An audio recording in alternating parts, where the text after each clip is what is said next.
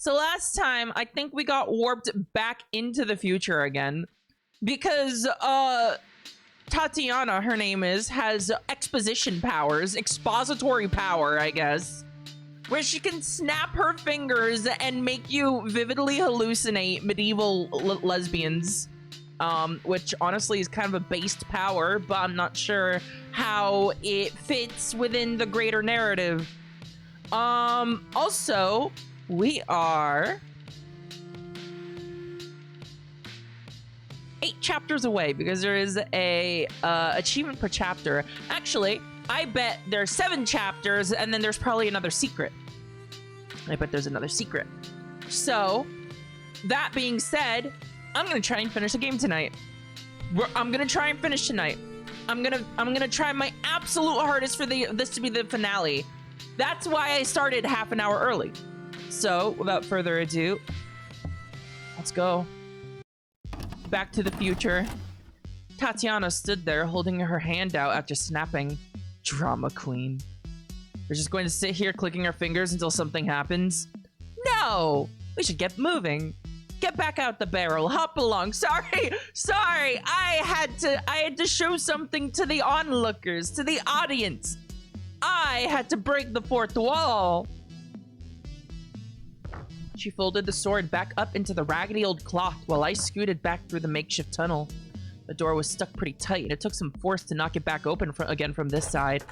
I gotta admit, I was still pretty worried that we'd been drawing attention to ourselves. Tatiana emerged from the barrel just as I'd finished getting my leg reattached. We should head outside now. Yeah, this place is giving me the creeps. Why? It's well lit. It's all sterile. We're not even supposed to be here. All right. We power walked back towards the stairs. We're power walking now. Maybe that visitor center has a cafe or something. It does! But it'll be closed, I think. No way, it's not even... We hit the top of the stairs and stepped out into the public part of the abbey. Noon. It's 11 p.m., just about. What the fuck? Tatiana stood in front of me, admiring the night sky. Pretty out here, isn't it? Okay, alright. She just put us into a fucking fugue with a snap of her fingers. What did you do? It was morning before we went down there. I didn't do anything. It's just nighttime now. Jesus fucking Christ, did you drug me? Or knock me out or some shit? I felt the back of my head for a bump or something and Tatiana started laughing. Maybe I'm the BTK. Shut the fuck up. What's the BTK? You took me down to a creepy basement and now I've got missing time. That is serial killer shit. You go in for that sort of thing? I'm surprised. I'd expect you to start droning on about how the serial killer panic is being drummed up by police unions for profit or something. Okay, so first of all, that's true. But serial killer freaks exist. And luring young disabled women into old cellars is psycho. That's not a very nice word. We can do better. She checked her watch again. It's, what, 1983? Maybe we can't. She checked her watch again. What time did you say it was? Bang on 11 o'clock. Yeah, she's a time traveler. Literally, she's just a fucking time lord. Jesus Christ. She's got the fucking TARDIS parked out back. Bang on 11 o'clock. Fuck! It probably got dark ages ago. Of course it did. I was supposed to meet Jim hours ago. I started running back towards the parking lot, or car park or whatever. I wouldn't do that if I were you. I ignored her. There was nobody here and it was very dark. If I'd known I was going to get stuck there at night, I would have brought a flashlight or torch or whatever. I made my way back towards the entrance as best I could in the dark. Eventually, I made it back to the front of the abbey. I was starting to see why Tatiana had warned me not to run off, though. It was practically pitch black out here. As soon as I stepped onto the gravel, though, I realized I wasn't alone. Hey, wouldn't it be fucked if the fucking devil demon was still here? Did you hear that? I stopped dead. Just up ahead, I could barely make out the shape of a van. 2 shadowy figures were staying in front of it, and they were holding fucking guns! Before I could think what to do, I felt a hand around my mouth. I knew better than to scream. He was right. I did hear something. Told you. First time you've ever been right. I ain't half jumpy usually. Pays, don't it? He spoke in thick accents and they carried big rifles. Can't say I ever got a good look at them, though. It was too dark and I was scared shitless. The one who had grabbed me forced me to my knees, and all three of them stood around me in a circle. What are you doing out here? Just visiting the Abbey. Bit late for that. Lost track of the time. Oh, I? Get lost on the way to the Jacks? Take it easy. She's probably just one of them kids that comes up here to smoke weed. I don't smell anything. Got any weed on you? No. God, I wish that I did. She wouldn't, would she? My 6 probably has one of them zero tolerance policies. Look at her shirt. Fake punk shit. Well, I got a M&S on the way here. And my 6, she sounds American. Could be the company then. What do you work for? Nobody, I'm a college student, I swear. Where was Tatiana? I was looking around all desperate, hoping she'd appear and snap her fingers again or something. She can move time forward, maybe she could get me out of this jam. What do you keep looking for, eh? Nobody! It's starting to rain. Was I gonna die in a puddle up here? Just then I heard a car approaching. We can deal with this later. Yeah, I want to ask our contact about this. Whole thing might be compromised. Good idea. I could see headlights. After a moment, the engine stopped. Evening, lads. Uh-oh! Are these his collaborators? That his wife keeps talking about? His collaborators? Jim! I yelled without thinking. Who's this? I was embarrassed and terrified. I hoped I hadn't blown anything for him, but I couldn't believe my eyes. You know her? Can't say I do. She just said your name. Jim peered at me through the raindrops. Oh, hi, I do recognize her. See her down the pub sometimes. An exchange student. Explains the accent. Sorry, Alice. Didn't recognize you with that new haircut. He winked. I took the hint that it was time for me to shut the fuck up and let him do the talking. Oh, well, American Alice. What are you studying? History, I think. I was asking her. Yeah, history. She's safe, lads. Let her go and I'll take her home when this is done. Just let her listen to the whole meeting? It'll only be short tonight, I think. Lan's dead. Dead? What do you mean dead? We've worked too hard to let this opportunity pass us by. Yeah, it was a good plan and all, but you see, it's been compromised. Just heard on the news, Prime Minister ain't coming to Lynborough no more. No! Feck it all, why not? She's got the flu, if you can believe it. I don't believe that. Someone spilled. That's what I thought. Shit.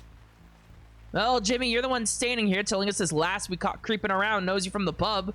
There's a leak, that'd be my guess. I heard the man adjust his rifle, but Jim produced a pistol quicker. Easy now. It's a good guess, but mine's better. Jim! Oh! Holy shit!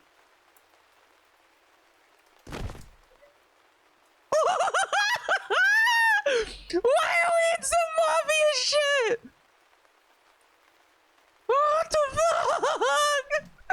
Where did the lesbian nuns go? There was a flash of light, and one of the men fell to the ground in a heap. The other two trained their rifles on Jim and started yelling, "You got 10 seconds to explain!" Check around his neck. He pointed at the body with his pistol. I was freaking the fuck out. Holy shit, holy shit, holy shit, holy shit. Shut up! I whimpered while the guy next to me examined the dead man's body. Fucking hell, Jim was right. Badge and a wire. Of course I'm right. Okay, why would you wear a fucking badge while you're out, like, on your little terrorist meeting?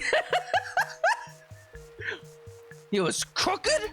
It's a fucking good thing you were right, Jim. I was gonna blow you away, no hesitation. How'd you know? Oh, just a funny feeling about him. Heard about the Prime Minister's change of plan on the 11 o'clock news. He always was jumpy. Right, load him in the van. We'll drive up into the hills, find somewhere to bury him. What about the girl? That's a good question. Another wink. I suppose she'll have to come with us. Huh? What? What? What's that sound? What the fuck? Why do I always come to fucking Lynborough to do crazy shit? Why is everyone like, oh, you know where I'm gonna do my conspiracies? Over at the Abbey. Let's go. Jesus Christ, man. I awoke to a gentle knocking on my door. From the look of the light streaming in through my window, I hadn't been asleep too long. It appeared to be somewhere around midday.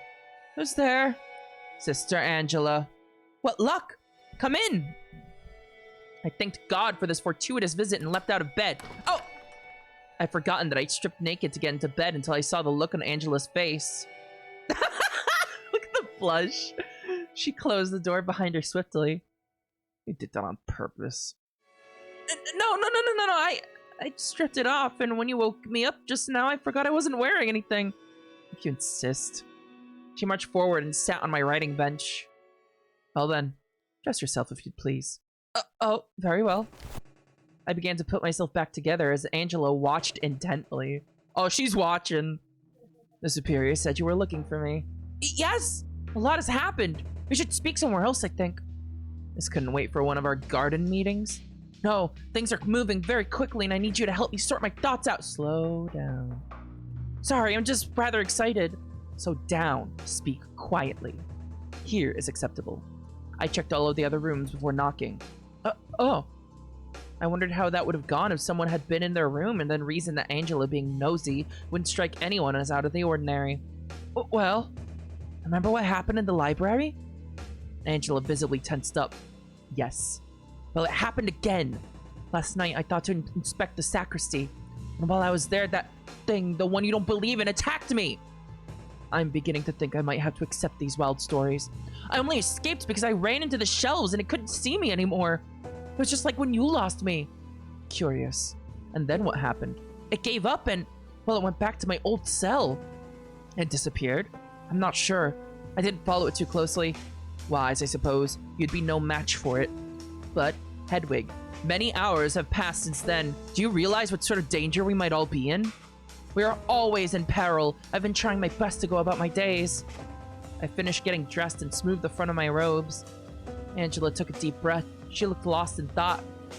Finally, she spoke in a low whisper. You're sure it went back to your cell? It certainly seemed to be heading in that direction. Nobody goes down that hallway anymore. As good a place as any to hide, I suppose. It worked for Flora. Yes, it did, didn't it? We should check. That sounds dangerous. It is our duty. I decided to change the subject. I did not want to think about meeting that thing face to face. Oh, and that's not all. When I was inspecting the sacristy, I found something shocking. Oh? I dove under my bed and rummaged around for the bone. After retrieving it, I scampered back awkwardly and stood back up. Angela was biting her lip. Wow! Wow, she is down bad! Jesus Christ, Angela, you're worse than Hedwig! A bone. A scapula, to be specific. God's blood. Could it be? You know, Catherine's? It would be difficult for me to think of an alternative. But why? Well, dark rituals, perhaps? I've heard whispers of scapulomancy before. Perhaps something to do with my pursuer. Or the shelves. Angela winced at the last word. Combined with our other evidence, this might indeed be Eustace's undoing. You'd theorize she was using this for some sort of spell. She might have knocked a candle over on accident or something of the sort. If candles are involved in that sort of thing, then yes, that seems like a solid assumption. Angela opened her mouth to respond, but I plowed ahead. I was determined to impress her. That's gay. And I found out from Catherine that Margaret, Catherine II, Moira, and Eustace were all very close at one point. I remember. What's the connection? I'd gotten ahead of myself. As close as I was to Angela now, I did not want to betray Catherine's trust. Well, Moira is the odd one out here, but Eustace and Margaret both claim to not remember any smoke that day. So I don't know, it's perhaps a spurious connection, but it is a connection nonetheless. You think they were all involved in a conspiracy that ended in Catherine's death? Catherine had insisted that their little gang had not wanted to kill anyone at the Abbey. I believed her. Even Catherine would not sit idly by and let that happen, even if she had only heard whispers. I would not go that far. There's nothing connecting those others to anything Eustace had done recently. Well, regardless, we have a lot to work with here. This bone, her shabby treatment of the sword, her bullying you into silence. My goodness, Hedwig, I must admit I'm pleased. You have been busy. We should still inspect your old cell, however. I am convinced of Eustace's suspicious behavior, but it would not sit well with me to ignore the other aspect. I've been rather motivated lately. Angela reached out to touch my chin, taking me by total surprise. Is that so? The one thing that can motivate Hedwig to be a good detective. Gay girls. Yes? Do you require more motivation? Oh, well, I certainly wouldn't mind. Tell me, what else has Catherine told you? What did you two get up to? Well, she was fully nude when I entered her dorm. Angela scoffed. Of course she was. And did you? Well, yes, I suppose we did. She took this information in thoughtfully. Her eyes flickered and she exhaled sharply through her nose. Let us meet in that hallway in an hour. No doubt the thought of each other's company will grant us whatever bravery we need to peek inside your old cell. I could feel my cheeks turning bright red. It'll be very dangerous, potentially. I am armed. I hadn't the heart to tell Angela that her little dagger would likely do nothing against the great beast. More than likely, if we were to find anything, we would just have to run. Where would we run? Into the abbey? Into the cloister to let the builders take care of it? The more I thought about this idea, the more reckless and ill-advised it seemed. But as I stared into Angela's eyes, I realized I would take any risk that would get me closer to seeing a glimpse of her flesh once again. Oh my god!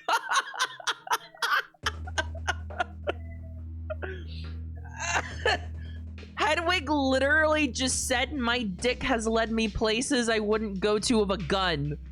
That's what she just said.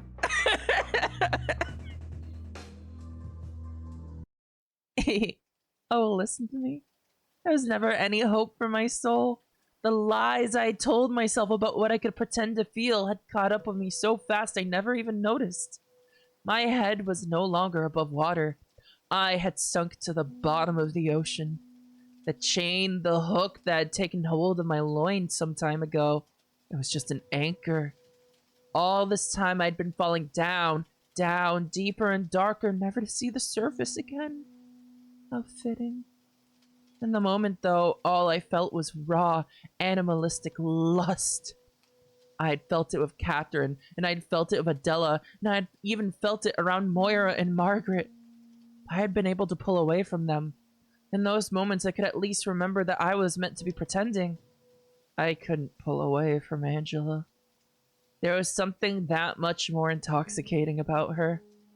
Watching someone grow to want me against their better judgment, just as I wanted her against my better judgment. That made me feel powerful. It tickled the same part of me that was satisfied whenever I walked through the halls naked or felt the rain against my skin. What a wretched, godless little monster I am. Who knows just how much further I would have fallen had I not wound up back here. So, an hour? Yes, an hour. She nodded at me, then left the room. After a few minutes of pacing, I left as well. I walked out into the hall and leaned over the stone railing, attempting to steady myself. I glanced down the hall towards the crossroads Angela and I would be braving in an hour's time. I wasn't alone with my thoughts for long, however. I could hear voices below. I leaned over the railing to see what was going on, and my heart stopped. Hey, nice big eye there! A crowd of nuns had gathered around a woman who had collapsed. I flew down the stairs and burst into the cloister to join the group, fearing the worst. What's going on? It's poor old Darcy. Hey, you've been missing. What the fuck? The woman lying face first on the cloister grass was indeed Sister Darcy. Her eyes were closed, but I could see her breathing at the very least. Moira bent down to hold her wrist, looking concerned. Well, her heart is beating. What happened? Marta and I were sitting at our table and saw her wandering into the cloister. Oh wait, wrong voice. Well, whatever. She looked dead tired, but before we could say anything, she just up and fell over. She walked through that whole bloody camp without anyone helping her, looks like. That's awful. We don't know how she was acting then. She might just be exhausted. How could you be so cold and collected about this? Of all people. No, Eustace could be right. Hers would be my guess too. Look how dirty her clothes are. Did she walk all the way back up the mountain herself? All the others turned to look at the hem of her robes. You're right. That doesn't make sense. She always gets a lift from someone as if she stays down there overnight. And yet, here she is. I'll get her to bed right away. Catherine, would you help me lift her? Of course. The crowd parted to allow Moira and Catherine to pick the unconscious Darcy up by her shoulders and legs. They hobbled away together as fast as they could towards the stairs. We watched helplessly as the chapel bell rang out to announce that it was midday. Who's on bell duty at a time like this? Priorities, goodness me! Sister Adela, if I recall. Don't take it out on her, she probably didn't see. Huh. I suppose somebody ought to go and tell the superior. Poor thing. Well, I hope Moira knows what she's doing. If we lost Sister Darcy, this place would collapse in a week. A day, I'd reckon. Eustace said nothing. She looked as if her heart had been torn in two. We stood in silence for a moment. Charity reached out to squeeze Eustace's shoulder. Will you be alright if we leave you to go inform the superior, eh? Yes. Charity and Marta slipped away. Eustace looked paler than usual, and her glasses made the sadness in her eyes all the larger. When I spoke, I channeled my earnest sympathy for Darcy into my performance. Eustace, I'm sure Darcy will recover. Moira's always been a big help. She always gets me back on my feet. Ooh, we could go check on her if you like. You should. I'll go later. I want to speak to her alone. Very well. What the hell is going on? She knows something. She knows something, and you know what? You know what? I'm thinking that Darcy never made it down to the village.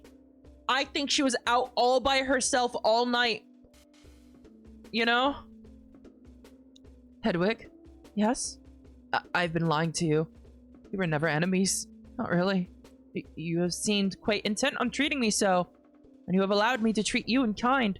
If we aren't foes, what are we? Never mind. But I haven't the heart to fight you much longer. I paused for a moment. Eustace was staring off towards the superior's door. Her appeal had only made me angry, I must confess. I should have pitied her. But all I could think watching her break in front of me was, it's too late now. How could I possibly feel sorry for her? I nearly said as much, but I let it go. I left Eustace to her thoughts. Initially, I meant to immediately go and check on Darcy in her stead. However, a commotion from across the cloister caught my attention. The men's chatter was typically calm, if not jovial. However, I had risen to something more intense. As I rounded the corner to the chapel, I could see a crowd of workers struggling with a large piece of equipment that appeared to be buckling. I had noticed this particular tool a few times as I walked past the site. It was a large contraption, something of a wheel attached to a series of ropes and beams. Hey, there was a wheel mentioned before. I had no idea what it was meant to do, but the groaning and clunking sounds were evidence enough that it wasn't working properly. I was not the only one who had been summoned by the shouts and barks. Angela was standing with her arms folded, watching the men struggle. Crispin appeared behind her after a moment. I could hear him shout across the build site. What's the trouble? Treadwheel's stuck, sir. Thomas is stuck inside unless we can get it fixed. To my great shock and fury, I realized that the man inside the contraption was the lech who had spied on Angela and I in the baths. Part of me had hoped that the wheel Crispin had mentioned had been a euphemism for a more serious punishment. Angela had noticed too. She looked rather serious.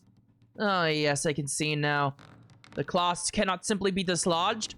Afraid not, sir, else the pulley might snap back and break the whole machine. Main rope looks like it's about to give way. That shouldn't be. Sadly, it is. We think Thomas is the only one holding it together right now by keeping the treadwheel in place. Well then, Thomas, listen to me carefully. I'm going to have however many men it takes carry the biggest stone they can up there, and then we'll...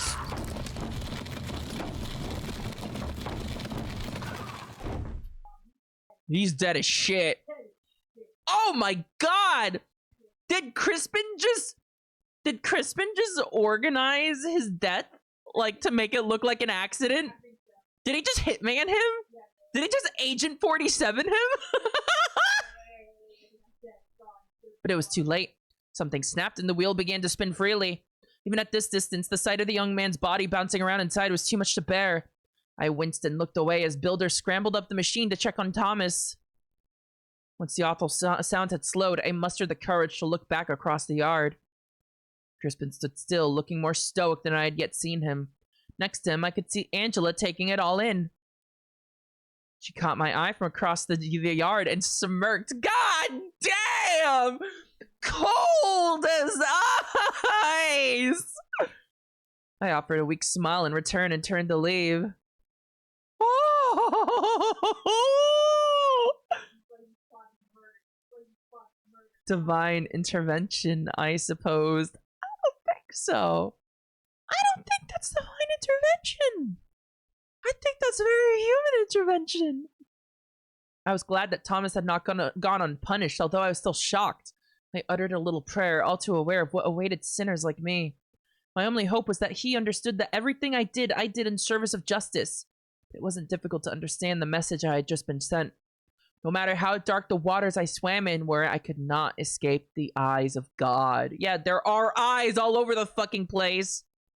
I stuffed my feelings down and made my way to the dorms. Darcy's door was wide open when I arrived. Moira was attending to her in bed. She had pulled up Darcy's desk chair to sit beside her patient. Oh, Hedwig! Perfect timing! She isn't awake yet, but she's still breathing. She's got some bruises on her legs, but otherwise I think she's just completely knackered. Knackered? Medical term. Speaking of medicine, you might get called upon soon. There was an unfortunate accident at the build site. Oh no! Do they not have a doctor with them? I am not sure, but it seemed rather extreme. I appreciate you telling me. I should go and check on things. Darcy's going to need lots of water when she wakes up, so I was about to head out for a moment anyway. Would you mind watching over her? Oh, I'd be happy to oblige. What should I do if something happens, though? I shan't be long, and really I doubt anything will happen. Just, make sure she doesn't fall out of bed or run outside. Very well. Moira smiled at me and vacated the chair, leaving the room in a hurry. She closed the door behind her as I took the seat. For a minute or two, I just watched Darcy's breathing. Her chest rose and fell with comforting regularity. Oh, God. Oh, she looks like hell. God damn. Darcy? Ow. Hurts all over. I scooted my chair closer and spoke gently. Darcy's eyes were still closed, but she wiggled her head back and forth after she spoke. What happened? Oh, is that you, Hedwig? Yes. Are you well? Please tell me what happened. Hedwig. That's funny. Funny? What's funny? I saw you seated in the old clock tower, bathed in moonlight. Huh? Bleached bones laid at your feet, and a cat rested on your lap. Huh? You held the sword in both of your hands, and one gripped the blade. It must have hurt you, but you seemed to be at peace. 8 candles surrounded your feet, and 1 candle was atop your head. All were lit, and your hood was stained with wax. You cast your eyes upward, perhaps distracted by the dripping tallow. And I heard you murmur, sit autem sermo bester, est, non, est, non. I suppose that is funny, Darcy. Hey, by the way, where, like, hang on, the fucking, there's, hang on, Steam DB Misericorde Volume 2. One of the artworks for this game, hang on. Metadata. Hang on, here it is.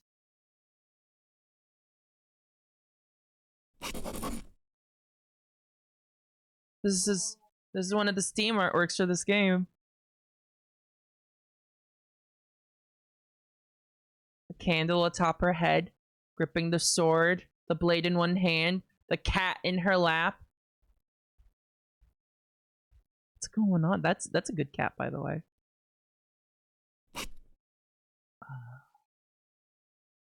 I was bewildered by her gibberish. I reached out and held one of her hands in mine, hoping that Moira would return soon, and that she could cure whatever addled poor Darcy. After a few minutes, Moira entered the room, again carrying a pitcher and an empty mug. She set them down on the desk next to the bed and turned to face me. I'm back! Everything calm, I take it? Yes. She mumbled a little bit in her sleep, but that's all. Oh, that's great news. With any luck, she'll be up and about soon. Poor thing. Hope nothing serious happened. I take it you weren't needed at the build site?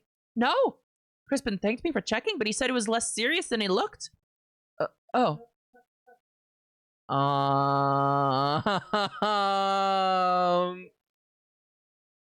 Why does it feel like reality is like constantly gaslighting us in this game? Like nothing makes sense. That kid was fucking mangled in the wheel, but he's fine. Charity whistled, but she didn't. What's going on? I stood up to offer the chair back to Moira. Whew, it is nice to sit down for a bit, I must say. There's just too much going on. Meetings, fires, newcomers, the builders rushing to put that tower together. I don't envy your work, Hedwig. Your chronicles must be epic poems at this point. Ah! What the fuck? Holy shit! Happy Year of the Snake. Here's your theoretical red pamphlet. May the new year be prosperous, healthy, and lucky for you and Bess. Keep this theoretical pamphlet in your nightstand for luck. I'm putting the theoretical pamphlet in my theoretical nightstand because I don't really have a nightstand. I mean, I guess I do, but I can't really put anything in it. Wow, holy shit. Thank you so fucking much for the donation. I mean, you just gave me $100, so I think my year is already prosperous. Thank you so much and happy Lunar New Year. God damn, I appreciate it. That's really nice of you. My chronicles. I wasn't letting so much slip through the cracks. I hadn't written anything in days. There's been much to keep track of, and some of it has been difficult to put into words. Well, I'm sure you've been doing a wonderful job. Thank you for the 27 months as well. I just got my red pamphlet from my family too. Well, I hope you have a prosperous year too. Damn. That's great. I do my best. Well, nothing left to do now but wait. Thank you for watching her while I ran to get the water. Of course. Hey, I just remembered. Beth and I were talking after last stream, and we were starting to suspect Moira. Isn't it awfully convenient that she failed at cooking and started, like, smoking up the Abbey at a perfect time that the smoke caused by her cooking would mask the smoke from the sacristy so that nobody would be able to stop it in time? Also, the way that she prevented Hedwig from going off after Darcy. I think whatever happened to Darcy is something that Moira wanted. We smiled at each other. There was a pause, an implicit invitation to speak, but neither of us did. I left the room. I felt as if my being was floating a few inches above my body. I could see everything around me and everyone, but it was difficult to believe that I was seeing it. Oh, she's dissociating, okay. Oh god. I could see things, I could hear things, and I knew that everything was there. But it did not feel like any of it was. There wasn't long left until Angela and I had promised to meet and investigate my old cell. My heart ached for Darcy, of course, but everything felt separate from that impending rendezvous. That felt tangible. Everything else felt as if my hand might pass right through it. It was not quite time yet. What would we find? Angela's company was my primary excitement, but the idea that we might find something conclusive, or at least take the next step towards solving one of the Abbey's mysteries, had me shaking. What if we found it, however? The great beast. The ghost that had haunted me ever since I had left my cell. Some time ago, I had proven that it was not Eustace in disguise, but there seemed to be a good chance that it was Eustace's responsibility. Had it been summoned as part of her little assassination ring's plot? Was it a tool that had escaped her control? It was making more and more sense to my sin-addled mind. A thought occurred to me. Angela was confident in her little dagger, but I knew where we could find a much larger weapon should we need to protect ourselves. I quickly dipped into my room to retrieve the sword I had bundled in the Superior's traveling cloak, and then jogged back down the stairs into the cloister. Clutching the bundle to my chest, I waited at the intersection of the connecting passage where the ghost had once stood brandishing its own blade. I'm thinking that whatever events happen here are what lead to the sword wrapped in the clothes being found in the cellar 500 years later. Previously, I'd assumed that the beast was simply availing itself of the one sword in the abbey. After all, I had gathered from the way the others had spoke about Catherine's sword that these were highly prized and expensive weapons. Perhaps the agents of hell were all outfitted with their own weapons. There was an important book to be written on the nature of demons should I ever survive this. I could feel the handle of the sword through the Superior's cloak. My thoughts began to drift towards the evening on the bank of the stream. I was interrupted quickly, however, by Sister Angela's footsteps. She walked down the hall briskly towards me, a steely glint in her eye. What is that? Catherine's sword. I know what it is. Why did you bring it? I thought it might be useful, in case we are forced to defend ourselves. That is not a toy, Hedwig. It's evidence. And what if somebody saw you? I was careful!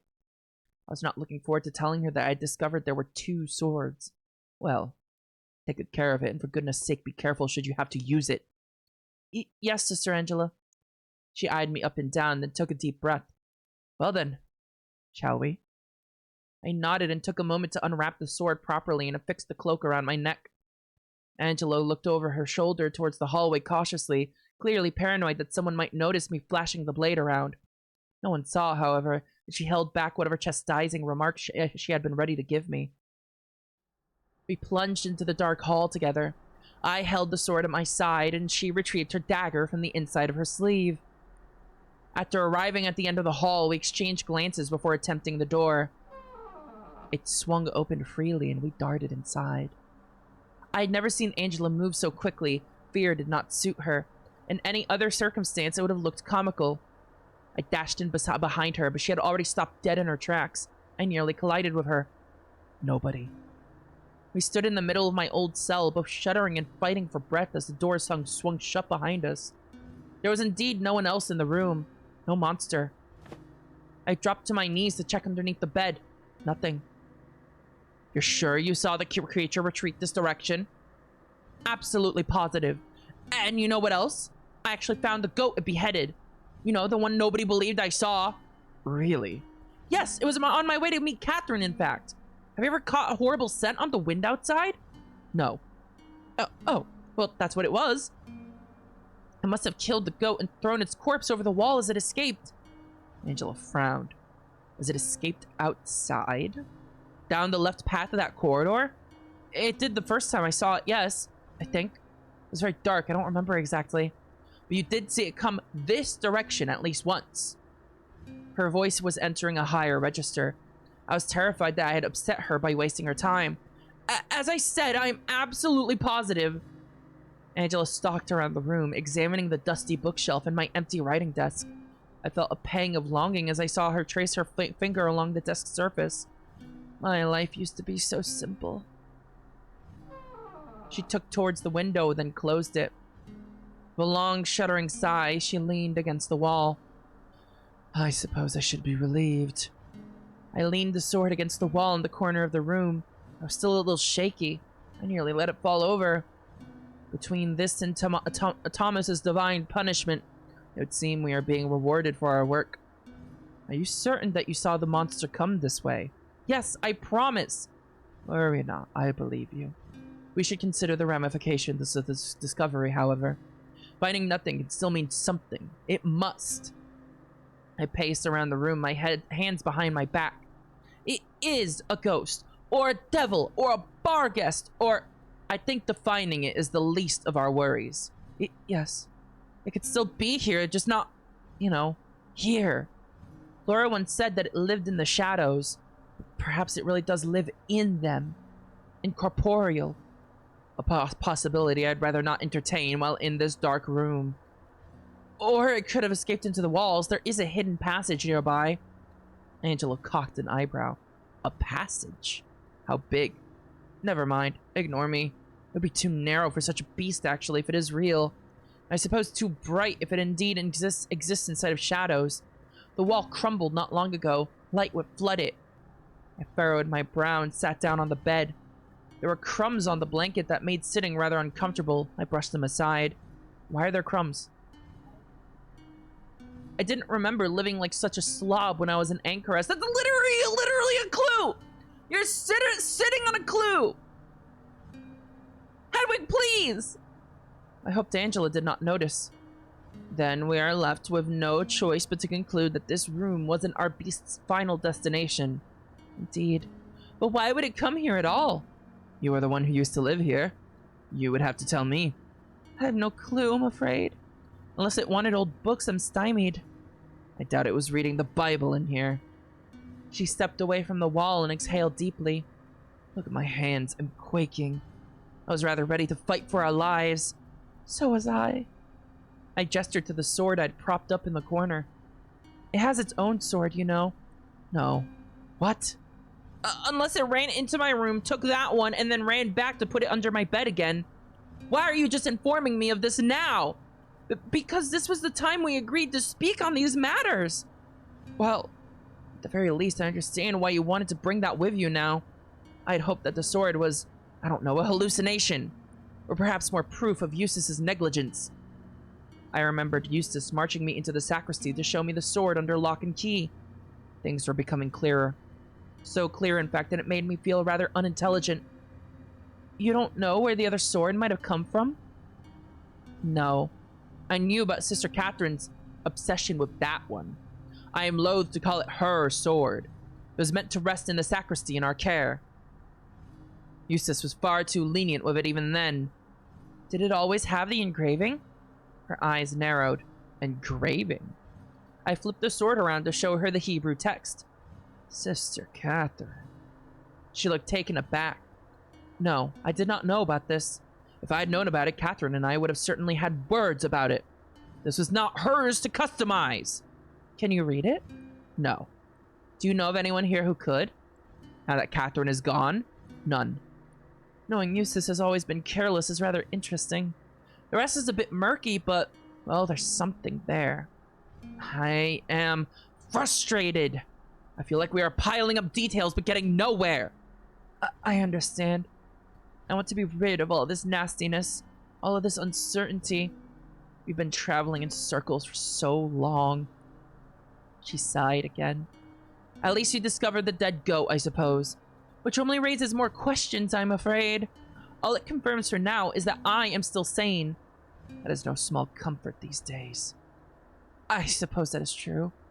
On the topic of sanity, have you thought of any possible explanation for the shelves? No.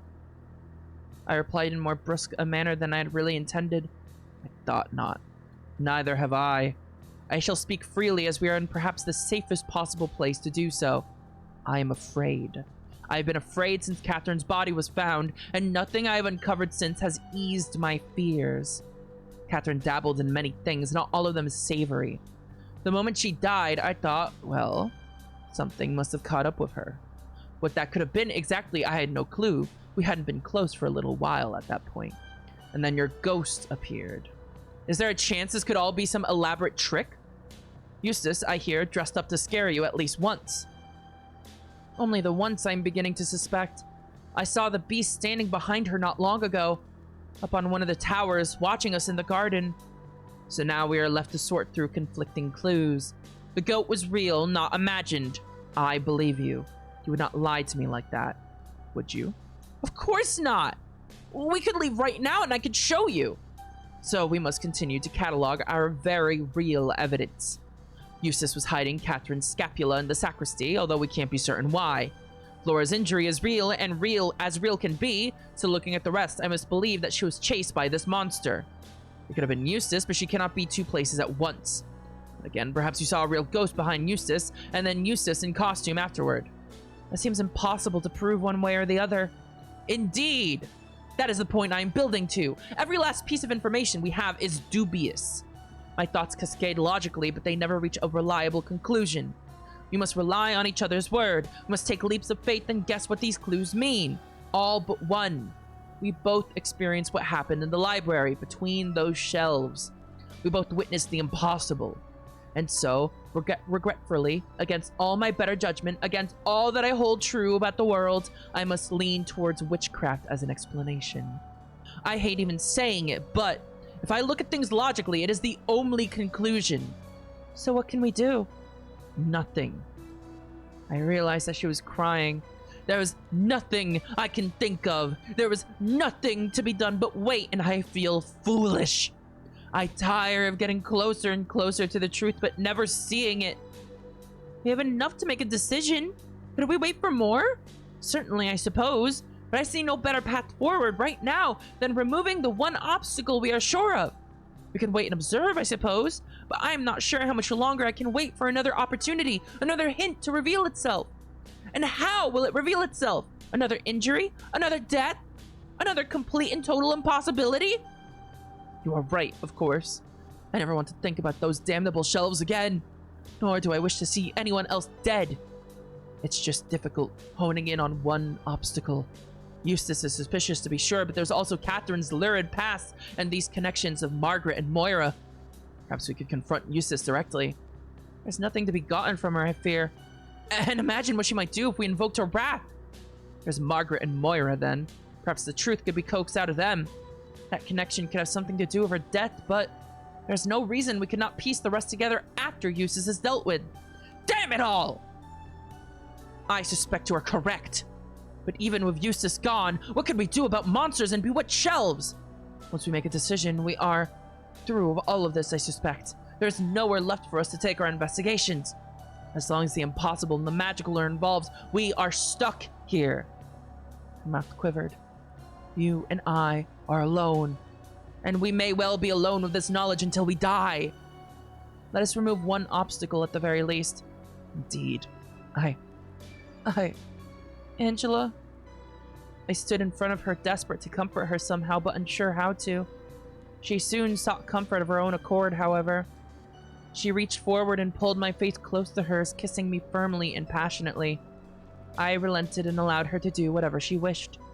I had no idea how to receive a kiss nor how to give one. Oh my god. My eyes closed involuntarily and I said nothing.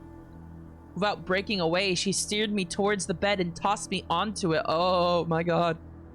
My head hit the pillow too hard for it to be of any comfort, and I winced. Something small and irritating dug into my back, too, and the sheets bunched up awkwardly under my rump. Then she yanked my hood aside to whisper hoarsely in my ear, Angela, wait. If we must be alone in the knowledge that the world is darker and stranger than we could possibly know, I want us to be close. If there are things only we can share, so be it. I want you to be my refuge, and I yours in turn. I agree. Angela took me then and there in the room that used to be mine alone. Oh my fucking god. Oh my fucking god, I'm drinking some water.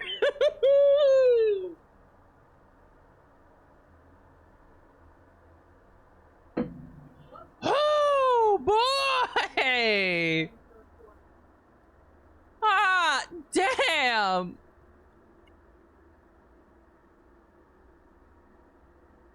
Right here.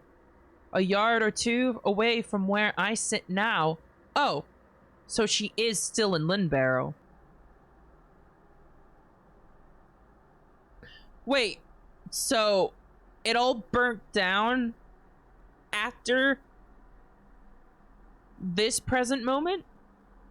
That's interesting. And now I am alone once more. Well, I'm sure shit's gonna hit the fan, but at least Hedwig got laid before shit hit the fan. You gotta take what you can get. An hour, maybe more, passed. Both of us dozed off at one point. We were both sweaty and spent. I visited the desert in my dreams, albeit briefly. The sand felt strange, as if it might all collapse at any moment. Around me, I noticed that the soldiers were not swirling in circles. Did they feel uneasy about the sand as well? They were all so far away, and I couldn't tell if they were aware of me. I performed a little twirl, hoping that someone might see, but I caught my foot in the sand and fell flat on my back. I jerked awake.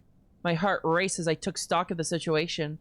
For a split second, I felt like I was back at home, arising for another day of dutiful work in my cell. However, the feeling of another skin quickly reminded me that things were not so idyllic. I untangled myself from Angela and stepped out of bed to gather my clothes. I'd ended up completely nude in the proceedings. I could feel as I clambered over her that Angela had not. It was almost pitch black in my cell, but I knew my way around. I could navigate this place blindfolded. Oh my god! Hello! They fucked with the dagger on her! Holy shit, man! Jesus Christ, man! She kept her fucking shoes on! She still wore her shoes and white stockings. Things had escalated rather quickly then. My body burned on the inside. I was equal parts elated and terrified. Elated because I had experienced something undeniably pleasurable. Something that briefly made me forget all of my troubles. Terrified, of course, because I knew quite well that quick and idle pleasures come at a price down the road. The fact that her dagger was tucked neatly inside her leggings did not help either. Before I could start getting dressed, Angela awoke as well. She lazily dangled her arm off the bed, more relaxed than I had ever seen her. Check under the bed one more time. It was really nothing, Angela. Just to be sure. Confused but unwilling to argue, I dropped to my knees once more to rummage around under my old bed. Does she just want to see Hedwig's ass again? After a few moments, I stood up again, empty-handed. Nothing there still. One more time. I returned to my knees once more. I made a show of sweeping my arms underneath the bed before exasperatedly returning to my feet again. Hedwig, come on! See, I know it's strange that the room is empty, but check again. Angela, really, She smirked, an expression which did not suit her. Knees. Now! With a huff, I returned to the floor and checked the darkened alcove. There's still nothing. I scrambled backward to stand up, but I felt something that could only have been Angela's shoe rest against the small of my back. Oh my god. Jesus fucking Christ. Did I tell you to stand up? No, but... Then stay down there. She was being gentle. I suppose this could even pass for playful. She pressed just hard enough that when I exhaled, I could feel my stomach touch the stone floor. The sensation made me shiver. Are you comfortable? No.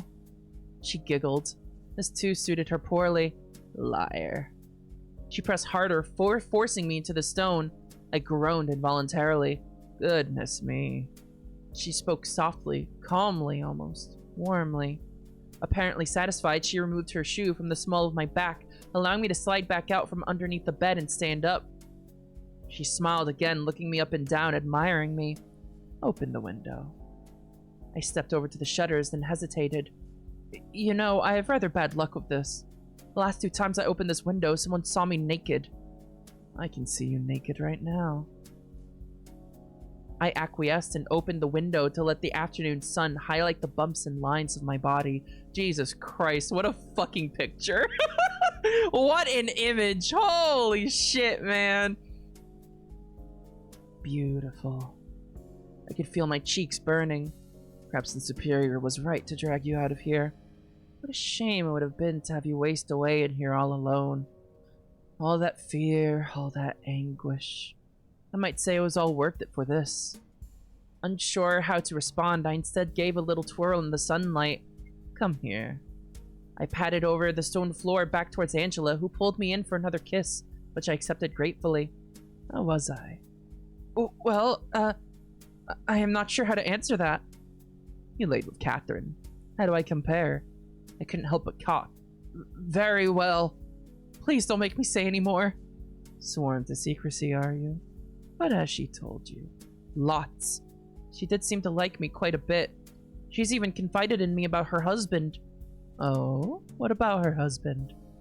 I felt a jolt of regret. I had assumed that everyone knew and that I had simply been made equal. She just told me all about it. But everyone knows, I assume. I winced, hoping that would be enough. In my head, I said a little apology to Catherine. Cryptic as always, and as hurried as ever. Why are you out of bed? What else is there to do today but enjoy one another's company? Stay a while. No, I should like that very much, but I have so much to do.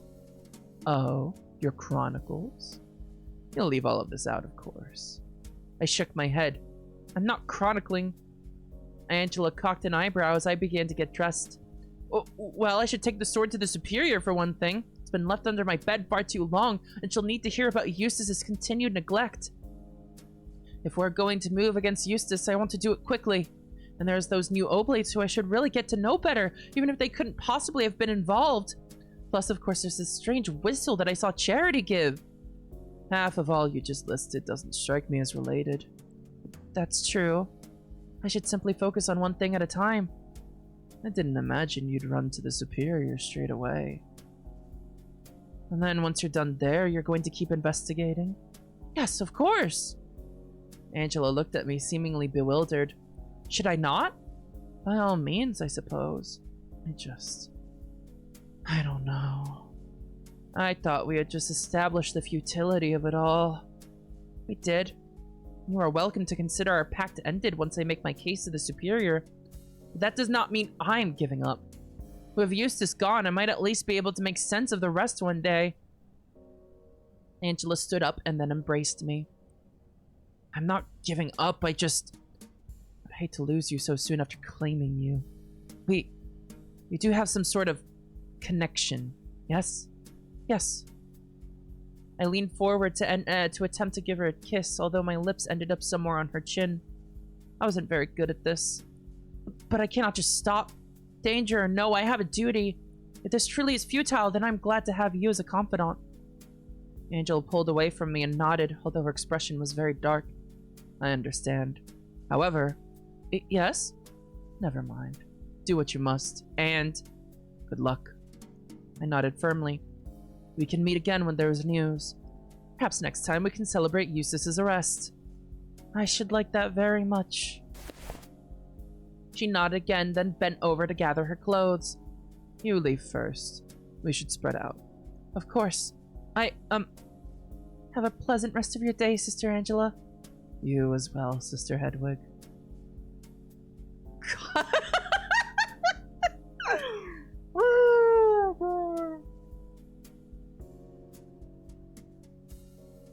They're dating, but it's kind of weird. I don't really get it. But they are dating. I retrieved the sword and quickly wrapped it in my cloak, then took my leave. The walk back through the darkened hall didn't unnerve me at all. My mind was far too busy reliving every last detail of Angela and I's time together. The mire of the investigation and the threats looming over me still, not to mention the pitch-black hall. Should have had me terrified, but Angela's hands had rearranged something inside of me. Ooh. I felt satisfied in a way I never had before, confident in a fashion that surprised me. I emerged into the light and carried on down the hallway towards the stairs down to the cloister. I could hear the builders in the distance, hard at work on the tower. Their voices carried throughout the courtyard easily. My heart jumped a little as I wondered if any sounds from my old cell had carried outside. Had any of them heard us? What if? What if? I was so absorbed in this thought that I stopped looking where I was going and I careened straight into Margaret's back. Whoa, steady on. Oh, I'm so sorry. I was distracted. No worries. I suppose I'm normally the one scaring you. What's that?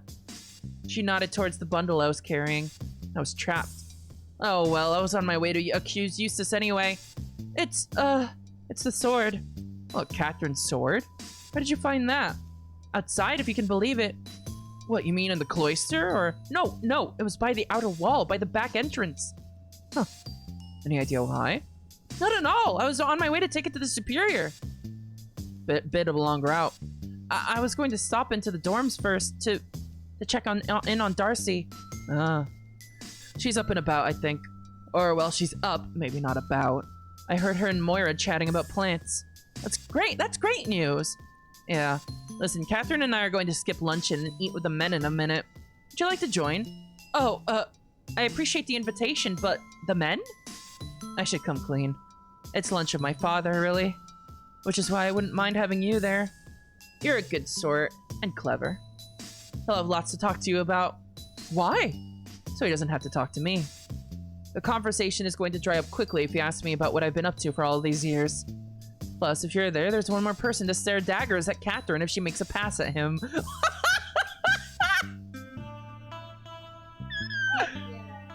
Did they have a Catherine do not fuck my dad moment? Do not fuck my dad.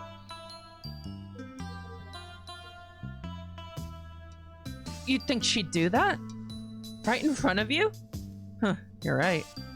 Perhaps a third time would be too shameless even for her. She! Twice last night, yeah. I don't think you noticed, but I certainly did. Oh my god! Oh dear. Indeed. So, meet you there after you've said hello to Darcy and dropped the sword off to the superior? I'll be there. Cheers. Right, see you later then. We parted ways. I had not, in fact, been planning on seeing Darcy before the superior, but I was stuck now. I headed into the dorms and deposited the swaddled sword on my bed hastily, not wanting to answer questions about it a second time. It's gonna be gone. It's gonna be gone. It's gonna be gone! I'm drinking some booze.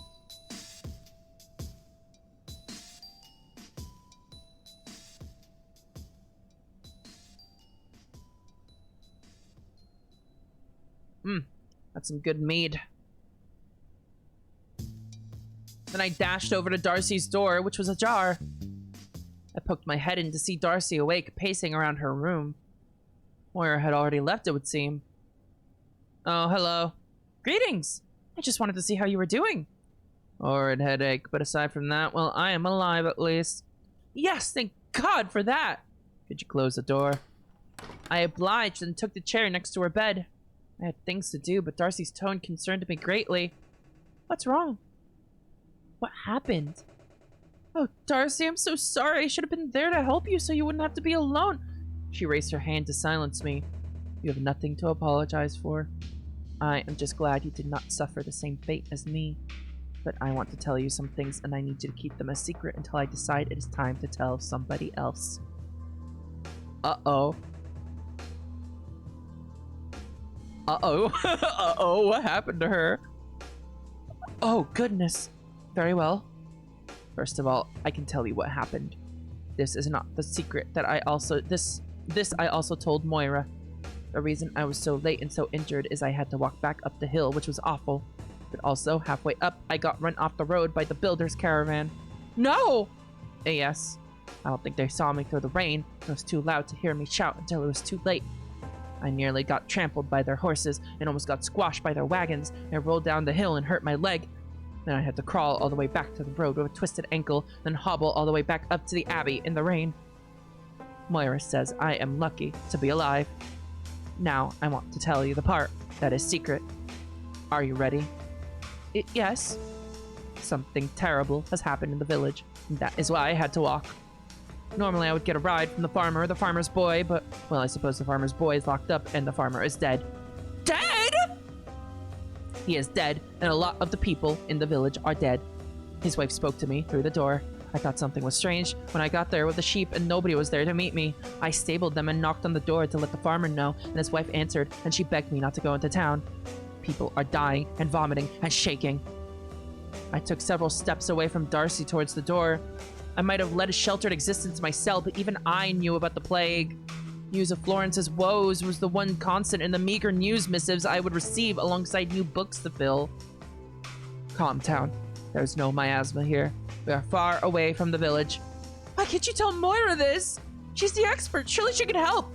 I cannot tell anybody because I do not want to cause a panic. Precisely the way you reacted is what I would like to avoid. But what if it's plague? Whatever it is not plague.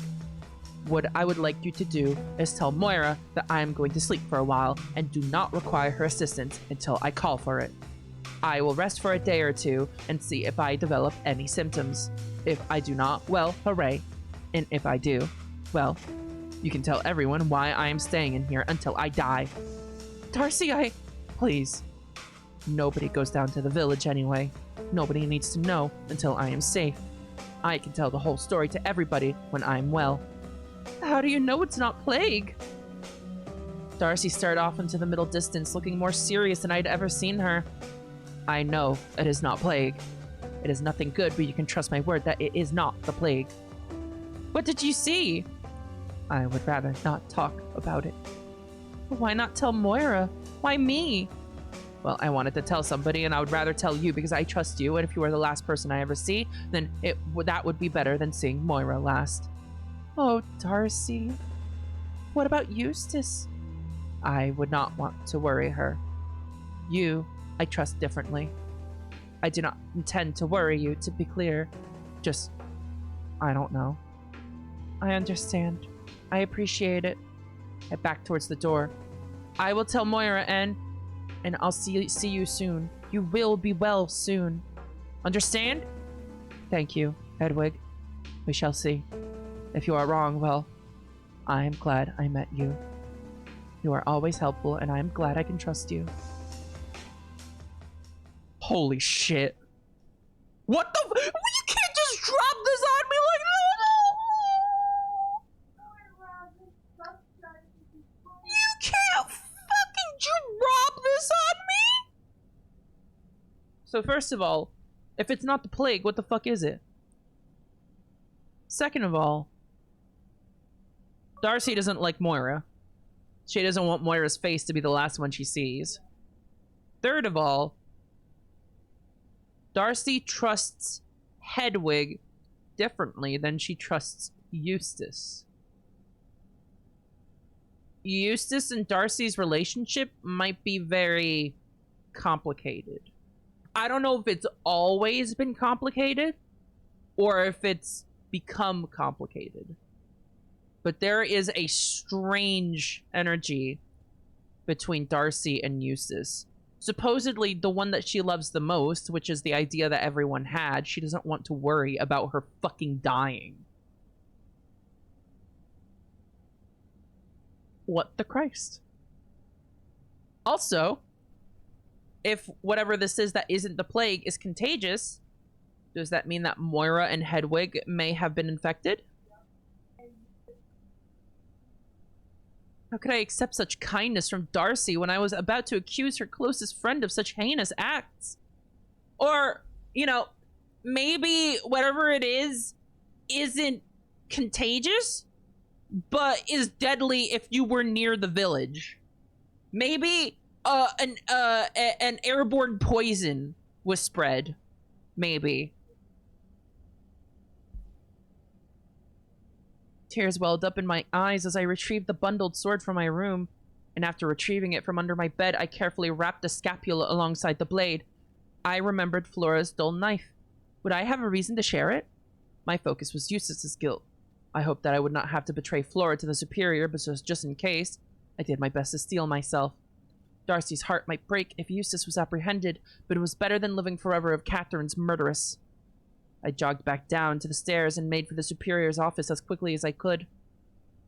I could hear that the men were still hard at work on the tower. I was still not used to hearing so much noise in the cloister. Good timing. I was about to start looking for you. Do you have a report? Yes. You see, Mabel, we could always trust her. Indeed. What is that? She gestured at the bundle I was carrying. It's the sword. It was time to make my case. My mind was racing, and I was quickly gathering and discarding the information I felt would best single out Eustace. I had to focus on her. Everything else, anything about an answer, I could deal with later. The second sword, the shelves, these would be easier to inspect without Eustace breathing down my neck. I walked over to the superior's desk and laid the cloak down with a thud. I saw the superior's eyes widen as I unwrapped it to reveal the weapon. My word! Where did you find this? Did it go missing in the fire? Before the fire, I think. I found it outside. Outside? Where exactly? And when? I picked it up by the back entrance of the Abbey a day ago, but I suspect it may have been there for a long time. It was rather drenched in, and I think I saw somebody put it there. Setting aside that you kept this unthinkably important evidence from me until now, you only think that you saw somebody place the sword where you found it? I could not tell her that I had put it there after finding it once before, lest I be interrogated further. All I could do was hope that Eustace's carelessness would be found at fault here, and not Catherine's behavior. It was a lie by omission, certainly, but there was simply no way I could tell the whole truth about the sword's movements. I reasoned as quickly as I could. I could tell the truth about Catherine's use of the sword. Eustace's impropriety and carelessness, after all, was still the moral of that story. Do you remember the night Catherine dragged me in here unconscious? Naturally. You weren't given the whole truth. Catherine did not find me fainted on the side of the path. I caught her coming back from the hospitalum. I saw her hiding something behind her back before I fainted. I did faint, that aspect was true, and she was no longer carrying it when I awoke. The bishop and the superior exchanged looks. Are you quite certain? Yes, but really I think the most suspicious thing here is that she was able to get the sword in the first place. The bishop grumbled worriedly. You are positive she came back from the hospitalum? Yes, it was by her own admission. She told you this? Why? Because I thought I had caught her up to no good, and I had just not that sort of no good. What did she tell you, Hedwig? That she had been specifically to visit James? Oh, fuck. Catherine is fucked! Hedwig, you said over and over again that you weren't gonna implicate Catherine, and you just fucked her. She's fucked. Good lord. Hedwig, why did you keep this from me? Because she threatened me. Things were going sideways quickly. Or I suppose she didn't threaten me explicitly. She just asked me to keep it a secret because she was embarrassed. Embarrassed? Why embarrassed? Because her and James were... They had a carnal relationship, and I don't know. Perhaps they were discussing that. You need to speak to this woman, Mabel. Yes, I do. Veiled threats, sneaking around with a sword, fornication with a man under my roof, and a history of violence. Veiled threat? No. Listen to me. The sword was Eustace's responsibility, and it's been carelessly passed around due to lack of care. Eustace has already vacated her position in shame. She apologized to me directly for her negligence. But why are you questioning me? Catherine is not suspicious. Eustace is. The superior folded her hands together. Sister Hedwig, it sounds to me as if you are letting your personal grudge with Sister Eustace interfere with your common sense. Unless you can tell me why Eustace is more suspicious, I have no choice but to ignore your pleas here. The shelves, all those books gone! But alas, that would make me look mad. Instead, I had only one gambit left. Allow me to present my second piece of evidence. I pulled the cloak aside to reveal the charred remains I'd been hiding in my room. Good lord! God in heaven! What is this? I found it in the sacristy before the room could be cleaned. I believe it is a scapula. A what? A shoulder bone, I believe. I overheard Flora asking about scapulomancy in the library not too long ago. With Eustace, no less. Whose bone would this be? I can only think of one answer. You believe this to be a piece of the late Sister Catherine?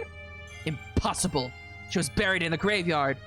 Be that as it may, who else's remains could these possibly be? My reasoning exactly. Anyone but Catherine's! I watched her casket as it was lowered into the earth. But did you look inside? No. If the body and the coffin were out of your sight for any amount of time, Hedwig's theory is plausible. Indeed, it is. God.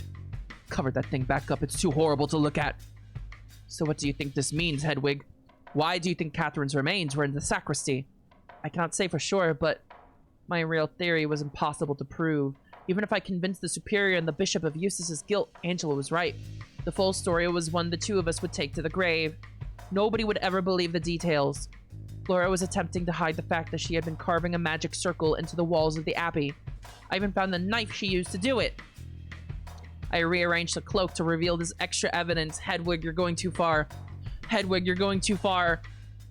This is a mistake. You are going way too far. Did Flora do this of her own accord? No. In fact, she refused to ever tell me who put such a ghastly idea into her head. It seemed likely that she was manipulated by someone into taking part in some dark ritual. I assumed that was out of loyalty, but what if I was out of fear? How ghastly. So magic circles and an offhand mention of scapulomancy. What is scapulomancy? Scapulomancy is a forward-looking bit of sorcery, if I recall correctly. Forward-looking? Fortune-telling, you know, is expressly forbidden. I am aware of the artes prohibitae, yes. Eustace claims that she let the sacristy catch fire by accident. She could be telling the truth, but I think her admission might be drawing attention away from the darker details. You believe she was performing some kind of ritual in the room, and then what, she knocked a candle over? She was locked up in there for quite a long time. Do you have any other ritual materials we could take a look at? I might be able to identify them. Sadly, no. The magic circle Flora had been carving is gone. One of the holes the builders were summoned to repair, ironically. You keep mentioning this circle of Flora's. Why didn't you tell me about this before? Because she begged me not to. And, well, I was worried I would look a little mad. You got quite cross with me when I spoke of ghosts and so on. Now, Sister Hedwig, I warn you. Mabel, not now. Wait! There is still a circle in the hospitalum. I froze. How could I have been so stupid? I should have warned the superior about the circle in James's dungeon a long time before this. My loyalties were getting so crisscrossed, I had no choice but to defend myself if this obvious mistake was pointed out. James claims that the devil spoke to him, brought him extra food, and had been doling out lessons in dark magic. Now really, Hedwig, why hadn't I heard of this until this moment? Had I told you before now, would you have listened? The night Flora was rescued, I tried to tell you the mad things that I'd seen. You insisted I focus on real things to report. Be that as it may, silence! I'd never heard the bishop so angry. To be honest, I scarcely believed the noise had come from him. His expression had barely changed. The superior maintained her composure but fell silent. Treat this poor girl with some dignity. I remember hearing unkind words from you about Hedwig's ghost tale the night Flora was found. It would seem that it is time you and I took her word seriously. Now, before we leave to inspect this circle you claim is in the hospitalum, is there anything else you have to share with us? Anything unusual or unexplainable that you perhaps were holding back on sharing for fear of how you would be treated? Yes. I spoke before I could think better of it. I'd come here with the express desire to discuss Eustace and only Eustace, but the bishop's kindness and his rebuking of the superior disarmed me utterly. I've been working on a larger theory. Catherine II, Eustace, Moira, and Margaret were very close. I have no idea what they were working on, but I've heard from several people that they were doing something secretive together right before the end. They all leave smoke out of their descriptions of the morning Catherine was found. Is that all? Well, I just mean, it's an ongoing thing that I'm doing my best to look into. They were probably buggering each other in the cellars or some such. It matters not. There you go again, Mabel. You commanded this girl to be your spy. Why do you dismiss all of her findings so rudely? Surely she was implying that Eustace could have been the ringleader of some kind of scheme that'd be worth pressing those women on. That is not my intent. I merely have the good sense to know what does and does not matter. Evidently not, Sister Hedwig. Would you take us to the hospitalum and show us the circle? Now? Stupidly, I thought about my promise to Margaret. I hoped that I could still make that luncheon, even though this was obviously far more important. Of course. Certainly. I suppose there's no time like the present. She was glaring at me oddly. As the bishop made ready to leave, the superior lifted up the sword and bone. She slipped the bone into a drawer and then disappeared into her bedroom to hide the sword. When she reemerged, she nodded curtly towards the cloak on the desk. You may keep that. I put it on, somewhat sheepish. I'm starting to not trust the superior. I also bet that the magic circle won't actually be there anymore. The journey to the hospitalum was wordless. Evidently furious with the bishop for speaking back to her in my defense, the superior had marched ahead of us the whole way. The bishop appeared to take it in stride, to his credit. I'd begun to doubt how useful his presence was some time ago. At the very least, I appreciated his focus on the matter at hand. I was not looking forward to witnessing James's madness. Unfortunately, that might have been preferable to what awaited us. Where is he? Don't joke, Mabel. I am not joking, Richard! She was not. James's cell was empty. Holy fuck. I have fucking goosebumps right now, chat. Oh my god! Where is he, Hedwig? I have no idea! Shit! Fuck! The superior began to hastily fumble with her keyring. She eventually found the key she needed and practically flung the gate to the dungeon open. Perhaps he climbed out of that window? He pointed up at the small hole in the ceiling that I had eavesdropped on Catherine through. Impossible! Hedwig, show me this sigil before we leave. We need to form a search party as soon as possible.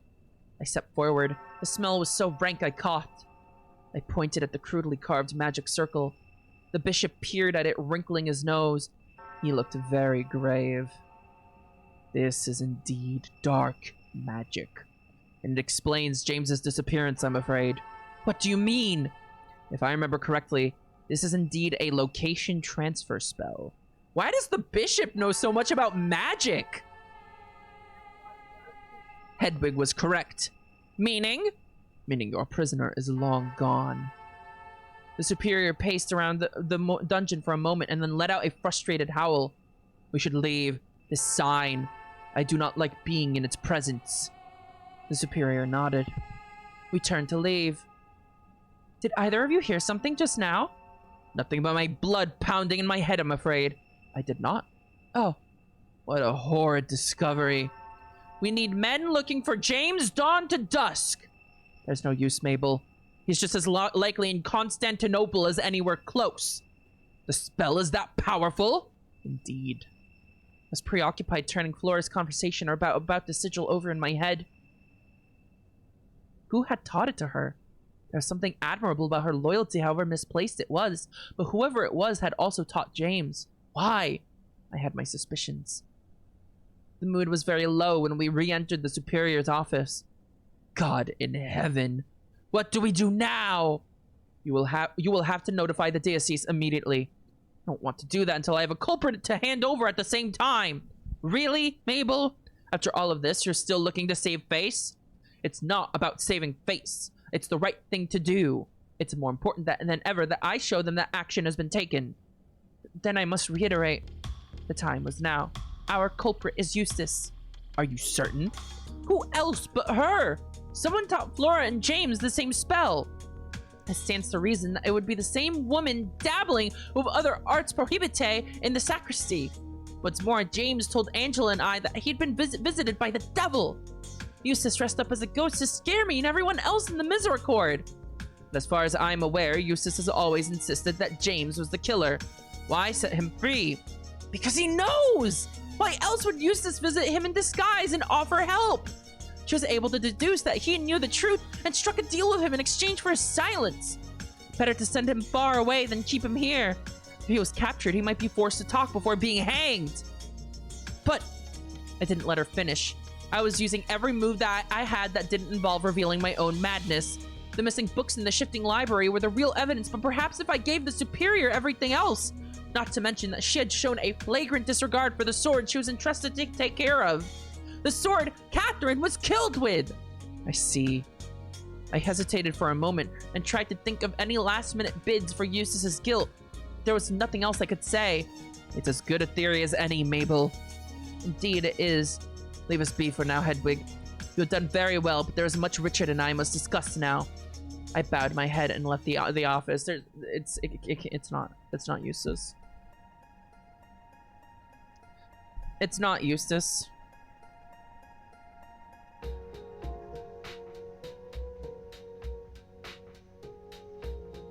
This is a wrong call. Yeah, this is a bad call.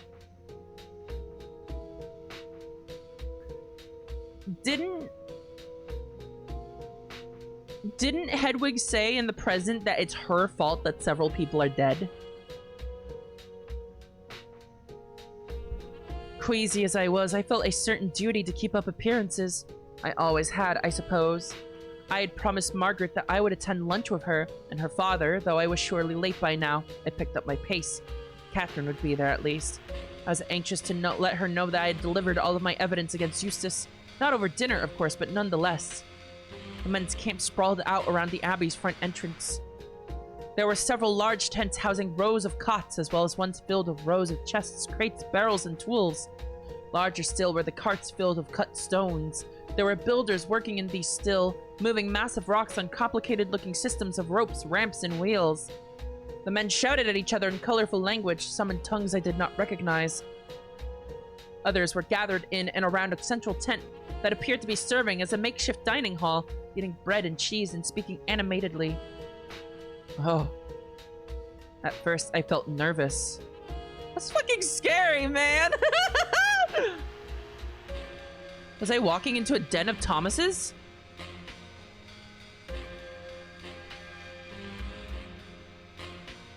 But as I pushed my way through the crowd, I relaxed somewhat. Many smiled and some nodded at me as I passed. I felt as if I walked into an illuminated manuscript. I had drawn men building Solomon's temple so many times that I could likely have done it with my eyes closed. But if I had, it wouldn't have looked quite like this. It was with some embarrassment that I noticed how different all of these people looked. Tall men, short men, stocky men, pale men, and dark men, and several somewhere in between. When it came to depicting nameless figures, the most differentiating factor I'd ever thought to include was whether or not my men had a beard or a hat, and whether my women wore red or blue. In the margins of my Bibles, I'd never drawn a Margaret, nor a Charity, nor an Adela. Wow! Hedwig is learning about diversity! I wanted to ask all of these men where they were from and what their lives were like, but I suppose that would be rude of me. In the back of my mind, I began to worry again, and soon I was back to feeling terrified by the throngs of strangers. I did my best to tear my eyes away from these strangers. As I passed each tent, I peeked inside. Margaret had not told me exactly where this luncheon would be taking place, but as I continued deeper into the camp, the answer became fairly obvious. There was a far more ornamental tent just ahead. The flaps were peeled back to reveal a lavishly set dining table. I could see Crispin seated at the head, gesticulating animatedly at his guests.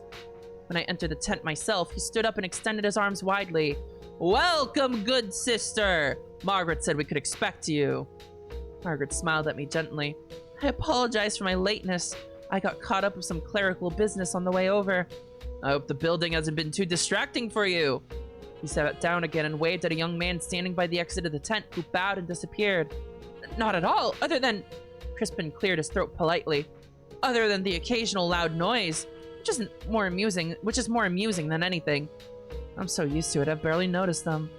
"I have," Crispin laughed. "It's been wonderful having something to look at. I'd never considered construction a spectator sport, but perhaps I should keep that in mind for future projects. I could charge entry if I ever build at a convent again. Does that happen often? We had never received a contract from a nunnery until now. It's good to have connections in high places." He reached out to squeeze his daughter's shoulder affectionately. "I heard the superior talk about building contracts and thought of you, that's all." "Lynbarrow is a high place indeed. We are rather close to God up here, albeit perhaps only physically. Are you the only members of the convent? I've only seen about a dozen or so of you." "Yeah, it's a bit lonely." Just then a plate materialized in front of me. It contained a golden roast bird and several colorful vegetables. The young man who had brought it bowed once again, then returned to his post next to the exit. "Thank you. You may leave. I will come fetch you when it is time to clean the place." The servant nodded and left wordlessly. "So, you are the chronicler here, Hedwig?" "Indeed, sir." "No need for that. I had to imagine that's a tough job with so few nuns in the congregation. Does it feel as if you've been tasked with writing gossip sometimes?" "No, never. I tend to stay as impartial as I can." "Wise. I strive for the same in my reports. Raw numbers, dates, hirings and firings, and the like." That's a very loaded statement towards Hedwig, I feel. Very loaded statement. "You can't have time for much else. You're a busy man, surely." I felt Margaret kicking me under the table. "What's the biggest building you've built?" Look, it was the first question that came to mind. The biggest? That's a hard question to answer. I've been all over the country, but I mostly specialize in repairs or additions. I would love to build a cathedral one day, from the ground up. Whole cathedral? That could take decades, surely. Centuries, perhaps. So I'd better start soon. He grinned and swirled his goblet of wine. "Well, I am positive you of all people could get it done." She's so down bad! Holy shit! Another kick under the table. "This meat is delicious. What is it?" "I am so glad you think so. It's fresh duck. I'll be sure to pass your compliment on to my cooks." "Fresh?" "Indeed. I always bring some livestock to these longer jobs." Slaughtered and plucked this morning and cooked right before luncheon. My goodness! There must be so many for a crew this big. Crispin chuckled. I pride myself on my treatment of staff, good sister, but this sort of thing is just for me and my guests. The men have plentiful stocks of dried meats, bread and grain, and so on. Oh. How's mother? Content and occupied. I asked her if she wanted to accompany me, but the journey was too long and the job even longer. She did ask me to bid you a warm greeting and ask that you write more. Margaret rolled her eyes and Crispin chuckled.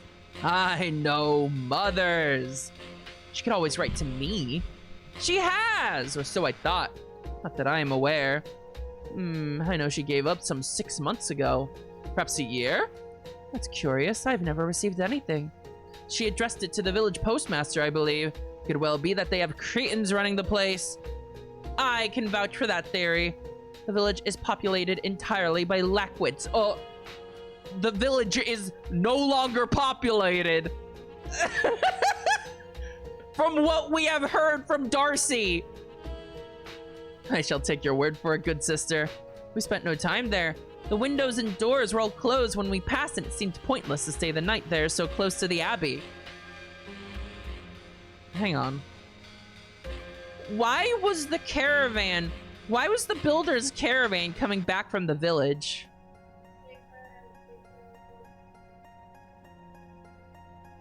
No, but that was the previous night. The builders have been here for like a week. That was last night that Darcy saw the builder's caravan.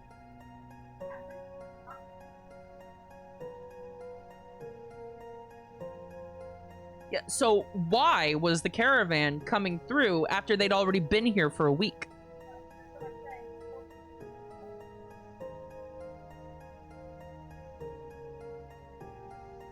I'm not talking about what he's talking about. I'm talking about why was the caravan coming from there. Darcy said the caravan was coming from there. Darcy said she almost got ran over by the caravan last night. Yes, last night. I used to live there until my husband passed. Ghastly people. Judgmental morons. A testament to your grace that you serve them so dutifully then, good sister. Oh, shit, hang on. Kick. I wanted to help Margaret, I truly did, but my meal was finished and I could feel my usefulness to the conversation drying up unless I prod Catherine on details about her husband or come up with another stupid question to change the subject. Thank you so much for the lovely meal, but I think I should return to work. Really? I feel like I was just getting to know you. Margaret speaks very highly of you. I was hoping to meet all of her friends. Edwig is right, unfortunately. We really should be getting back to it. Must we? Alas, I'm sure there's much I could be doing now as well. Before you go, I would ask one thing of you, Margaret. Oh? When this job is done, the company will be heading to London. There are bridge repairs to be done, you see. Would you like to come with me? What? Leave the convent. I have a great many contacts in the city. I can find you a good husband. No. No. No. I understand. I only offer in case you're unhappy here. Thank you, but no. Understood. Well, thank you so much for indulging me, good sisters. I'm sure we'll be seeing more of each other before the work is through. There's plenty more duck where that came from. He stood up and showed us to the exit of the tent. Catherine looked somewhat disappointed as we stepped out into the daylight. We walked back through the busy encampment as invisible as ever. Work? What work do you have to do, Margaret? I'll find something, I'm sure. I appreciate you two coming along. I can't spend too long with him alone. Or at all, it seems. I know you feel inadequate around him, but... now, he seems so genuinely proud of you. He's always been a good actor. Ooh. That implies to me that he's a very different person when nobody's looking. There's plenty of parents like that. It was Catherine's turn to beg me for help with a conversation. She turned to me with a pained look. What makes you think he's lying? He offered to take me away because he misses his daughter. I don't know. Perhaps it isn't on purpose, but I know he isn't proud. He isn't proud of me. How could he be? I haven't done anything. Must you do something for him to love you? Look around you. All these men, they have to work hard for his approval. His company is well regarded. He has exacting standards. When I was a little girl, I watched him fire men who could have run successful companies on their own for not measuring up. Men I would have called family. He'd fire me if I worked for him, that's for sure. I think that's a little bit different. How so? Well, you two are flesh and blood for one thing. A rather thin dividing line. Catherine looked at me again, but I had nothing to offer.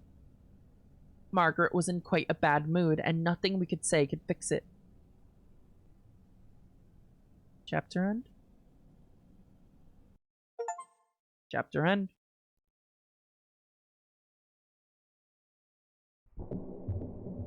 Orin and Thuman, by the way, those are the names of the swords. Guilt and innocence. You know, interesting that the chapter where Hedwig accused Eustace was called Guilt. So now why is this one called Innocence? As we passed through the archway back into the Abbey proper, I was more concerned with what I could tell Catherine about the Superior's suspicions. I did not have much time to think, however. Bridget and Violet were sitting at the table Charity and Margaret usually occupied. As soon as we entered the cloister, they bolted towards us. There you are! Thank goodness you're here! We were looking all over for you! Come upstairs, Flora's waiting! They yanked Catherine by the sleeves and dragged her towards the staircase. Margaret and I followed close behind, too curious to let this pass. Catherine tripped on a step on the way up, and I had to resist making a mean remark. The young duo marched us into the sacristy by way of the library. Eustace had finished cleaning the place. I was practically gleaming. Free of bric-a-brac or the charred remains thereof, the room was actually rather spacious. Flora sat in her barrow, looking anxious. Next to her was Eustace, who was her typical stoic self. I felt a rush of fear when I saw her. The pair of them were flanking something covered in sackcloth. Took you long enough. We couldn't find them. They're off in the camp, turns out. Whatever, thanks for finding them. I wanted to show Catherine something. Oh dear. Now that I'm the sacrist, it's apparently up to me to choose what we keep in here and look after and stuff. That works out because I've been working on something. Maybe it's a bit selfish, but I thought the first thing we could keep in here is... She waved a hand towards Eustace. On Flora's signal, she pulled the cloth away to reveal a lavish painting of a woman in noble finery. Wow. When the fuck did Flora get this good? Holy shit. That is the lady, but without the mole, that's right. Oh, that looks like me. It is you. Everyone had gathered around the canvas, cooing and marveling at Flora's prowess. I couldn't help but smile. I felt relieved and a little embarrassed. I'd felt so menaced by this painting, but all the pieces were coming together in my mind. For once, I was glad that a mystery's resolution was amusing more than anything else. Now that I could see it next to Catherine, the likeness was obvious. I did find it a little funny that I had not recognized the subject. After all, I had seen Sister Catherine naked. But the clothing, the hair, and the rather ghoulish lack of mouth had made identification impossible before. I had only ever seen Catherine in her habit or completely nude, her hair long and wild. This painting depicted a sort of in-between state. I kept these observations to myself. That man came around with it a while ago, yeah? I thought it was a shame that it was just sitting around unfinished. That man? I tried to just copy it at first, but I couldn't get it quite right. I really appreciate you wheeling me around so much lately, and thought it'd be nice if I made you something. Or, I'll finish the original at least. I was rather moved by Flora's explanation, but I could sense an odd chill in the room. It is rather impressive. Can I have it? Everyone chuckled nervously. By all means. Huh? Please, have it. Keep it under your bed and look at it when I'm out of the room. Margaret furrowed her brow, and several of the other sisters inhaled sharply. That is to say nothing of Flora, who looked heartbroken. You don't like it? I never said that. But it is mine, yes? You're giving it to me. That is very kind. Margaret said that she wanted it, and it's mine to give, and I'm feeling kind. Catherine, I was joking. You can't just give it to her. Well, I do not want it. I'm sorry, it's quite good. I just don't. So whoever wants it, they can have it. Just as long as they hang it up somewhere, I don't have to look at it. Is that fair? Maybe you should give it to my father. What are you on about? Seems as good a courting gift as any. I'm not stupid, Catherine. You think I... Don't play dumb. I've been buttering him up ever since he got here. You're doing this here? I'm trying to be nice to him. Why? Because he's your father, Margaret. I thought I wanted to do right by you. Yeah, well, I think you're full of shit. Margaret stormed out of the room. She was angrier than I'd ever seen her. I was so dumbfounded that I wasn't sure what to say. Eustace remained stoic. Lyra looked crestfallen, but Violet and Bridget were clearly doing their best to mask giggles. Unable to escape, I tried to guide the conversation back towards the matter at hand. What's wrong with the painting, Sister Catherine? I knew that Catherine had an aversion to paintings, but even still I was surprised that she would reject such a gesture. Her reaction was utterly baffling to me. Lyra had struggled to finishing the face for a while, no doubt. The final product was full of warmth and character. One could never know how misshapen and alien it had once looked looking at the final piece. So even if she didn't like paintings very much, how is Catherine so upset? Well, it's wrong. Those are my clothes. The likeness is very good, but it isn't me. What do you mean? Catherine was staring dead ahead into the portrait's eyes. It looked as if she was meeting her twin for the very first time.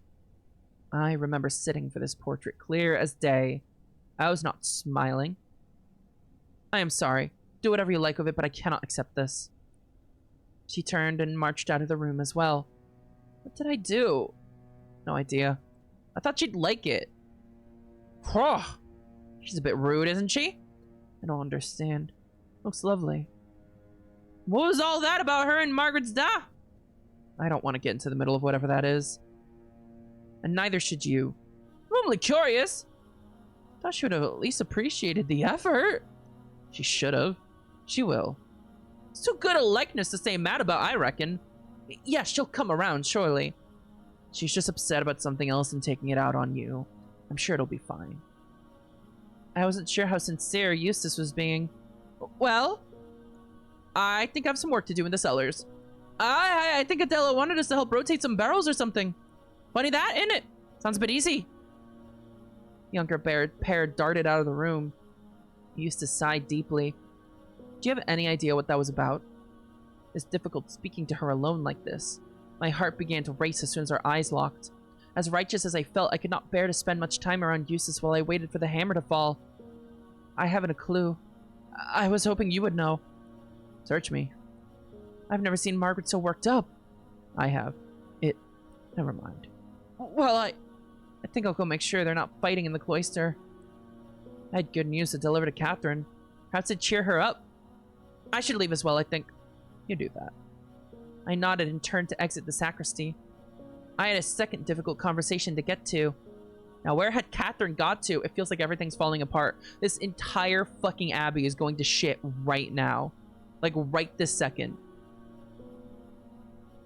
There was nobody on the second floor that I could see, so I made my way downstairs. I had a hunch.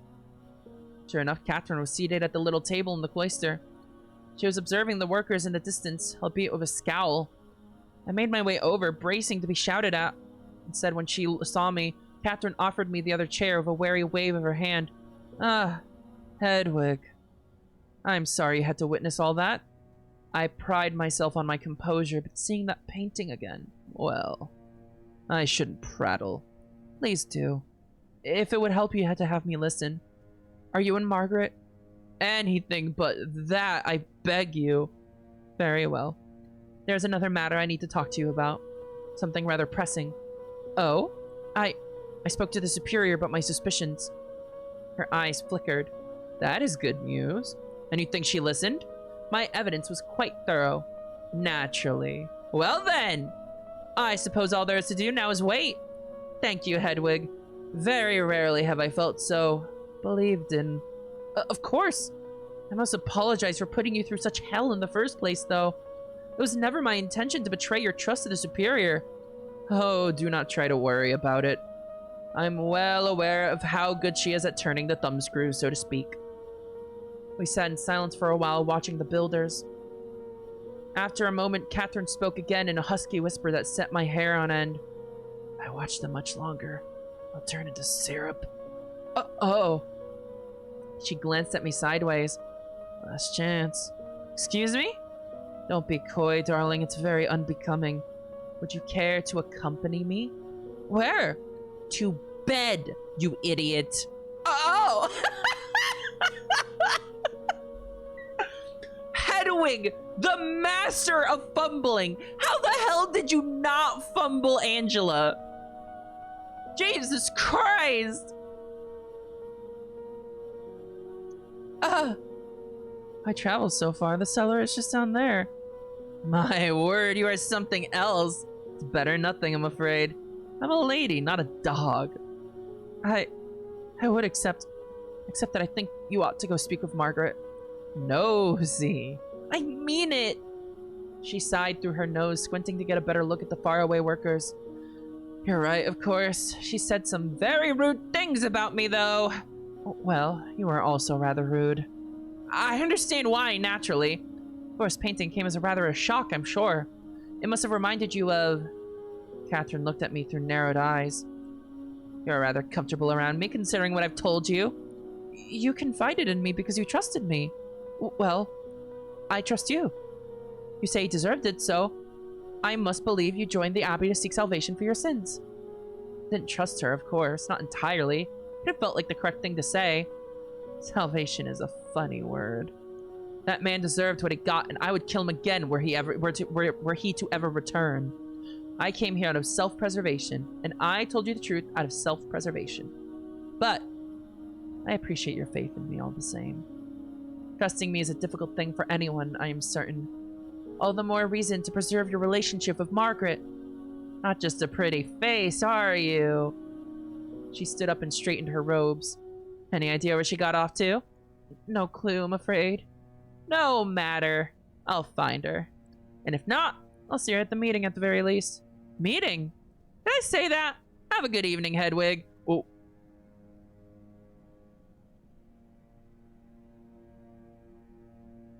Catherine, Margaret, Moira, Eustace, Catherine. Either they're still having those meetings without Catherine, or Catherine is still alive.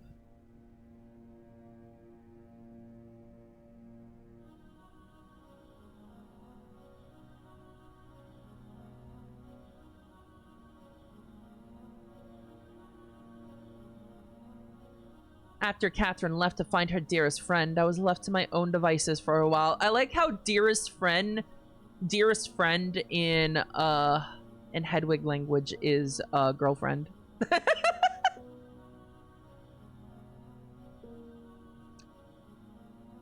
I turned the hint she had dropped over and over in my head. Meeting? What meeting? I found myself pacing around the dormitory hall. It was quiet. The others were elsewhere. Well, except Darcy, of course. I felt a pang of sympathy each time I passed her door. Darcy? Darcy? I finally decided to knock gently, but there was no answer. Ever so carefully, I opened her door a crack. Darcy was still in bed, but I could see her chest rising and falling.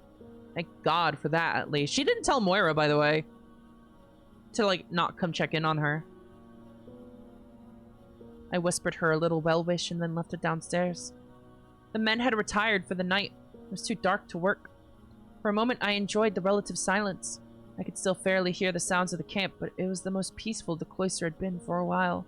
Calm before the storm. Curiously, I could see light flickering inside the chapel through the windows. What was happening in there this late in the evening?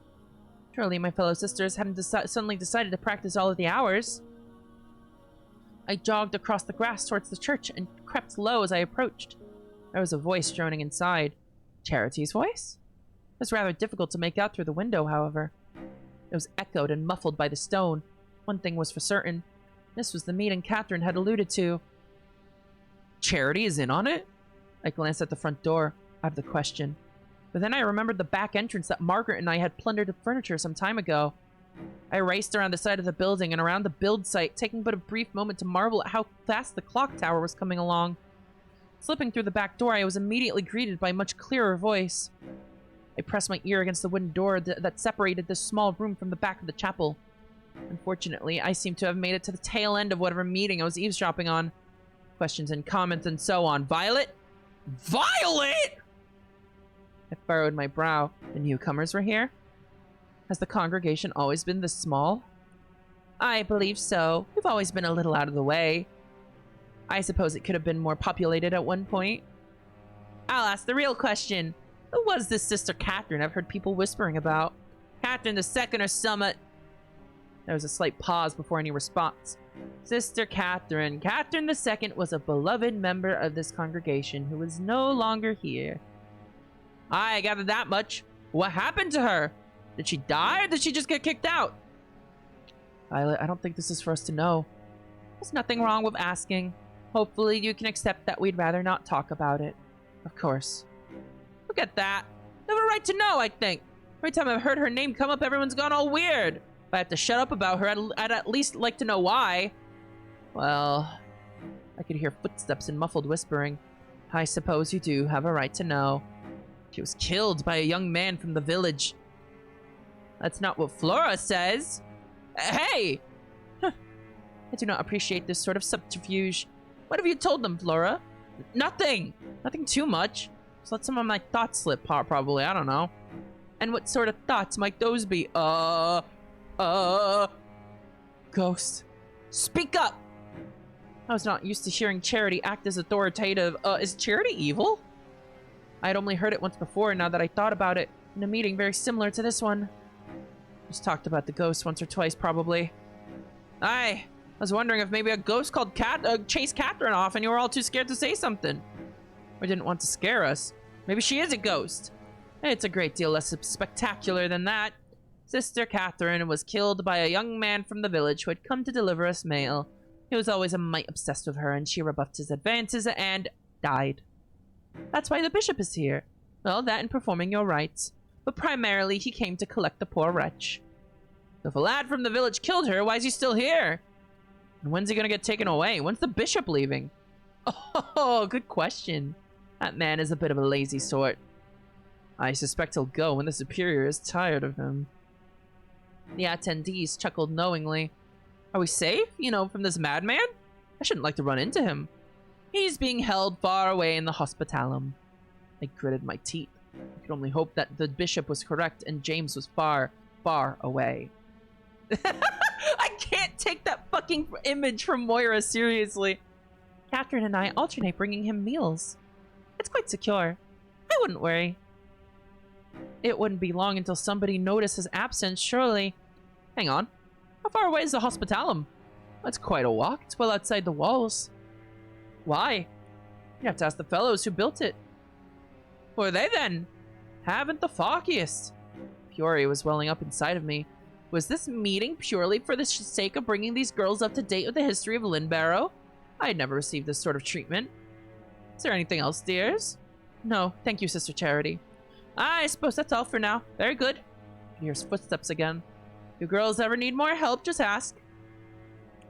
I heard mumbled thank yous from the young oblates. After some footsteps and shuffling, I heard the large front door opening and closing. They had left then. Now then, on to our second order of business. More footsteps closer this time. Charity was very animated this evening. One moment, I should get a chair. Uh-oh. Run! I was not built for standing at the pulpit. Oh. I realized far too late that the footsteps were headed my direction. I attempted to scramble away from the door, but in the dark I managed to fumble and trip over a chair leg. Sister Hedwig? Uh-oh.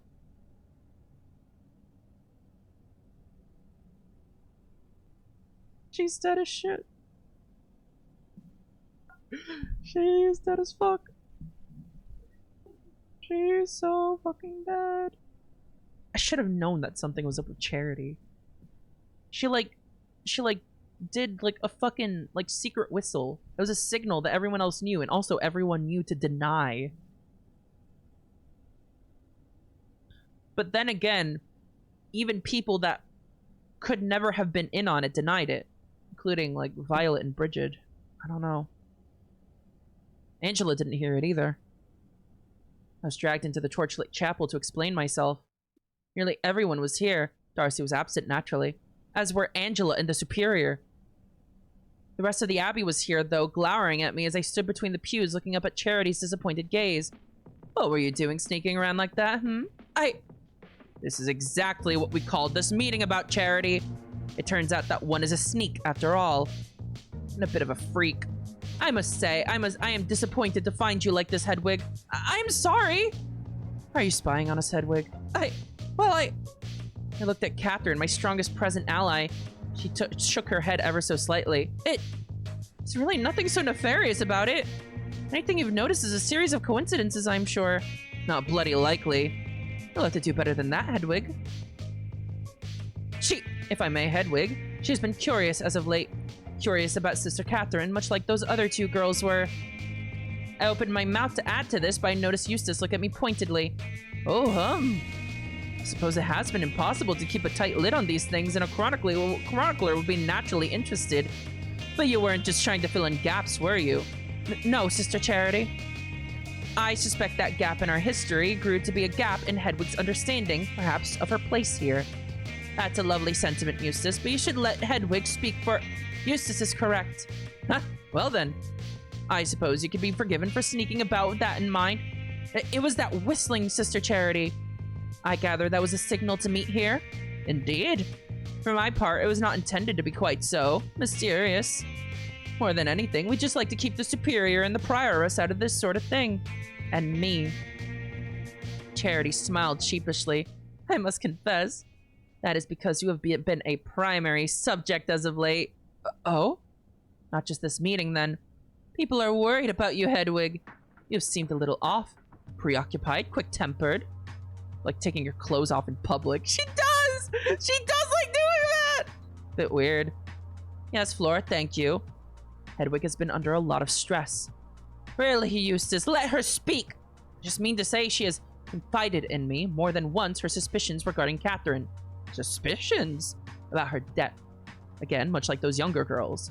Hedwig seems to be under the impression that Catherine might not have died at all. Hang on, that's a step further. That's an extra little step there. I narrowed my eyes involuntarily. That had been her suggestion to me many days ago. What sort of move was this? It was a bold choice at the very least. A disappointed murmur was echoing around the chapel. Is that so? I could feel everyone's eyes on me. I turned to meet their faces. All of them looked bemused and somewhat hurt. If I may, I think it might be worth taking Hedwig to her grave.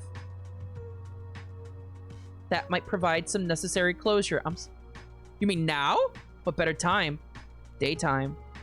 Oh, okay. I thought she meant kill Hedwig.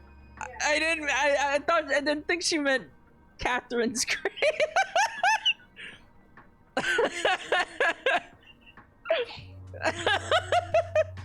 Sorry, Charity. I think we have to kill this guy. The sooner the better, I should think. If there are any feelings festering, they should be addressed quickly. I see your point. I could do with a brisk walk, I suppose. Would anyone here be opposed? Nobody spoke up. One of you is gonna have to push me. Does one's duty never end? It had grown so dark that it was necessary to stop by the workshop to acquire torches. Wait, so they've just been having these fucking meetings repeatedly? All of them? Are all of them in on it? The men in camp, noticing our large group, all regarded us with curiosity as we traveled between their tents. Need an escort, good sisters? Oh, pack it in. We're just enjoying a brisk stroll up the hill. As you wish, good sister.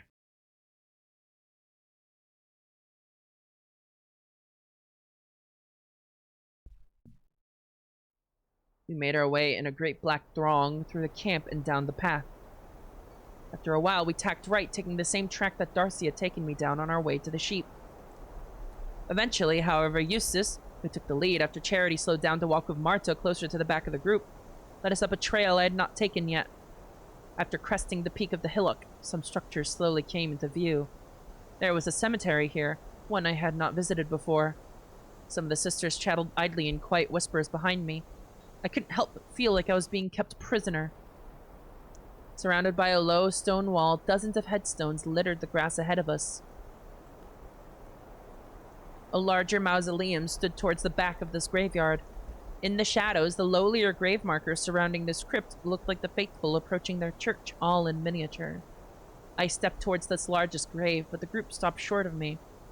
Where are you going? Oh, I thought the mausoleum might be hers. The others tittered. We should all hope to be so lucky. I think that's where the founder rests. Oh. I retreated back to the circle of sisters who were all gathering around one of the more modest graves. Ugh, it isn't half chilly out here, even with the torches. This won't take long. Well, not unless... Unless what? Hedwig, this is Sister Catherine's final resting place. We buried her here the same night she died. It took a lot of effort. Her body was in quite a state. 2 pieces, in fact, as you know. And did you know she was stabbed as well? No. Twice. Once in the side and once in the neck. I stared down at the earth. Grass had begun to grow over where her casket laid. The outline was still visible. I know it might be tempting to believe she's still out there somewhere, even in some twisted, angry form. She is not. She isn't here. Her body bears out that story.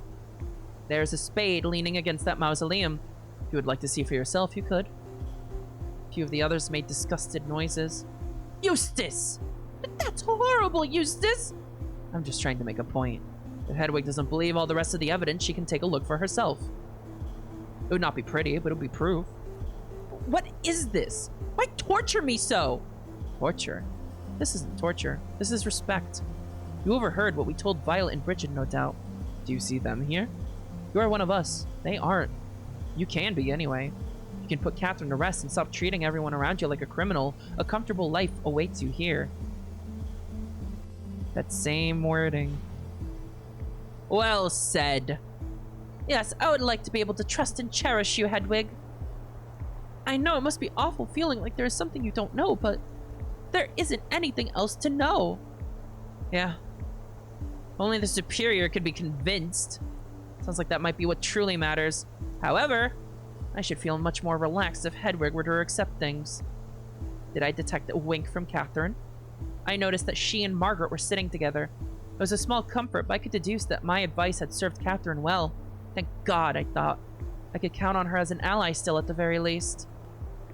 I want you to trust us, and I want to trust you. I looked from sister to sister. Only Flora remained quiet, but she looked just as determined as the rest. I shot Catherine a glance that I intended to be meaningful, but her expression was unreadable. Eustace had clearly put a lot of effort into her appeal, but she was too late. I'd already turned her in. Surely it was in my best interest to simply stall. I could play along. I could pretend to be my usual stubborn self to keep Eustace in the dark for now. I'm not sure what difference my acceptance makes. It's as I've told you before. What happened to Catherine is impossibly sad, but it was a random act of violence. We will never forget her. However, that is a sorrow for us to bear. We had her and lost her. It's touching that she meant so much to you with so little connection, but you must let us grieve her about your meddling. To you, it might look like a mystery to be solved or an adventure to undertake. To us, it's just a wound that needs to be left alone to heal. Everyone nodded in unison. They're all in on it. They're all fucking in on it. Will you join the congregation properly? Will you put away your suspicions? We all want you here. The real Hedwig is welcome. The real Hedwig. What is the real Hedwig? I cast my eyes back down at the earth beneath my feet. Was her body really in there? I looked back up at Eustace. Did she know? Had she realized Catherine's shoulder bone was missing? She was as inscrutable as ever. Perhaps this was another pointed message, but if I wanted to win, I had to keep playing. I took a deep breath and then did what I did best. Of course, Eustace. I'm so sorry, everyone, for deceiving you, or at the very least, not offering you all of myself, hiding the real me. I lied.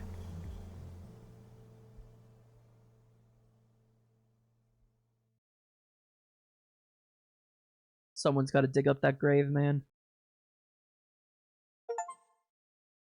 Someone's got to dig up that grave, man!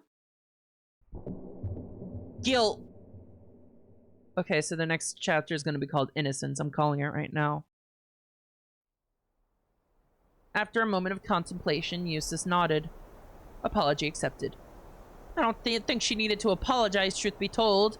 Anyone would get a little worked up, let alone someone cooped up their whole life thrust into all this. I agree. I mean, I'm a little offended, but I shouldn't be. Makes sense why you're acting so bloody weird. But yeah, apology accepted here too. Or not needed, I don't know. Everyone reached out to touch me. My shoulders, my back, my side. It was meant to be reassuring, but I held my breath in fear. Satis est. The whole congregation responded at once. Satis est. I had no intention of honoring my words.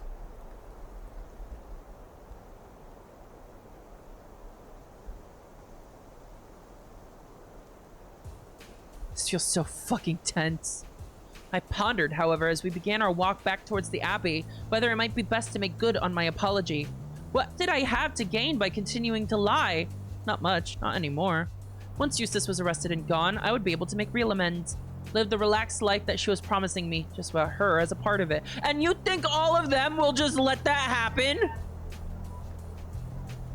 I could just barely make out the silhouette of the Abbey in the distance, surrounded by little white tents peeking out from behind a hill. Almost my whole life had been spent here. My whole life would be spent here. My whole life will be spent here. The waters were choppy now, but what if I just held on to something to get through all of this? All storms pass. All waters return to a state of calm eventually. Would this pain and guilt last until I made it to Charity's age? To Marta's age? I watched them walk, each of them helping the other with sections of the trail and terrain that gave them trouble. Would I have someone like that in my life when I grew old? Not if I continued to upset and betray these women. Not if I kept pushing them away. Behind me, Eustace tripped, nearly sending her torch rolling down the hill. I managed to catch it, stomping out the patch of grass that had almost lit. Everyone turned to see what had happened, but by the time they had, Eustace had already composed herself and retrieved the torch from my extended hand. Thank you. A little further down the hill, Flora spoke up. So who is the ghost, then? I winced. We said satis est. That was Eustace's silly prank, Flora, remember? That's right. Even the one that chased me, broke my leg? I was worried it was Catherine II at one point, but I don't know.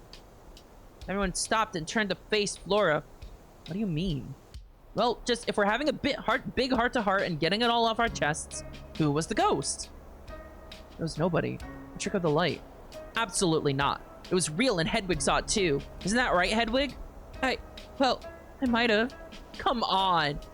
It is hard to deny that I saw something, but harder still to believe it. I thanked God that Angela was not here, but I felt awful leaving Flora in the lurch. Hedwig? Are you serious? What other explanation is there? I assessed my options as quickly as I could. Flora was correct. There was no denying what we had seen. Likewise, there was no explaining what Angela and I had seen. A pang of regret struck my heart as I looked into Flora's eyes. That was the one problem with living up to my new promise to the congregation. Being open and truthful and leaving the investigation behind me meant ignoring the very real, unnatural occurrences we had witnessed. What would happen if I admitted to witnessing them now? Eustace would catch on to me immediately. Only I, Flora, and Angela knew of the mystical nature of Eustace's likely crimes, and only Angela knew that I suspected Eustace. There was no way to explain this to Flora here in front of everybody else. Neither path before me was entirely truthful. Something strange happened to us that night, Flora, but it wasn't one of these women, and it wasn't a ghost. They were swallowed by the dark of night, I think. Not noise in a black hallway becomes a terrifying monster very easily. Eustace nodded approvingly. Flora, however, looked as if her spirit had given up. Yeah, I suppose you're right. The journey back to the Abbey continued. My heart ached. If only I could tell Flora that what I had done for her. I prayed that the Superior would act swiftly so I could tell her the truth. Something landed on my nose. I wiped it off instinctively. It melted in my hand immediately. I looked up into the sky to see countless flecks of light dancing in the torchlight. It had begun to snow.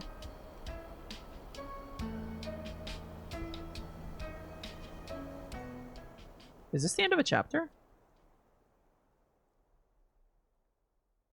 No, okay. That night, I dreamed of pikemen in pursuit once more. I woke up the next morning feeling chilly. When my feet touched the stone floor as I got out of bed, I inhaled sharply. It was so cold that it was a little shocking. Oh, it skipped! I made my way over to the window and threw it open. The whole world was white.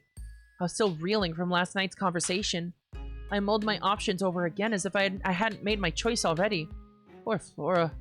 I squirmed. The floor really was remarkably cold. Too curious to let the opportunity pass, I walked to the center of the room and laid down.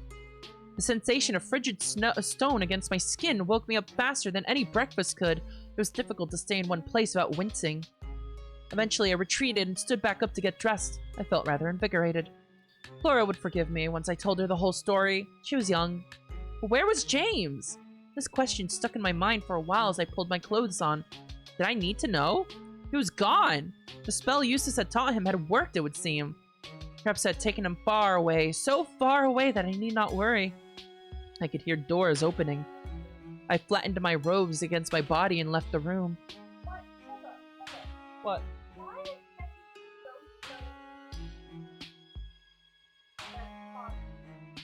Because Eustace...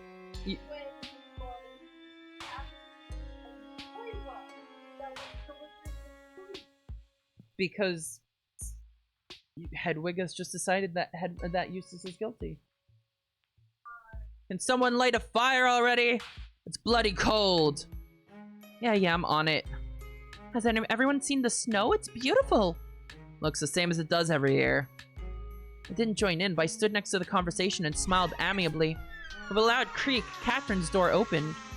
She and Margaret emerged, yawning and stretching. Alright, okay, they had their makeup sex. Lovely weather we're having. Can we please get a Oh, Eustace is already taking care of it. Thanks. Catherine crossed the room and entered Flora's. Idle chatter continued. Adela emerged from her room and expressed the same desire for warmth as the others. Then she noticed Eustace busying herself by the fireplace just as they had. This is too normal. This is way too fucking normal. Something's gonna happen. The fire roared to life finally. Darcy's door opened. My heart caught in my throat, but I relaxed as soon as she emerged.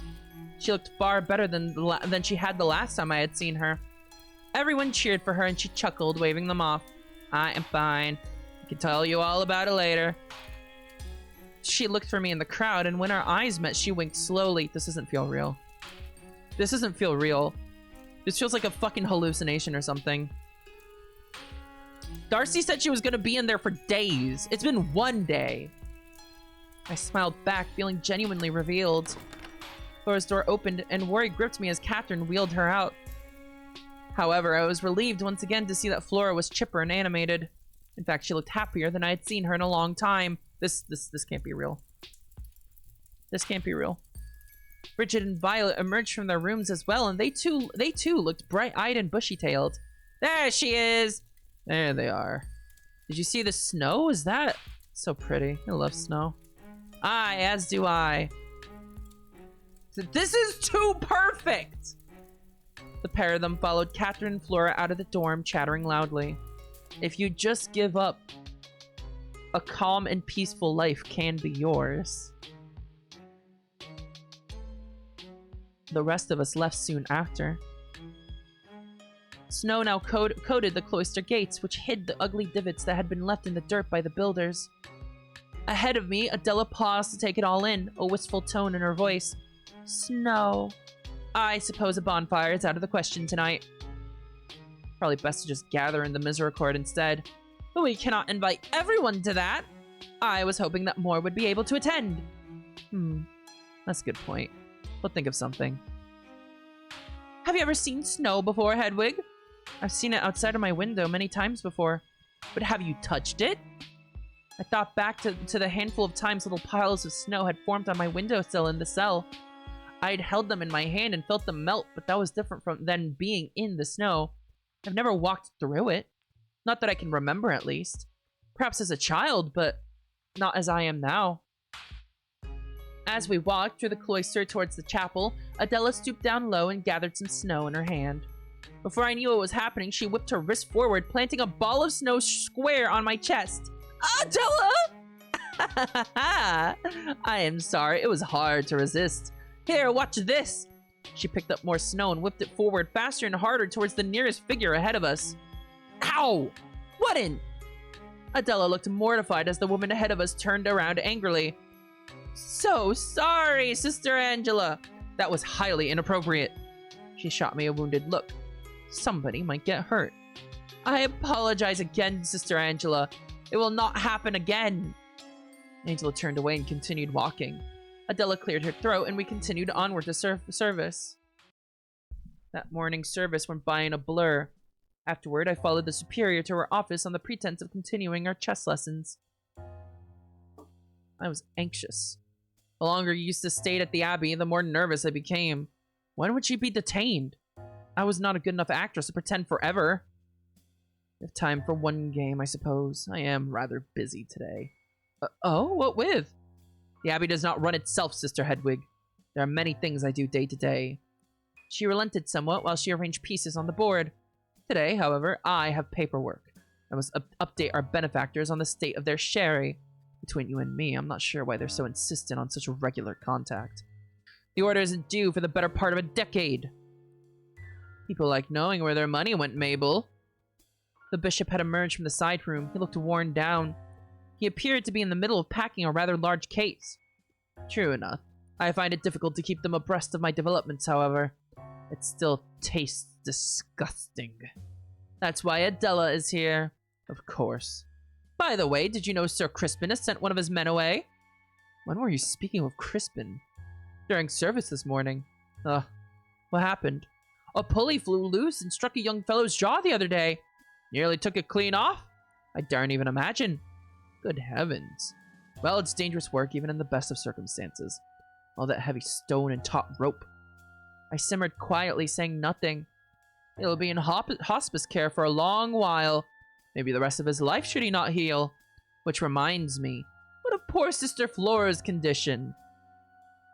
The superior made her opening move, and I tried to focus on the game. I'm not certain. Moira tells me that sort of injury must set and rest for a long while. We've done all we can. Time must take care of all else. The bishop clucked his tongue in pity. So young. Perhaps I could have her transferred somewhere a touch more populous. The poor girl must be lonely here, the youngest and all. What's wrong with Lynbarrow? It might not be the best environment for such a temperamental spirit. She's a budding young artist, is she not? She would fare well in Italy. Perhaps Denmark. Ask her. Our game continued quietly. The silence was colder than the snow outside. Finally, I risked broaching the subject I had come to discuss. What do you plan to do about Eustace? I haven't made any decisions yet. She was playing aggressively, so aggressively that there were more mistakes than usual for me to take advantage of. If only I could have found such a weak flank in the conversation. And what should we do about James? Refresh my memory, Hedwig. How does Eustace make any sort of sense as a culprit? She lied about the smoke on the morning Catherine was found. She burned down the sacristy, and I found a piece of bone in the wreckage. And a mysterious benefactor taught both Flora and James the same magic spell. That bone could have been used for ritual purposes, and it would stand to reason that the one who killed Catherine would want to set her conspirator free. I could tell I was coming up short. I could not explain the real evidence I had witnessed, the missing books in the impossible library. And what would this ritual do? Well, I don't know. And the boy did disappear. I'm concerned that magic may well be involved. All told, it is a rather strange set of coincidences. I won't deny that. Thank you for the report, Hedwig. You may go. The superior doesn't believe her anymore, I don't think. I don't think she ever believed her, actually. Dude, where is this gonna fucking go? And the bishop is about to leave, too. The conversation was over. All I could do now was hope that I had presented my case well enough to solidify Eustace's guilt. I left the office in a hurry. My mind was racing. I replayed my arguments over and over in my head. I could have done a better job. I was not sure how exactly, but I knew I could have. Ah! Jump scare! Whoa! Be careful, Sister Hedwig. Oh, I apologize, Adela. Are you well? You look incredibly cross. I apologize, Adela. I was just off in my own little world. I saw you following the superior to her office after service. Were you in trouble? Not as such, no. Could I say? One more lie? A half-truth? all would sort itself out once the superior finally detained Eustace. I had to believe in that. She's been teaching me chess when we can squeeze a few games in here and there. I was thoroughly trounced, I'll have you know. Look for a lesson in every defeat, Sister Hedwig. Do not despair. I won't. We began walking. You look tired. We are planning an outing for the day if you need something to take your mind off of your worries. An outing? I'd wanted to host another bonfire, but the snow would make that rather difficult. So, we were thinking of just taking a nice walk into the hills and enjoy the snow. How does one enjoy the snow? Does it involve throwing it? Yes, and more. You can sledge on it. You can build things.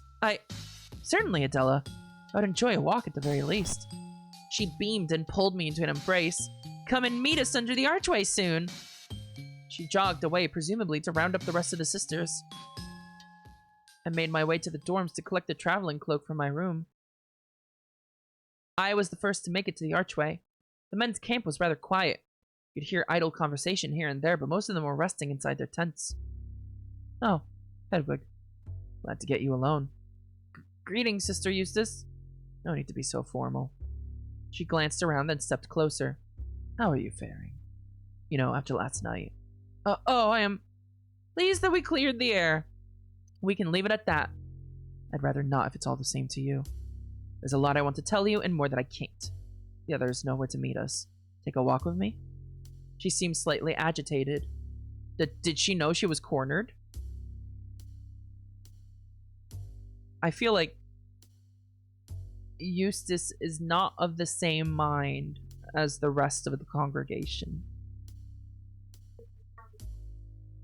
I was wary of leaving with her alone, but pride overrode my good sense. I had already won, I thought to myself. It was only a matter of time. Very well. We made our way down the road from the abbey. Eustace walked fast, taking a path very similar to the one we had taken to the graveyard. It was occasionally difficult to keep up. Once we reached a relatively flat spot past the hillocks, she stopped, apparently satisfied. We used to come here a lot. Me, Margaret, Moira, and Catherine. Nice view. Not a chance of being overheard. What is this about, Eustace? I'm relieved that you took my gambit well last night. I want to apologize for putting you in that position, first of all. How long had the others been under the impression that I thought Catherine was still alive? It is a rather ugly thing to have accused me of. A while. I'm sorry. I seated in the meeting prior to the one you stumbled into. Everyone else has been whispering about it for days at least. A contingency plan. It's a shame that it ended up being necessary. I'd been worried for some time that everyone thought I was mad. That I was being excluded from certain things. It was a rather ugly feeling discovering that my worries were well-founded. I gather that those meetings are a regular occurrence around here? Yes. This music is kind of scary. And when we found you eavesdropping in the chapel, I saw an opening I couldn't miss. It was all too easy to take control of the narrative. There's no need to rub it in, Eustace. You got what you wanted. Everyone thinks I'm quite mad. In fact, I just went and told the superior that I was done with it all as well. It is all over. It's in her hands now. Really? That is good to hear. I've not relished this, I hope you understand. I realize I've been a bit of a bear to deal with. At first I was infuriated, and then I was worried. When I found you dancing around in the grass naked, I wondered if I'd done enough. Then I began to worry that I might have broken you. I dislike interfering with others. I prefer to leave things alone. I suppose I made that impossible for you? Yes. Anyway, I wanted to tell you something else. I think, now that you have agreed to put it all to rest, I owe you the truth.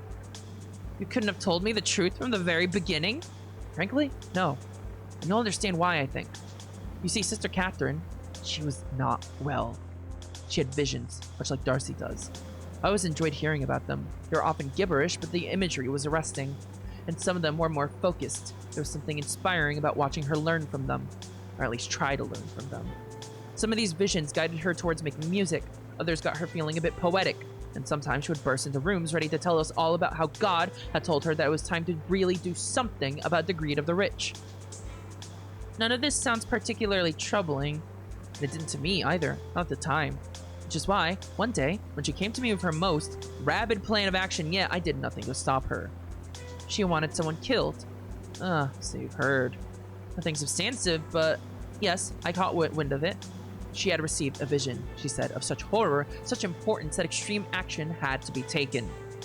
Who did she want to kill? She believed that she had seen a vision of the Antichrist, and she believed it was her duty to stop him. I stood there stunned. I know. And I was foolish enough to believe her. She shared this vision with me, Moira, and Margaret. We were her most trusted confidants. Her fervor was so infectious it was difficult to see the forest for the trees. And by the time I started having second thoughts, it was far too late to say or do anything about it. In the back of my mind, I just assumed that she would get tired of it and move on to something else. So how did she die then? It was James, Hedwig. It was just random. An awful, unexpected solution to a problem I let get out of hand.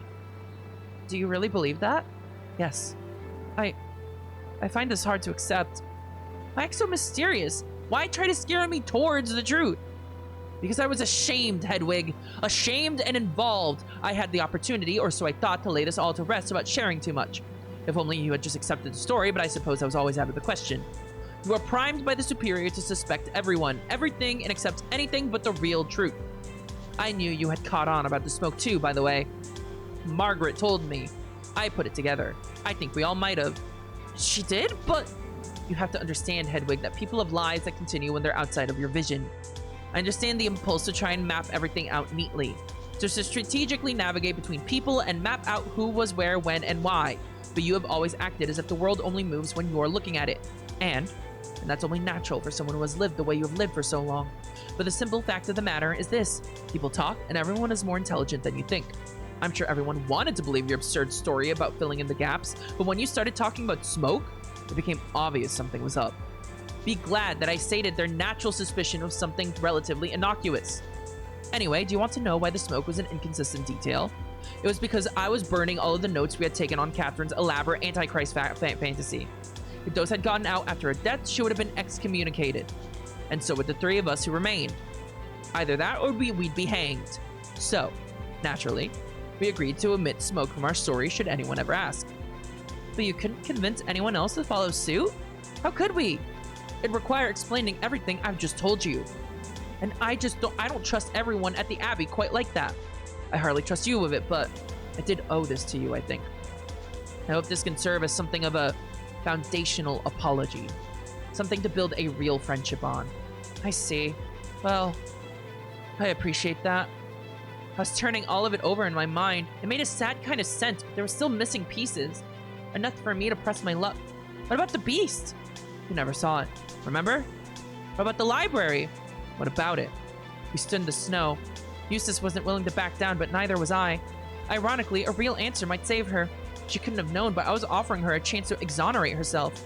I want to know. If I'm owed all of that, I am owed the rest. Anything else beyond what I have told you is unrelated. And anything else that happens, well, it's just something we'll have to live with. What I've just told you is something nobody else knows. I am trusting you with the deepest, darkest secret of my history, and Catherine's. You are entering a very small circle. Just you, me, Margaret, and Moira. I am just meant to live with the knowledge that there is something unexplainable out there? Something that might attack me? I am done entertaining that particular fantasy of yours. That is your imagination. I do not know anything about it, and I do not believe anything you have told me is real. If you have seen anything, it is likely a product of your imagination.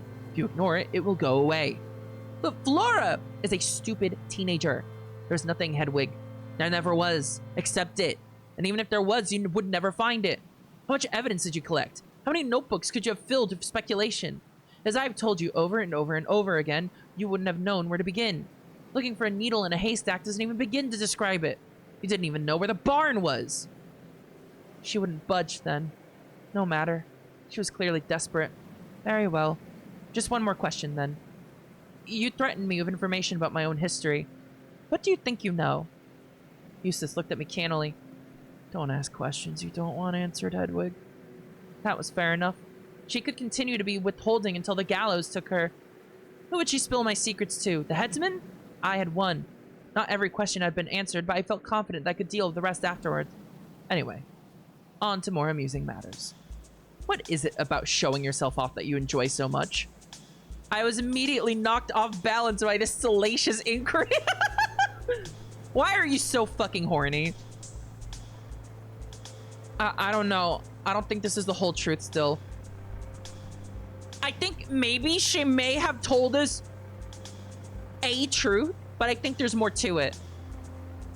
I believe her about Catherine believing that she saw the Antichrist or something. I actually believe her about that.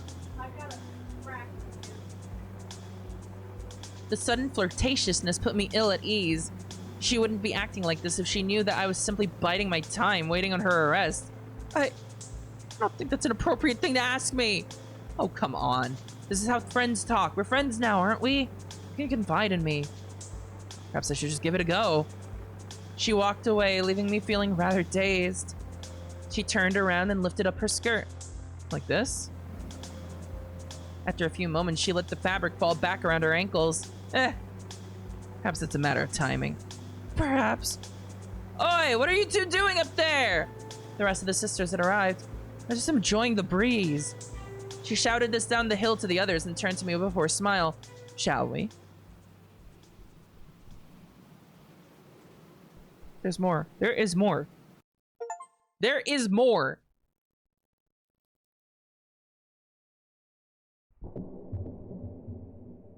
"29 chapters. This is chapter 28. Chat room. I tried my best to have fun. Everyone was in a rather jolly mood. Even Angela had been invited and seemed grateful to be a part of the festivities. Darcy had brought a hamper of dry goods from the pantry, and Adela had carried several wineskins in a small sack all the way up the hill. Eustace left my side to stand with Darcy for a while.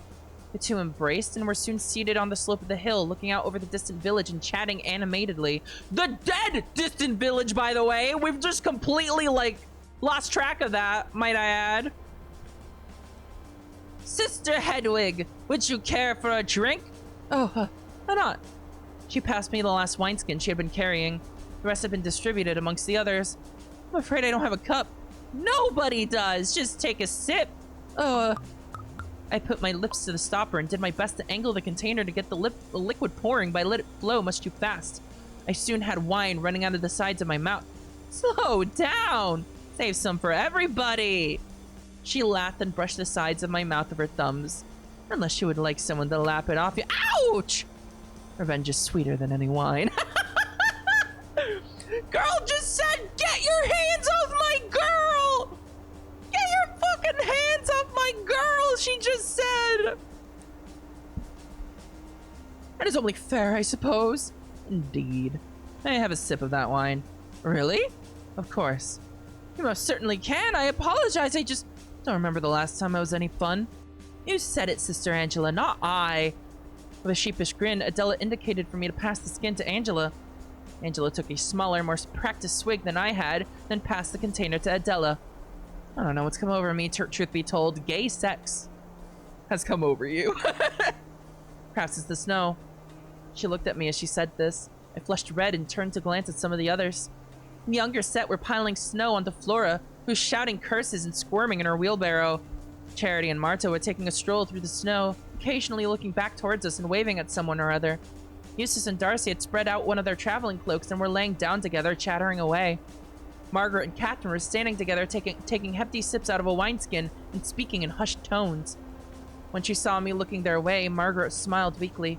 I could only assume they were repairing things after their little spat. This is too perfect. This is too perfect. This is too perfect. Sister Angela! What a pleasant surprise! Indeed. It's been a while since I imbibed. I think I remember the last time.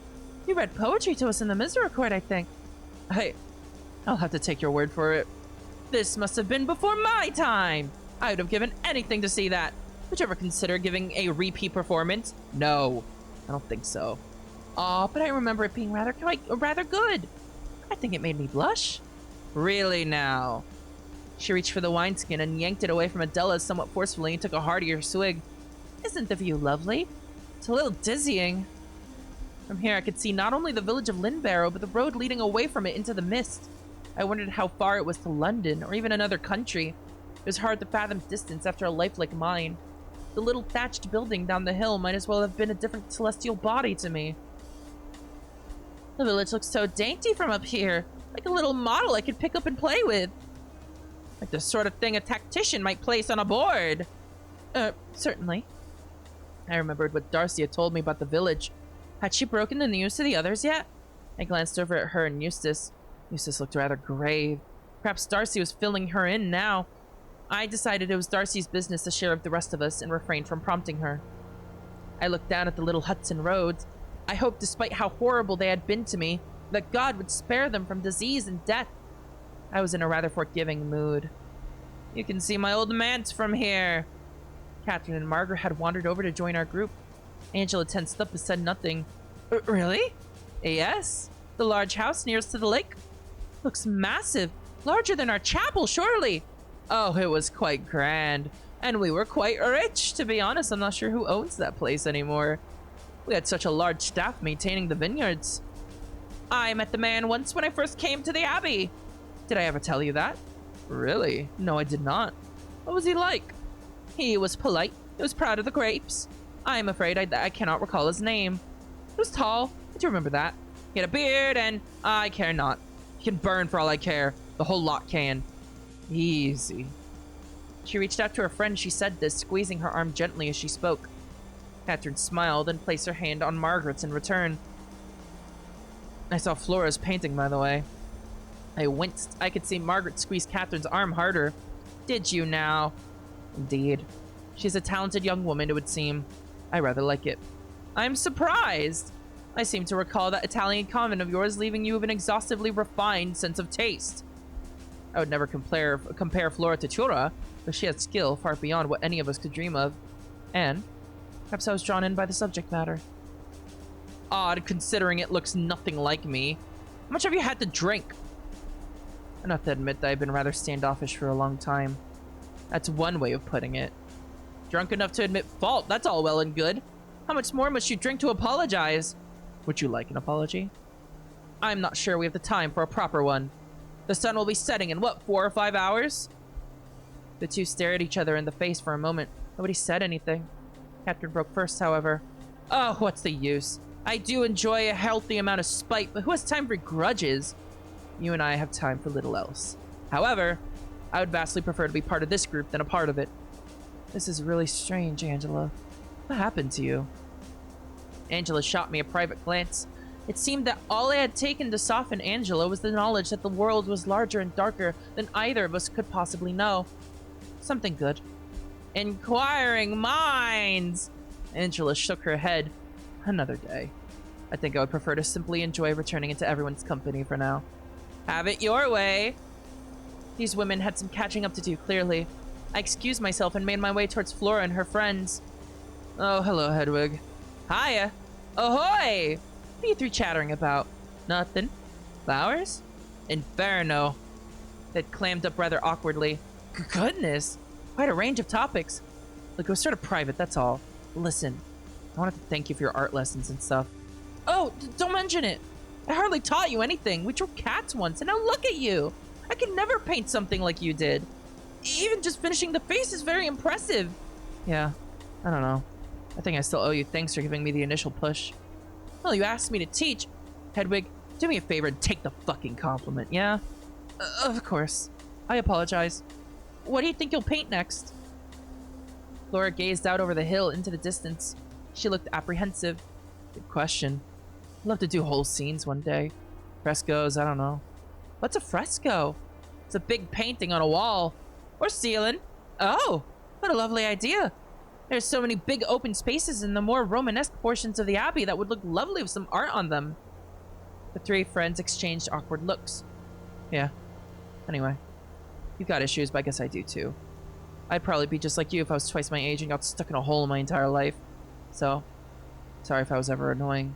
And thanks for the art stuff. She's leaving. She's leaving.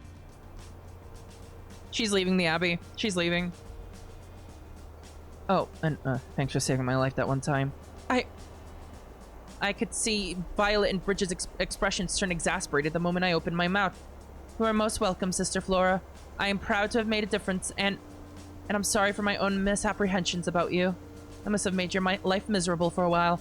Yeah, well, like I said, you're a freak, but at the end of the day, I still think more fondly of you than most of the rest of them. I'm flattered. Flora grinned widely.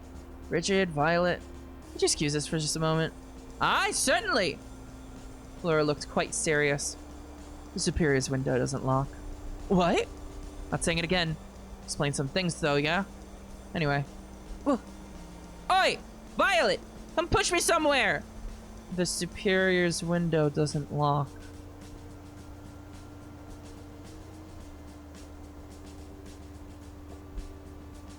The Superior's window doesn't lock.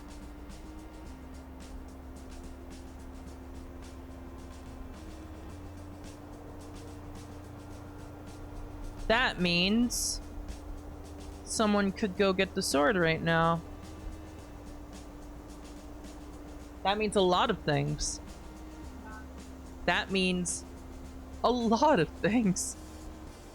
That could either mean someone's gonna take something from the Superior, or that the Superior is suspicious. Laura's friends wheeled her away, leaving me dumbfounded. I turned to find somewhere else in the crowd to stand and passed Darcy and Eustace on the way. I did not want to interrupt them, but as I passed, Darcy held her hand out to graze mine. So many warm gestures were being given. So many relationships were mending. Was this a miracle?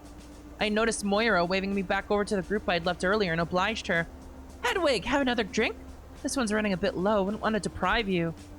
I gratefully took the wineskin she was offering me and took a more practiced sip. We have been catching up with Sister Angela. She still refuses to regale us with her poetry, however. All things in time. Take as much time as you'd like for that particular affectation. I'm not sure I'm quite yet ready to hear you say petals over and over. You wrote poetry about flowers? Moira snickered. Read. You used to have quite a poetry circle going in the Misericorde. Didn't you ask Darcy to help you write a letter to Gwerfel once?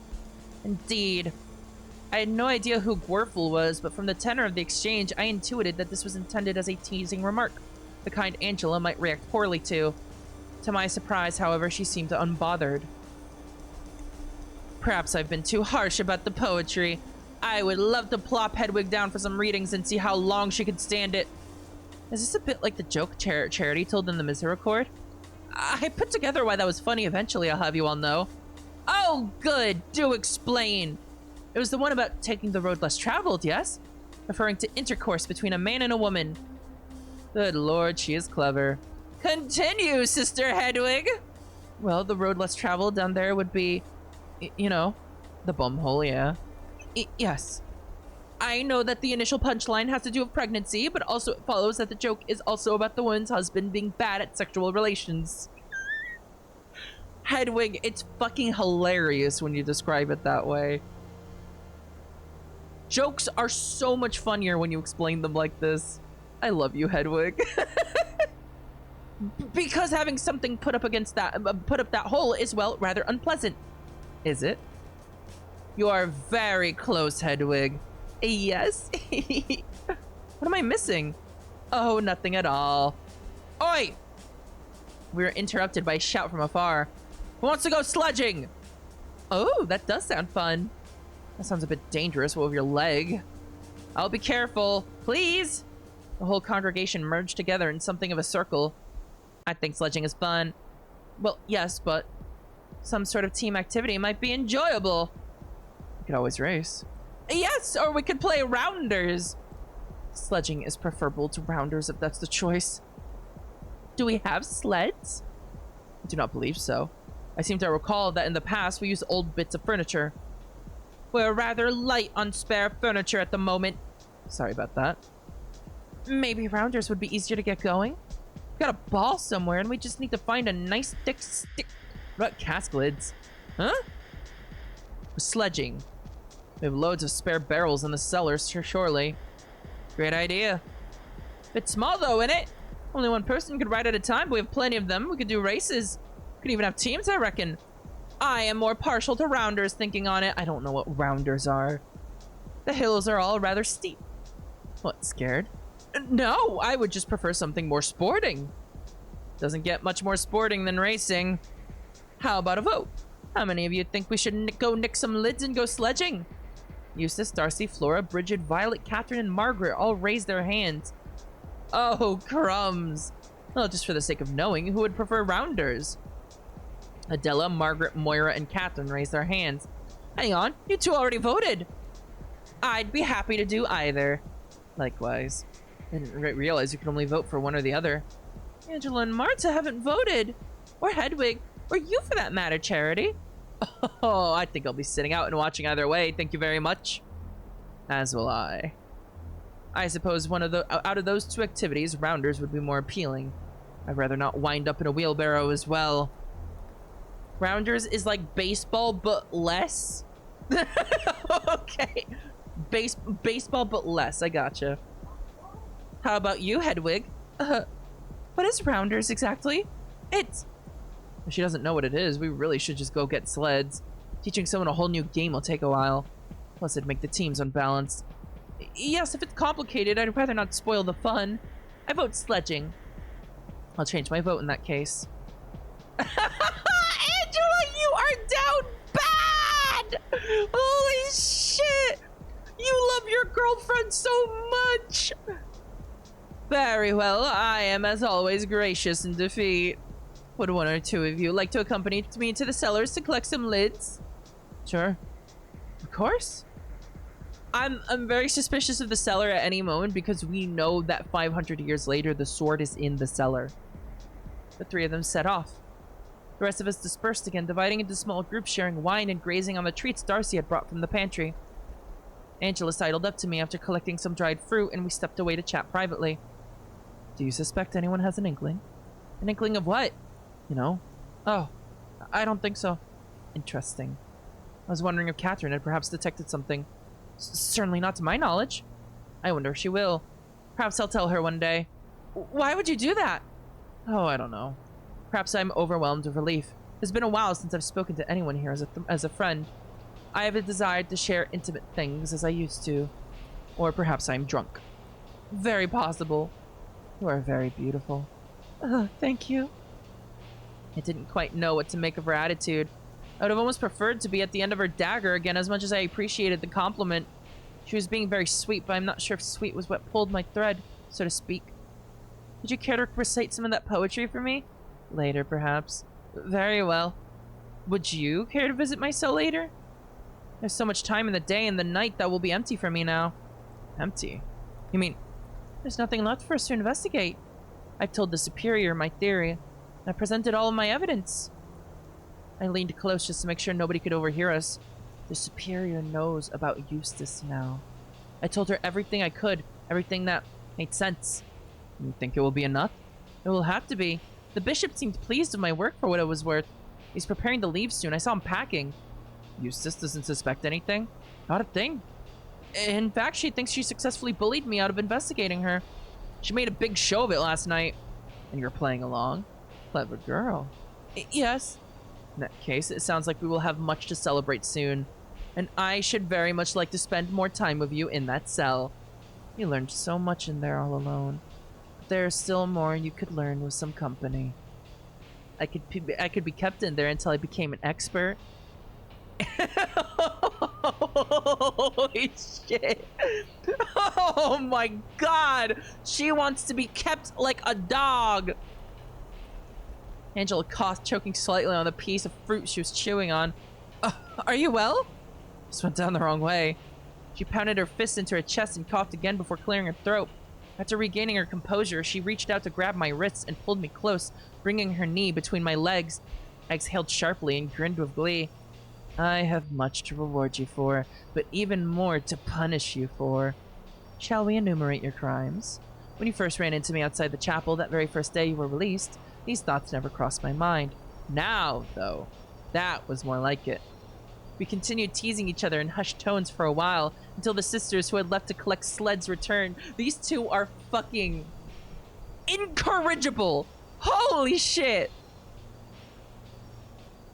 When they did, the group coalesced once more, awaiting instructions as Moira, Adela, and Margaret handed out the round wooden lids.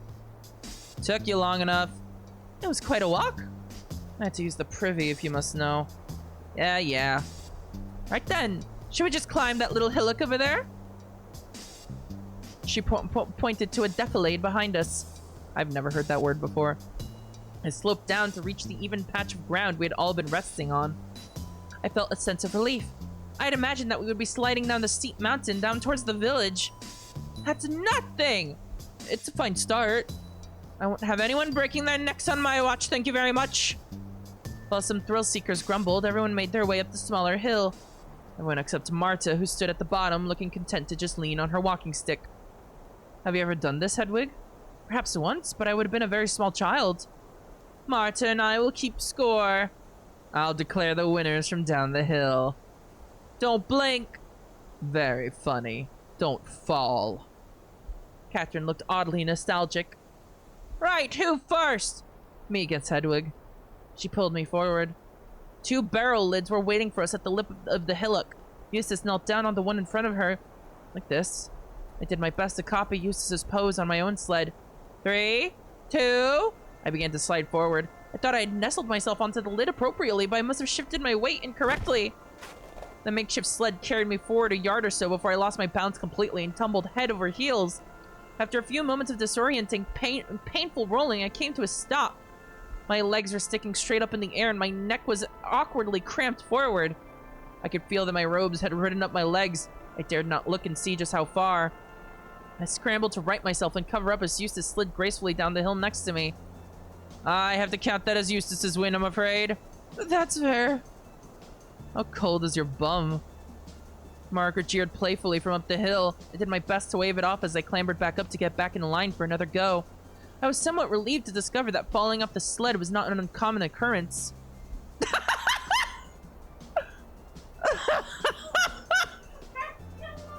Angela is fucking dead! She's dead! I watched Angela roll down the hill, looking most undignified. Moira leaned too far forward and got a face full of snow. Even Eustace, who had bested me so effortlessly before, managed to lose control once. Oh my god! Marta picked her glasses up with the end of her stick, offering them to a white-flecked Eustace, who grinned sheepishly as everyone hooted at her. I tried twice more. On the first go-around, I fell off again, although this time I had the good sense to roll on my side the rest of the way down. On my third attempt, I managed to smoothly pilot the lid all the way to the bottom, although I was easily bested in the race by Adela. A valiant effort, Sister Hedwig! She pulled me into a sudden embrace and tousled the top of my hood as soon as I stood up. Everyone soon grew tired, myself included. I was surprised at how taxing the whole affair was. Only the youngest were still at it when the rest of us decided it was time to return to wine and snacks. Flora, Bridget, and Violet continued to race each other up and down the hillock while the other older set sat down in small groups again. Hedwig, care to join me further afield? Certainly, Adela. We collected a wineskin and a handful of fruits and nuts each. As the others did the same, Adela pulled me by the hand out of the crowd and dragged me towards a more secluded area behind some trees, away from the edge of the hill. We settled down. Adela looking pleased as anything to get a moment alone with me. We could hear distant voices, but for all intents and purposes, we were alone. I could turn my head to see small shapes in the distance. Darcy and Eustace sitting together once more. Charity and Marta standing and chatting. A blob of black that appeared to be the rest of the nuns catching up with Angela. Further away, the sounds of the young ones sledging continued, laughing and shouting. What a beautiful evening. I agree. I prefer this to the Misericorde, I think. Is that because it's outside? What do you mean? Well, you know. You seem to have a passion for the outdoors. I am not judging you. I respect it.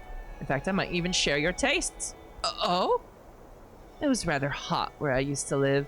I spent a lot of time dressed less appropriately than was expected of me. She put her hand on my knee and smiled wryly.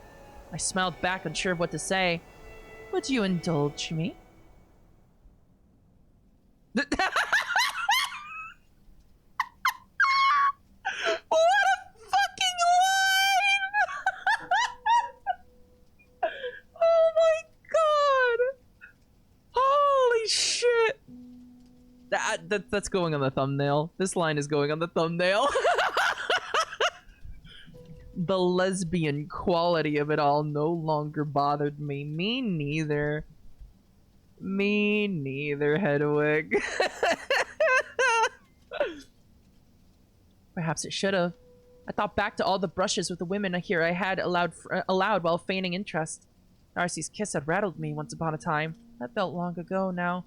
I had started looking at everyone's faces differently and their bodies differently. I wondered what their breasts looked like, how the fat on their stomachs rolled, how their thighs might deform in different seated positions, how they might keep the hair under their hoods and beneath their skirts. In between my escapades, I had begun to search through scripture for some idea of what to do, or at the very least, what rules I was breaking. I felt a dark curiosity. Even now, I can think about this and feel a sixth sense of pleasure. It felt like a stroke of luck that the Bible itself says nothing about carnal relationships between women. It doesn't consider that a possibility at all, and I think that is because it shouldn't be a possibility. No, because it's inherently misogynist. It doesn't consider women to be real people. It is new, unthinkable territory that lesser beings have dredged out of dark depths. Women are the lesser workmen, as Aquinas said. Oh, shut up. And yet, here I was. I was pretending no longer. Through an absence of material to prepare for the skilled man, these women had invented a new way to pass the time. It was alien, and something felt sinful about it, even if I could not identify what laws were being trespassed. And my suspicions would bear out, but in that moment, all I could say was, perhaps. I drummed my fingers against my thighs. Adela wasted no time gliding forward elegantly and pressing her lips against mine. Ooh. My breath halted, and I think I made another ghastly sound in my throat. Angela's hand clasped the back of my head, daring me to break apart. She was not going to be my first, but nonetheless, I felt the exciting rush that came with stepping into the unknown. This rendezvous was under no false pretenses. Angela and I's frustrations with the investigation had forced us together, and my dalliance with Catherine started under the pretense of spying on her. But now I was free to pursue and be pursued by whomever I liked, wherever I liked as well. She pressed forward and firmly planted her hands on my shoulders to command me to the ground. The back of my head collided with the earth, and I was briefly reminded of the crack on the head I'd suffered while rescuing Flora. These dark feelings intermingled with the pleasant surprise of another kiss, even if it still made me close my eyes involuntarily. Oh my god! Okay, let's calm down a bit. Hang on! Hang on! She pulled away from the kiss and juked backward,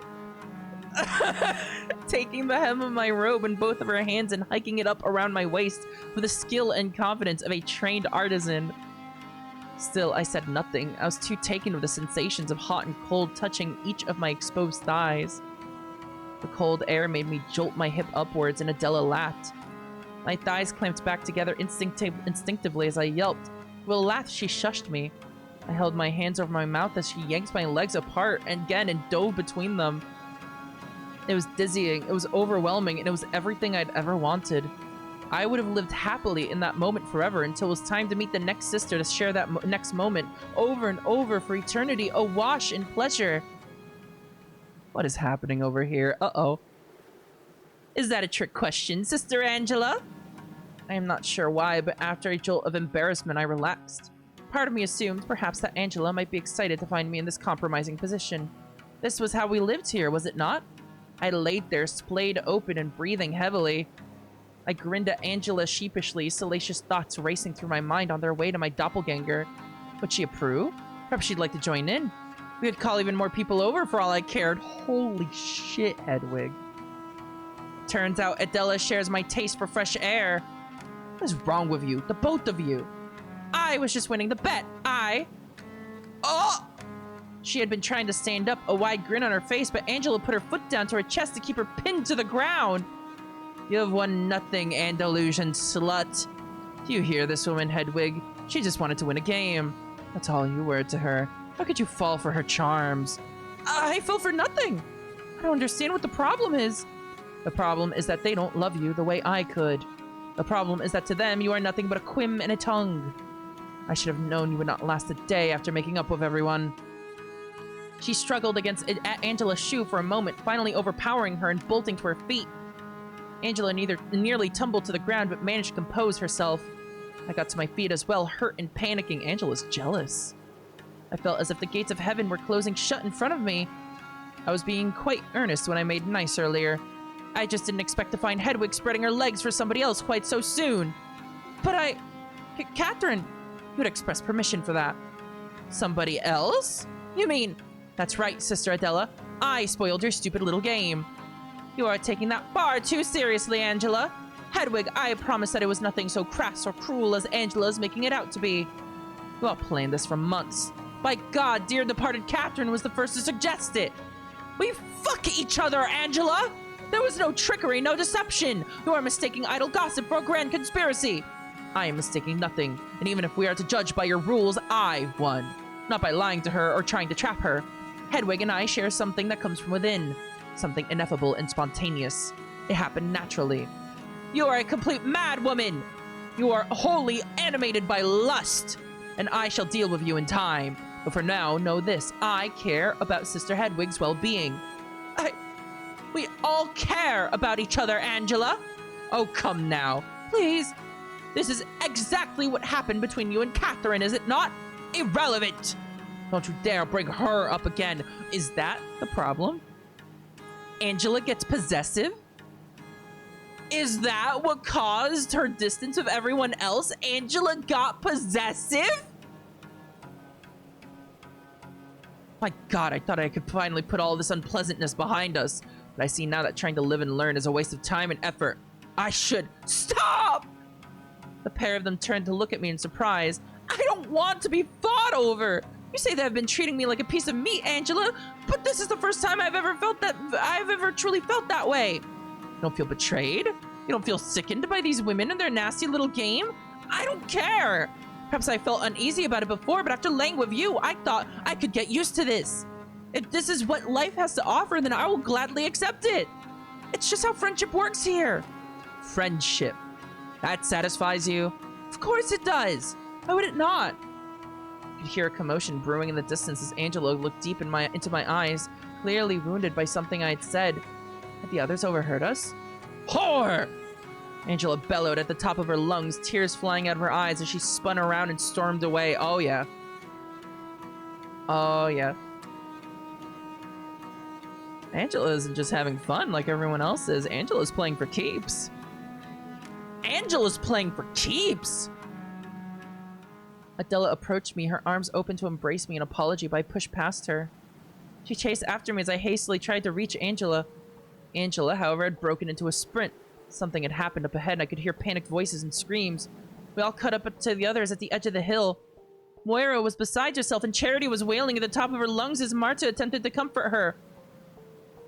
Flora! Oh no. Finally, I saw what everyone was looking at so helplessly. A deep divot in the snow ran down the sharp slope of the hill. In the distance, I could just barely make out a shape moving towards the village at sickening speed. Oh, God! What happened? It just marched right up the hill and went. They did this on purpose? Perhaps they'll be all right. We have to do something! There's nothing we can do until they stop. The small shapes disappeared into the distance. Oh, they're running away. Oh, they're not hurt. They're running away. We all held our breath. There wasn't a sound until finally we could hear a pained howl from far away.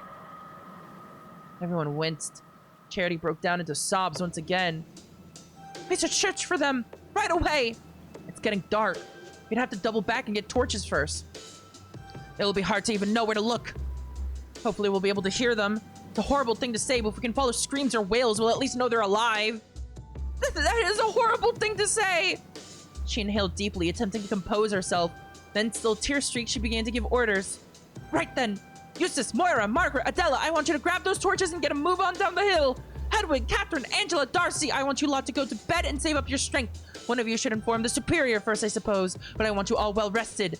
If the first group can't find them, then we can rotate in shifts. Is everyone clear? Catherine and Angela looked ready to protest, but each thought better of it. Everyone sprang into action wordlessly. We all jogged as fast as we could back to the Abbey with grim determination. Adela stayed as far away from Angela as possible. I, too, attempted to keep some distance from the both of them, but that proved difficult. The group naturally spread apart as Charity and Martin moved the slowest. The forward group, led by Eustace, sprinted ahead to collect the torches. Angela, Adela, and I were left together after all, along with Darcy. As we passed through the men's camp, Angela hissed in my ear like a serpent. What about these blackguards, huh? Perhaps we should let them know you'll let anyone bend you over. Enough! Once we arrived inside the cloister proper, Angela turned around and spoke imperiously. I will notify the superior. The rest of you go to bed. We should talk about this. There's nothing to talk about until Flora is found safe. We nearly lost her once already. She cannot have gone far. Expertly observed. With any luck, the others will find her, but I am not willing to take that for granted. Bed! Now! Everyone nodded solemnly. Angela? What? Never mind. I can only hope that the morning brings good news. I am certain it will. We all marched upstairs to the dorms. There was no escaping the air of dread and hostility. Catherine wordlessly walked into her room and slammed the door shut. Darcy was left looking bewildered. What is going on? It's nothing, Darcy. A personal matter. That much I can tell. I am not that thick. Well, Angela is upset with me because... Darcy's brow furrowed. You can tell me. I don't know what to say. I'm worried about Flora and Bridget and Violet, and I haven't got the slightest idea of how to approach this more personal problem. Is this because I did not tell you what I saw in the village? What? No! Had I offended Darcy? I couldn't think of anything I'd done. Because I will tell you if you must know. No, Darcy, I really... They were dancing, Hedwig. Hey! Jim mentioned this. In the present. Jim mentioned this. Laughing and dancing, and the ones that were not dancing were dead or dying, like the farmer. How strange! Did not know what else I could say. This was a bewildering revelation, and my mind was elsewhere. Yes, how strange. Well, is this because I kissed you? What? Do you not trust me as much as I trust you because I kissed you on accident? No, Darcy, I'd forgotten all about that. I see. Is it anything? She expected me to say more, I simply couldn't. Stupidly, I reached for an answer beyond no. Anything to get out of this conversation, I thought to myself. A while ago, you said this abbey didn't keep goats. But I found one the other day. A dead one, not far from where I claimed to have seen one butchered in the hall. Where did it come from? Were you lying? You became a different person these past few days. Did you know that? After a moment, she left for her dorm. She closed her door gently. Oh, God. Oh, man. Hedwig, ugh. I shouldn't have fucking said that. Feeling utterly defeated, I entered my own room. I fell into bed, my mind burning. For 2, perhaps 3 hours, I had experienced total bliss. I had chosen a path that made everyone happier, so I had thought. Bed had fallen apart incredibly quickly, and now Flora was missing again. I had arrived right back where I'd started.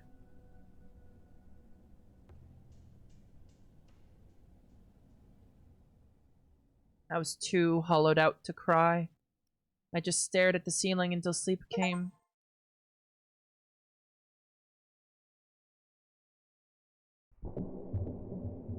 Oh no. That's bad. That's bad. Oh, that's bad. In my dream, I wandered a familiar desert. This time, however, there were no soldiers. There was no one else here. The tents the armies had slept in were all there, but each one I checked was empty. I wandered through the silent camp, oddly compelled to find someone, anyone, to notice that I was here. The battlefield was vacant, too. I shed my clothes, hoping it might attract attention. I tried everything I could, desperate for something to happen, but nothing ever did. There was nobody there to chase me or even see me. There was not even a hint of danger. I was alone. It was almost disappointing.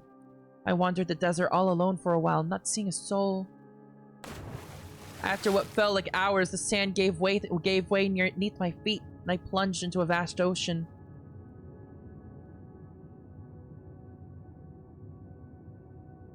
It was peaceful beneath the waves. Beautiful, even. For time at least. What are you doing here?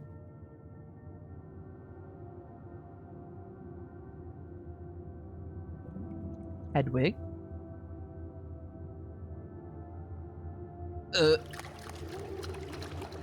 that you, Hedwig? Go away. Leave.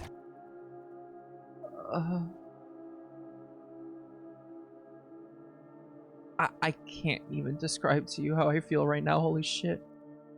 Go away.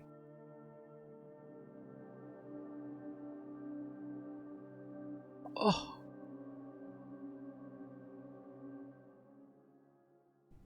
Oh my god, my blood actually ran cold. Holy shit, I'm actually shivering. Oh, holy shit. Wow. My hands are like fucking buzzing. Jesus Christ. I awoke with a start. Not even sleep was safe anymore, it seemed. Was there truly no escape? Would my hungers never be sated again? I was filled with a deep, gnawing, frankly embarrassing need to take a risk. Last night had been this close to perfect. A prelude to a comfortable life of idle pleasures. I rolled out of bed, aching to return to that world. I was being selfish, of course. Selfish and sinful, but at that moment I had no such clarity. The truly important matter slowly reemerged in my mind as I dressed myself. Had Flora and her friends been found? I opened my door gingerly. The dormitory hall was quiet. Finally, a door swung open. My heart leapt as I saw Adela emerging from her room. Adela! Were you able to find Flora and the others? No, we were not.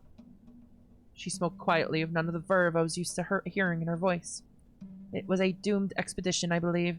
The hill is steep and the vegetation is dense. Navigating in the dark was treacherous, and we were risking great injury. How horrible! Are there any clues at all? None. Hedwig, do you think they did it on purpose? What, fell down a hill? They were rather adamant about wanting to go sledging. And I know Flora had tried to escape Lynn-Barrow before. I'm just trying to make sense of it all. You don't think they just overextended themselves having fun? I think they might well have been stupid, but not that stupid. Perhaps there's no use trying to make sense of it. Oh well, we can ask them when we find them. I presume it's time for the other shift to head out? I can be ready to go as soon as we've eaten. Adela shook her head. The second shift already left.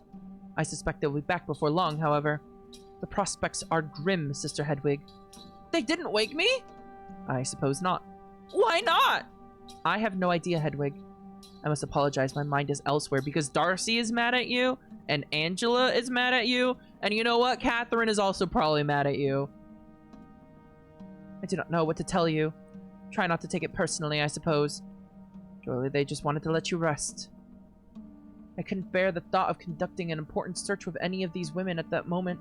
At least two of them were very angry with me, and I was beginning to wonder if I hadn't offended Catherine somehow as well. Good morning. I take it the others are still searching? Indeed. That is unfortunate. Weren't you going to go with them, Hedwig? They did not rouse her. Oh. Huh. Maybe they just wanted to travel lighter. Perhaps. I felt ill. Everyone else is still asleep? Yes. I could not. I have too much energy. Understandable. Well, should we check in with Soup? Angela took care of that last night. I would prefer not to bother her until we have more concrete news. I understand. Well, if Darcy's out helping with the search, there's no breakfast to be had. I doubt Soup will be bothering with morning service. Do you two want to go for a walk? I have nothing better to do, I suppose. Yes, I suppose a walk would balance the humor somewhat. Better than nothing. We dragged ourselves outside wordlessly. I'm kind of realizing these two eyes are just like the painting. The men had already gotten to work by the chapel. Aside from the light smattering of snow in the air, this could have been a day like any other. You know what this feels like? I think I know what you are going to say. Yeah. Like the morning Catherine was found? Yes. It's hard to disagree. The morning after Samhain. It was not long ago, but it might as well have been years. The days have moved slower about her, haven't they? Like walking through a bog. I can only imagine. I did not have to imagine. Not really. I knew exactly what they meant. Flora really is gone this time. Any of them, really. I don't know. Perhaps it'd be better in the end. What do you mean? I don't mean to sound heartless, just... Remember how Catherine tried to dream up escape plans for Flora, don't you? Only vaguely? Catherine and Flora were close. It bothered me, I must admit. Flora was enamored of Catherine, clearly. Who wouldn't be? Only it developed into something of infatuation. She turned to me suddenly. Hedwig, you are aware now that this is not a particularly pious place. We indulge from time to time. Adela and I exchanged a glance. I know. Well, for the longest time, we attempted to hide that from Flora. Much the same as we tried to hide it from you, really. Only for Flora's sake, there was a while where that aspect of our lives seemed totally doomed. Of you, it was only a matter of time before you relaxed. Had I been so predictable? I glanced at Adela again. Perhaps I really had been. Flora was here before I arrived, and I never felt as if anything was being hidden in this regard. Yeah, well, that was after we gave up. Hiding, sneaking around, no longer saying what we wanted from each other plainly. I got sick of it. Catherine especially developed a bit of mania about it all. She was convinced that not only was it good for us to, but we had some sort of moral obligation. I never got that sense from her. I just thought she was energetic. That was one of her causes for a while. Catherine had the libido of a rabbit and the conviction of a Hussite. She used to say Hildegard was wrong about two things: sex and the Jews. I don't know what Hildegard had to say about Jewish people. I'm sorry, chat. What? No! What did Hildegard have to say about the Jews? Nothing positive. Catherine took offense, as odd as that may sound for someone of her occupation. She had Jewish blood in her, you see. She discovered this after digging around in her family history. That's not possible, surely. The expulsion happened in 1290 and... Well, Hedwig, Catherine was Irish, so the expulsion wouldn't have touched her family. And again, this was very far back in her family's history, apparently. But nonetheless, she was very proud of it. She lamented not having a connection to something she saw as integral to her own history, and she did her best to research what she could. Hard to blame her. Could she read and write in Hebrew? Yes. How well I couldn't say, but she made a point of knowing the basics. What did Hildegard say about sex, though? Also, nothing positive. Yeah. So naturally, Flora, being as nosy as she was and the age she was, caught wind of all this. As she got older, I knew she wanted something from Catherine. Uh-oh. And for a while, I was terrified Catherine might give it to her. Would that have been so wrong? Yes! Of course it would have been! Flora would have been married by now, surely, had she not taken vows. But she did, in fact, take vows. I promise I'm not trying to be combative. No, you're right. In a way. Flora is almost 20. She would likely have married a man Catherine's age and had children by now. But my distaste, I suppose, stemmed more from the fact that Flora felt more like our daughter than our peer. We had watched her grow up. I remember when she was half as tall and much less spotty. My fears were unfounded, though. Catherine was simply excited to have one more person to gnaw on before getting bored. Margaret! That is a horrid thing to say about Catherine! It's true, though, isn't it? It's been long enough. I will always miss her, but she picked people up and put them down at her leisure. Flora was devastated when Catherine did it to her. It made me so angry. I confronted Catherine about it, in fact. It was our one and only real fight. And it damaged our friendship, I think. I felt awful. Anyway, by the time the second or third of their silly little escape schemes failed, Catherine's attention was elsewhere. And Flora, well, I'm certain she realized that her dashing older friend was never going to look at her the way she wanted her to. So it is no wonder Flora wanted to leave. No matter how old we all grew, I don't think any of us would have ever let her into the real Lynn Barrow. Nor should any of you! I'm relieved that this story stops short of sordid. I agree, but goodness, I do feel for poor Flora. She must have been so thrilled when some people her age showed up. Who'd think? I do wonder if it really could be that simple. To be honest, I doubt it.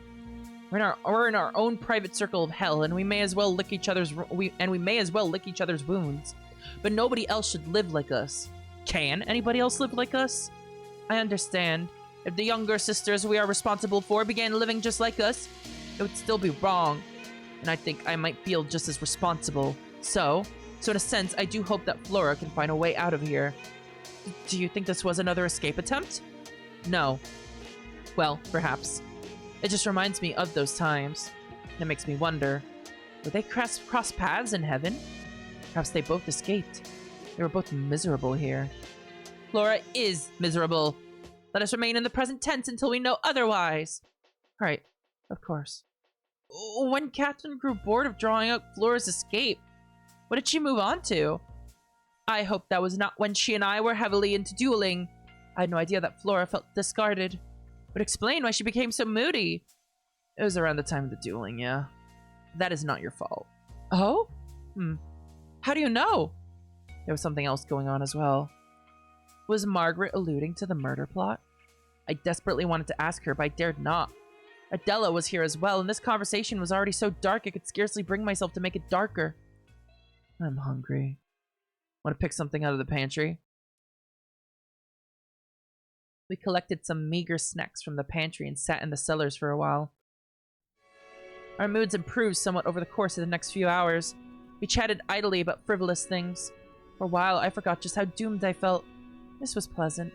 It lacked the raw thrills of the night before, but I was nonetheless lulled into a sense of comfort. This was not so bad. If Flora and Bridget and Violet returned safely, would it really be so difficult to live this way? Perhaps Charity could call one of her meetings, and we could all agree that now was the time to put our sinful excuses behind us. So what if the Bible did not explicitly call what we did homosexual or evil? Aquinas did. Hildegard did.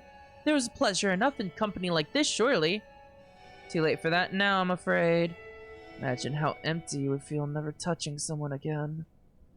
The conversation faded into the background, and I stared into the darkness to argue silently with myself. Evil, it seemed, had won. I could fool myself no longer. I knew that there was no repairing a soul like mine. Maybe it was for the best that Flora and her friends were gone. Missing her dead, it did not matter. They had escaped this place untainted. They would not have to do spiritual battle with their darker halves after getting a taste of what Lynn Barrow had to offer. Death might even be preferable. Ha! There you are! Oh, hello. Any luck? No, I'm sorry to say. Although there might be a small hope. Oh? We found the wheelbarrow. On its own? Indeed. A rather grim discovery. Better than finding a full wheelbarrow. That's right. Huh. Hopefully they're still out there then. We can only hope. We shouted and shouted, of course, but there was no response. How are the others doing? Charity and Marta are taking a well-deserved nap. Moira is... I'm coming! There she is. Did Catherine and Eustace already share the news? Yes. Not the best outcome, but not the worst. I presume you'll be sending out another shift? I hate to sound cruel, but is there a reason to? Perhaps they're just gone. We called out to them as loudly as we could, and we heard nothing back. They're alive. Maybe they don't want to be found. That is cruel, Catherine. They could be huddled somewhere in the cold, too weak to move or speak. And even if they are dead, we would owe them a proper burial. Agreed. We cannot give up on them. Only... Never mind. I understand what you meant, Catherine. Should I come on this next shift? I wasn't roused for this one. No, Hedwig, that's quite all right. We let you sleep because we decided you should be given time to write about the situation. I just realized. Moira, did you search for 2 straight shifts? Yes, I couldn't sleep. My goodness, you poor thing. You need some rest. You might be right. So I should be chronicling these events? Naturally. This is an important moment. I couldn't shake the feeling that this was a way of being shunned, but this was not the time to argue. Well, then I shall do my best to record everyone's heroism. I'm off to get some sleep. Wake me as soon as you have good news to share, aye? It isn't half cold down here. Why are all here when the Misericorde has a perfectly good fireplace? God, good question. Shall we take this upstairs before we head back out to search? I have no objections. I'll be right behind you. I just want to ask Hedwig something. Suit yourself. The others left, and Catherine waited until they were out of sight to pull me between the rows of barrels. Are you quite sure you convinced the Superior of Eustace's guilt? As best as I could, yes. You are certain? Yes! I can make no guarantees, but I fought hard for you. I know. I apologize. God, it's just so horrible. This must be how Damocles felt. I nodded, unsure if I was meant to understand this reference. Sorry. Another one of Catherine II's favorites. A rather grim story, I must admit, but she loved using it as a metaphor. Nice eye. The Greeks were a rather miserable bunch, weren't they? There was some story she loved quoting to me about some madwoman who killed her children. Medea? That's the one. She always brought it up to cheer me up when I was feeling glum about, you know, that thing I did. She knew about that? Yes. She was the only other person I admitted it to. So I hope you can understand, Hedwig, how much trust I'm imparting to you. Not to speak ill of the dead, but her passing reduced the number of people who knew the truth to 0. Now it's 1 again. I chose a good person to tell, didn't I? You can trust me. I'm glad. So, do you think there's any value in, I don't know, refreshing Soup's memory? I'm rather anxious, that's all. You don't have to if you don't think it'll be valuable. I don't know what sort of conversation you had. For all I know, the balance could be so delicate that pushing things might irritate her. That was more or less my impression, I'm afraid. I argued most exhaustively and presented all of the evidence I could find, as well as some of my less concrete suspicions. I really did my best, Sister Catherine. Good. Good. I just cannot stand the waiting. I know. It must be horrible. Her face suddenly fell. The superior emerged from the darkness in front of me. I could sense someone behind as well. Sister Catherine, I am glad I found you. I must speak with you in my office. Immediately. Superior? Uh-oh. Hedwig, you done fucked up. Hedwig, you done fucked up. This is hell! As I said, immediately. I prefer not to drag this out. Your Revenant, what? Be quiet, Hedwig. But you may speak when we are in my office.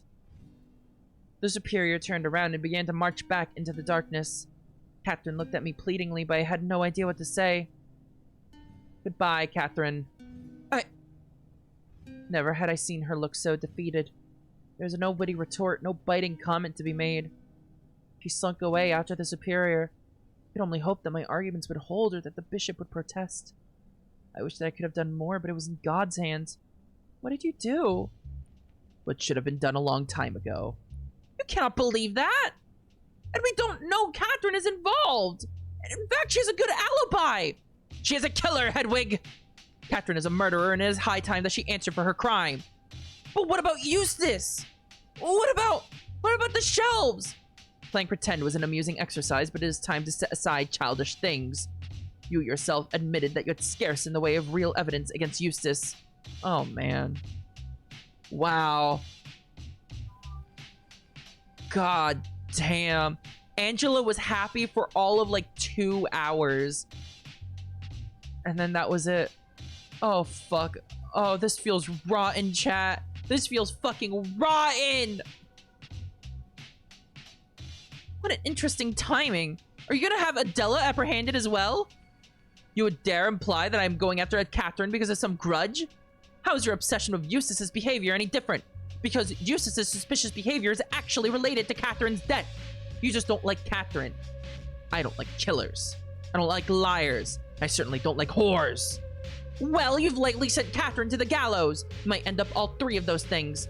How will you be able to live with yourself? Comfortably. Lynn Barrow is rotting, Hedwig. And both Catherine and Catherine were limbs that were better off being pruned. Don't you dare! And if Eustace must be pruned too, then we can assess. You are mad if you think I will ever want anything to do with you again. We'll both be here for a very long time, Hedwig. Not long enough for me to forgive this. It may take some time, but God rewards the patient. With Catherine gone, Lynn Barrow will be rid of an incorrigible murderer. And we can be rid of Eustace next when we have stronger evidence. When I saw you spinning around naked and free, desperate for attention, it was like looking into a mirror. I sought to guide you, but you were uncontrollable. One day, however, you might see that I made a good choice.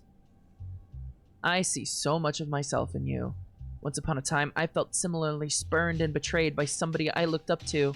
Somebody I loved. But then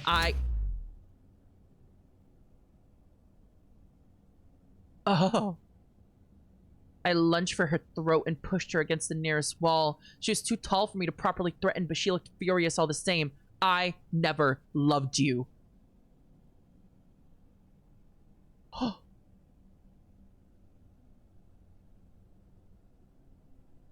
I'm taking a drink.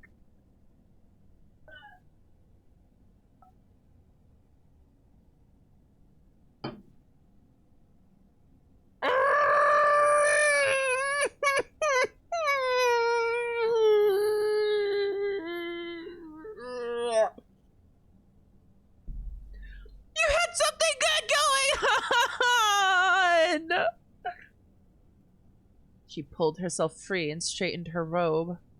I think I think you need some rest. What I needed was to beat her head against the wall until there was nothing but neck left. At least that's how I felt at the time. Instead, I turned away wordlessly. I ran to my dorm and slammed the door shut. I wanted to scream. I wanted to die. I fell into bed and bawled until my energy was spent. Darkness came. Mercifully, I did not dream. It was pitch black outside when I awoke. Little dashes of snow were visible every now and then in the moonlight, but that was all I could see. No dreams. No escape. If you're feeling restless, I can think of something you could do. There is nobody who would have me now. They all hate me. Let them hate you. You don't need someone to touch you to feel alive. What are you suggesting? You know exactly what I am suggesting. It's freezing cold. And wouldn't that feel magical? Overwhelming? A chill more piercing than any partner could be. I made a convincing argument. I stripped naked quickly and wrapped the Superior's heavy cloak around myself. Hedwig, please stop doing this.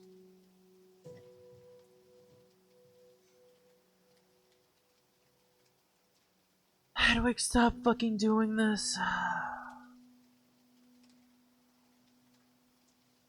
They could have been so happy together, but no one told Hedwig what monogamy was, and Angela reacted the worst way possible. I think in terms of the viewpoint of this time period, I don't remember who it was that said it, but it doesn't matter that they all sleep with each other because none of them are married, and it's only seen as cheating if they're under the institution of marriage. So, like, the topic of monogamy in Hedwig's mind would not even have been relevant to sleeping with others. Angela is the one that is very abnormal in how she feels about this, even amongst all the lesbianism for this time period, I think. And, you know, she could have set that boundary, but she didn't. She did not communicate that boundary, probably because she was ashamed of feeling that way, I'm sure.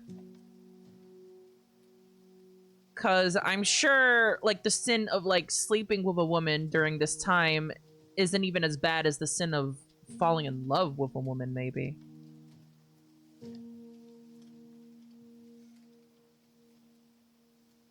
And, like, Hedwig is not at fault at all because literally Angela told her to make herself available to everyone. She spoke those words to her. Angela told her to make herself available to everyone. And then suddenly, when it wasn't convenient to Angela anymore, it pissed Angela off and she called her a whore. Angela could have fixed this by communicating a boundary, but you know, I don't think communication is anyone's strong suit in this entire fucking abbey. Oh my god, okay. As soon as I stepped towards the door, I heard a sound. Catherine's door. So then, whatever the Superior had told her, Catherine had at least been allowed to return to her room. That stood to reason, I supposed. If Angela had indeed betrayed me and convinced the Superior to give Catherine up, she would still need to wait until morning to leave. And she would have to pack her things. Gingerly, I stepped into the dorm hall. The fireplace glowed faintly, embers providing the barest amount of heat. I caught the barest glimpse of a cloak disappearing into the darkness ahead of me. Where was Catherine going? Everyone would have been roused if the others had returned with news. I followed as quietly as I could. Why are you doing this naked? Hedwig, please! Ah! I watched as she tested the library door. It opened for her and she slipped inside. As deftly as I could, I made to catch up behind her before the door swung shut. She made her way towards the sacristy door and passed through it. Some people had all the luck with locks. I dared not follow her inside such a small room, but I managed to catch the door before it closed. I peeked through the crack, too curious to give it up. Through the darkness, I could just barely make out the painting. Was she going to destroy it before she left? Catherine stepped in front of the painting, preventing me from seeing what she was doing. Whatever it was did not take her long. Realizing that she was about to turn around and leave, I scampered away and hid behind Eustace's old desk. I listened and waited for her to pass. Her footsteps stopped as she passed the threshold to the hall. I could hear something. Sobs? Finally, the door closed. At last, she left and I was free to inspect the sacristy. I crept towards the painting. At first, it was hard to see anything different about it all. Finally, I spot the mole! The fucking mole! The fucking mole!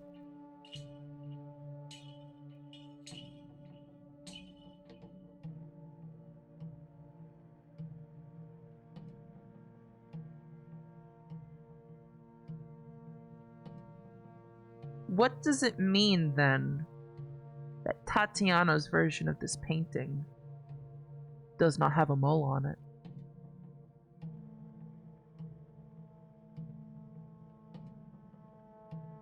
Did Tatiana visit here beforehand? Somehow?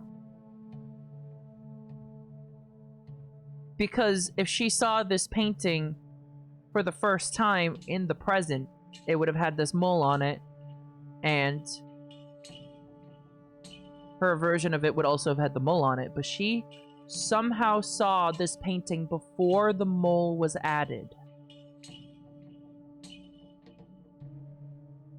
Slowly, I began to piece together a few things. If this had been planned as a surprise for Catherine, no wonder Flora had needed her friend's help to sneak around. The original artist hadn't gotten around to painting this mole or whatever it was. It stood to reason that Flora might miss it as well. I had been intimately close to Catherine's face many times, and it had still taken me a moment to realize what had been added. There's some details about people that we just get used to, I suppose. Things we understand are part of a person but don't stand out. Or perhaps both Flora and I suffered from a lack of general awareness. Neither of us were fit to be responsible for anything. Why had she done it? Why had those fools flung themselves down a hill? I sighed and left the library. It was not the time to dwell on such things. It was time to indulge. I might never get the chance to do it again, I told myself. Oh, Hedwig, stop it. The hallway sconces were still lit as well. Nobody had snuffed them out yet. Flora was still out there, it would seem.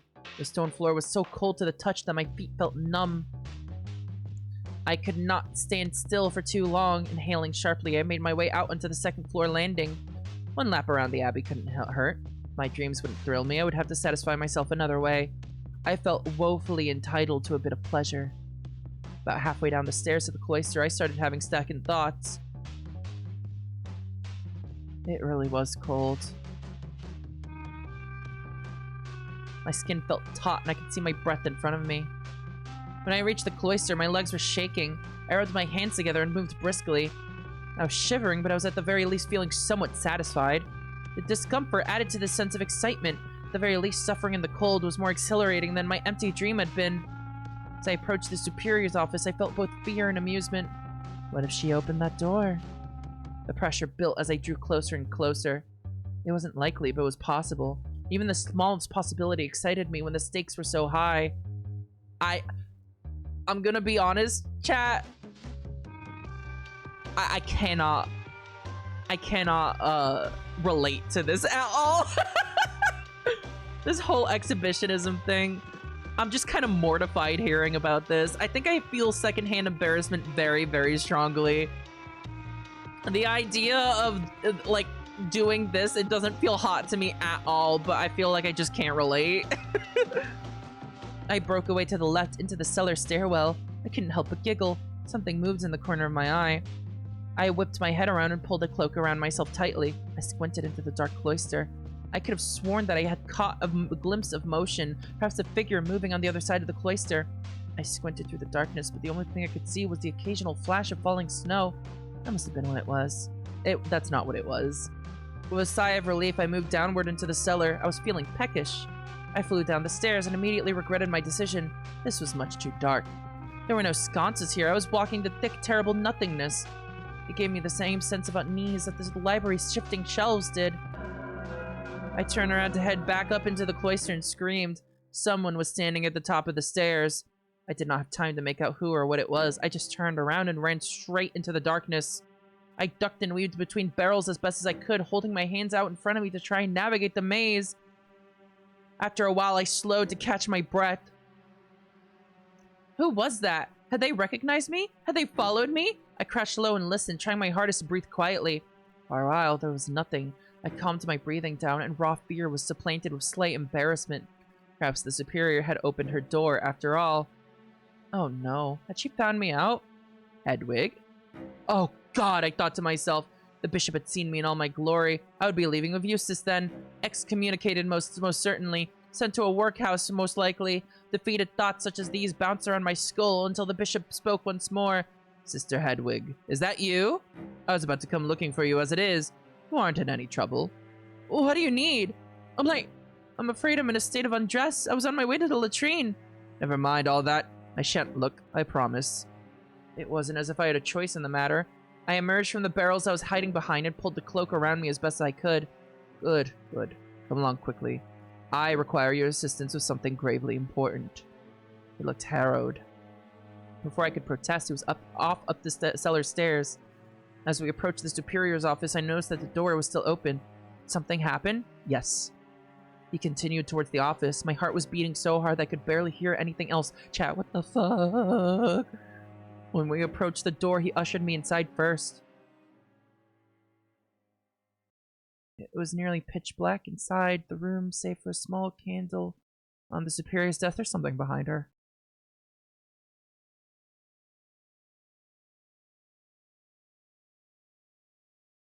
Oh, this is hell.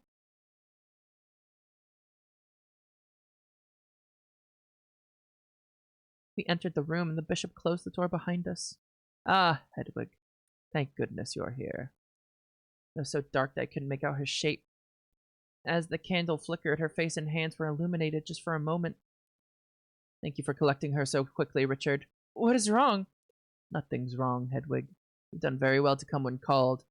He tells me that as long as you're here, no other harm will come to Lynbarrow. Who?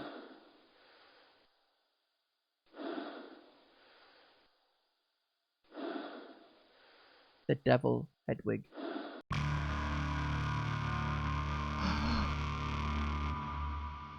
What the fuck? What the fuck?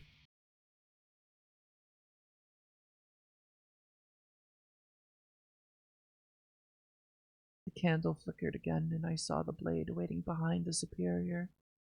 No! Richard,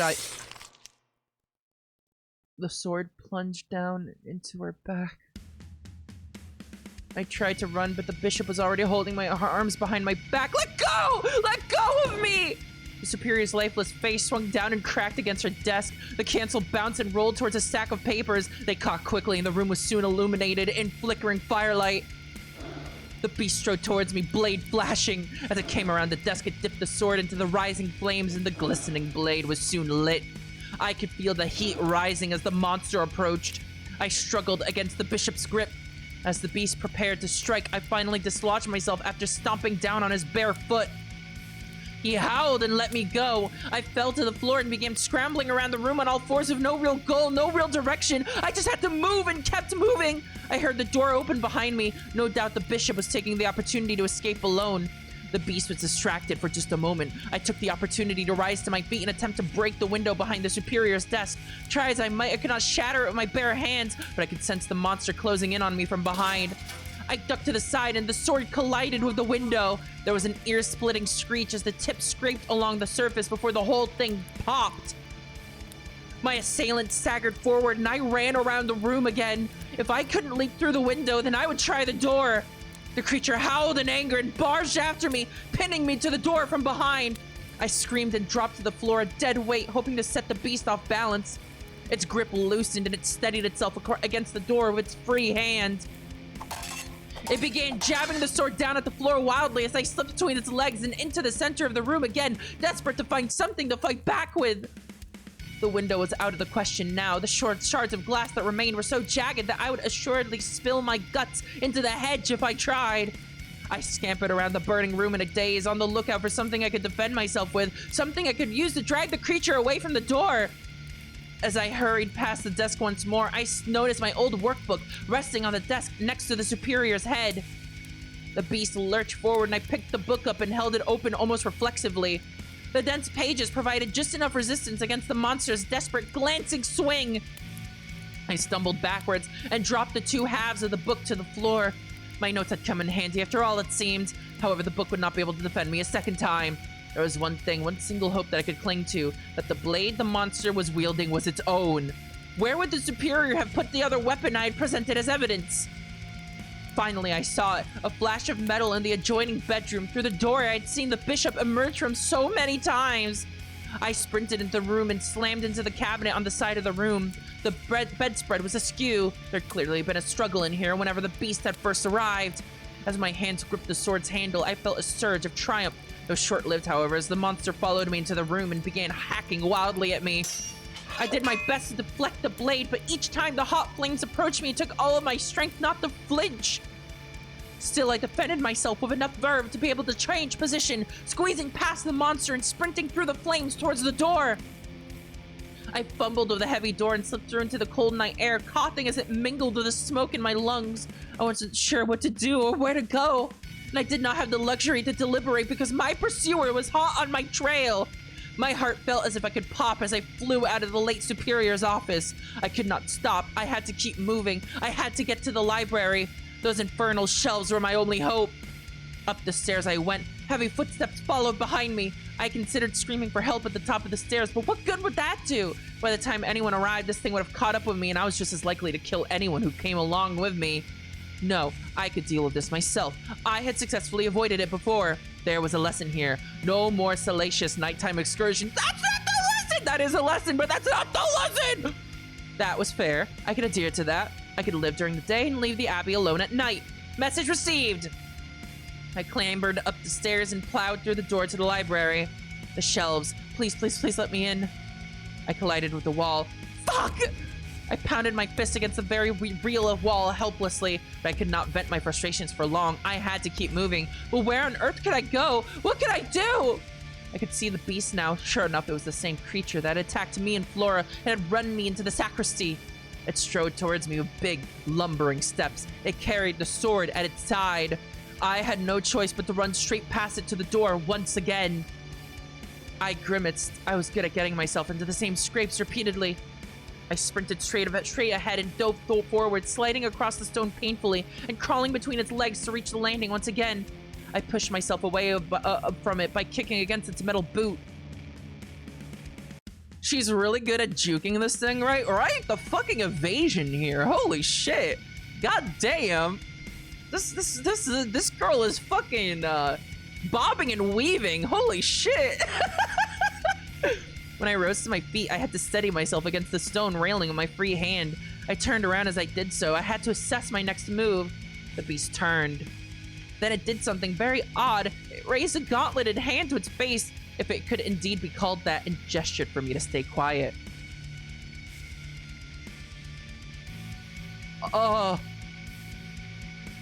Sorry, chat. I don't read blob.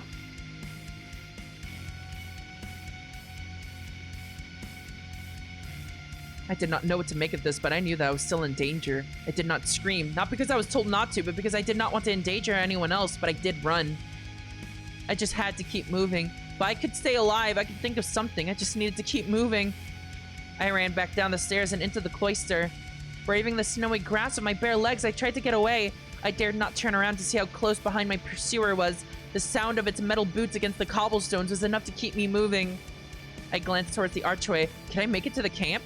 It seemed irresponsible to bring this demon any closer to more people, but I had precious few other ideas. I was but one woman who knew nothing about swordplay. The builders, at the very least, had muscles and hammers. My lungs were filling and emptying of such totality that I had no opportunity to scream. So when my shoulders were yanked backwards and my legs flew out in front of me, I made no noise. My robe had been caught from behind.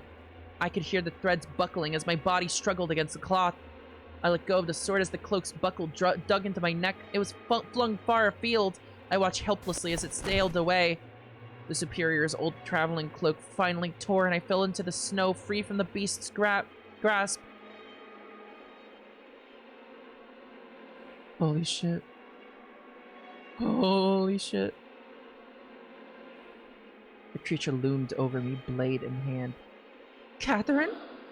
The monster shook his head. As the beast began to step towards me, I felt a surge of responsibility.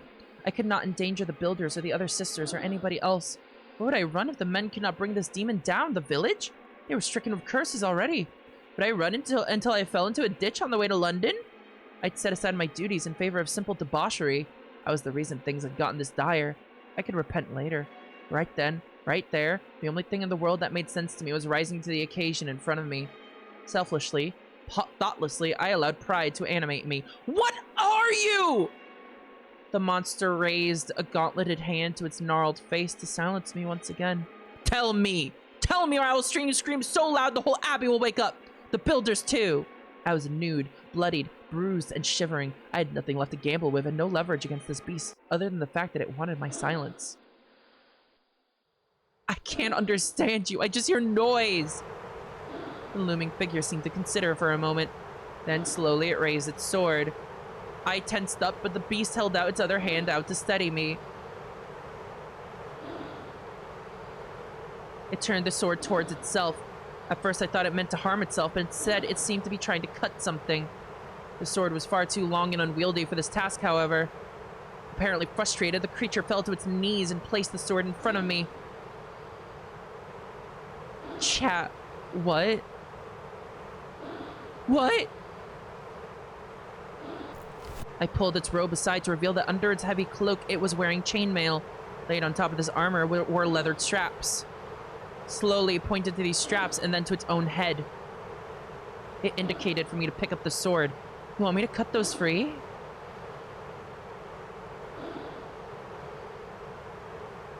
I bent down to pick up the blade, turning it in my hand slowly. The creature looked oddly pathetic kneeling here. It held its robes open, gesturing eagerly at me. It continued speaking in a muffled and dark tongue. As close I could sense a familiar sulfuric stench.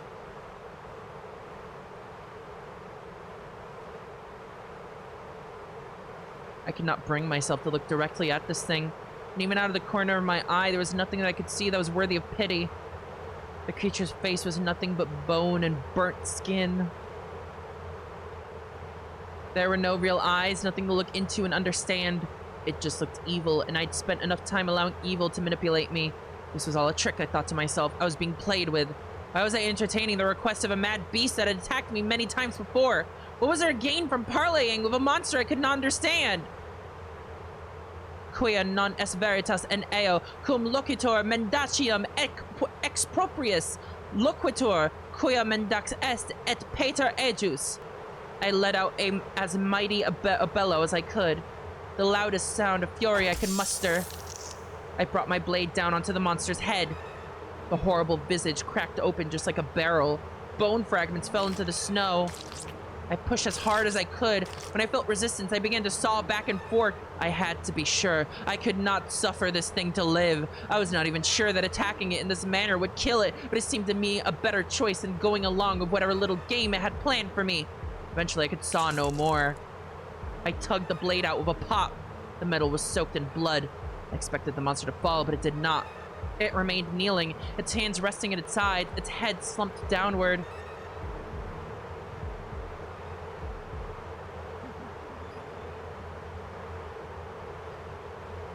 Huh?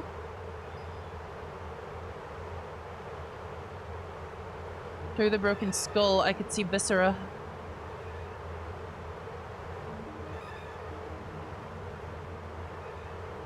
An eye bulging outward, a face cloven in two, a soul leaving its body through a great gaping wound I had created.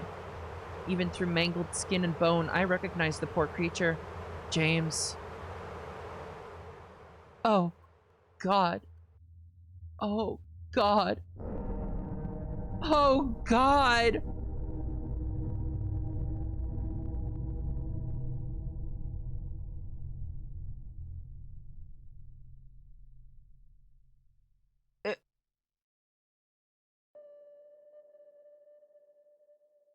No. No, no, no, no, no, no, no, no, no, no, no, no, no, no, no, no, no, no, no.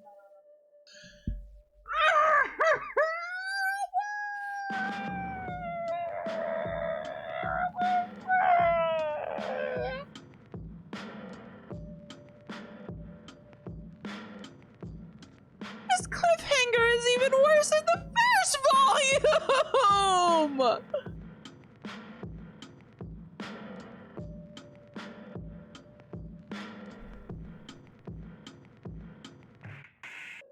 So James was moonlighting as fucking Satan.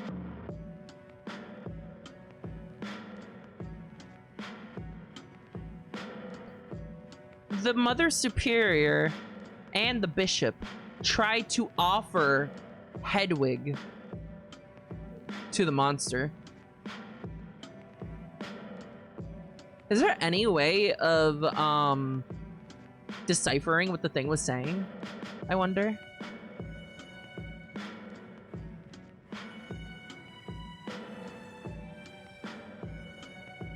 Also, how could the Superior and the Bishop understand it when it was the font is in the game files? Do you want to see what he said? Yes, yes, yes, yes, yes. Give. Please, please, please.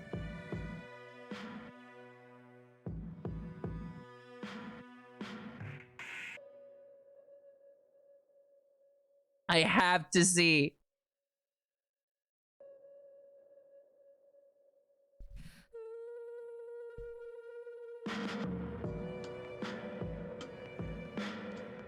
Jesus Christ, I don't even know what to use for the YouTube thumbnail. There was so fucking much.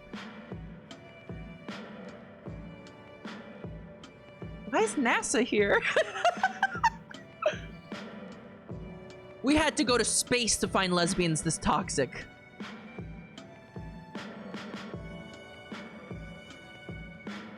I don't know what to say. This game's narrative still has me like gripped by the fucking throat. It had me gripped by the throat at the end of Volume 1, and it still has me in that stranglehold in Volume 2. It is insanity. I need to know. And by the way, Alex in the present is currently being held by the fucking mafia or some shit.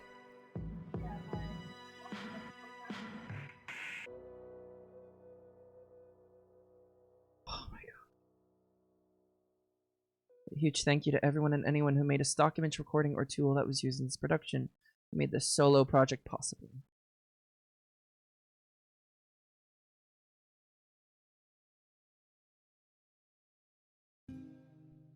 And now, I am here. Back where I belong. Everything that happened after that fateful sword stroke is a bit of a blur. Thank you for the link. I'll click on it as soon as I'm done with this part here. I remember a few sisters and a few builders coming to inspect the commotion. I know the fire was put out. I believe that Angela is now our Mother Superior. As far as I know, work continues apace on the clock tower. Right away, I knew that I had to be put back in my cell, but the bishop was long gone. Perhaps he took a mule or horse from the builder's camp, or perhaps he simply walked down the hill. At any rate, there was nobody to perform a ceremony for me, so I am not an official anchoress. But it will do. I must apologize if you were expecting some sort of revelation. This story is a chronicle of my failure, not of the solving of any big mystery. The simple truth of the matter is this. I failed. Perhaps I was too slow. I was certainly too stupid. But above all else, I was not prepared to exist outside of this cell. I am a prickly thing, aren't I? I harm anything that comes my way, and I stick to people like a burr. I cannot control myself. Not my rage, and certainly not my lust. At least now I am content. Me and my irascible friend are happy in here. Hello! I have my books, and she has my body.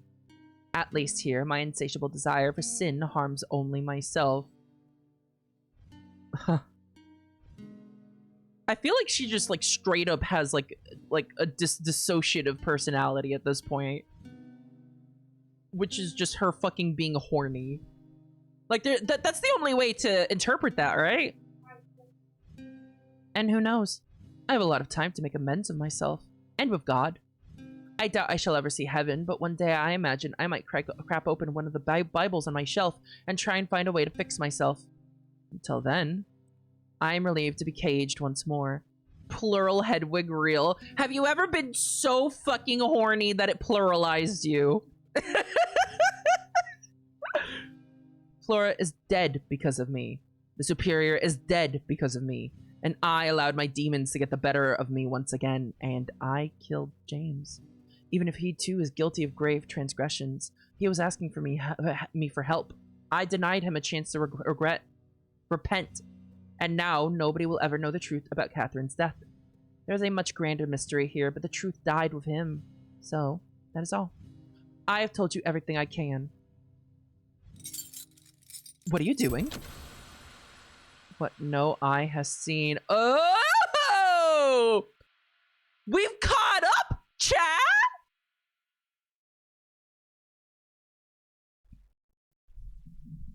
We've caught up to the campfire and Xanarkand!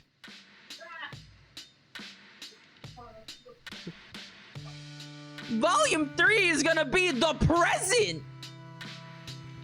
Alright, okay. Well, there's a few things to check out, chat. First thing to check out.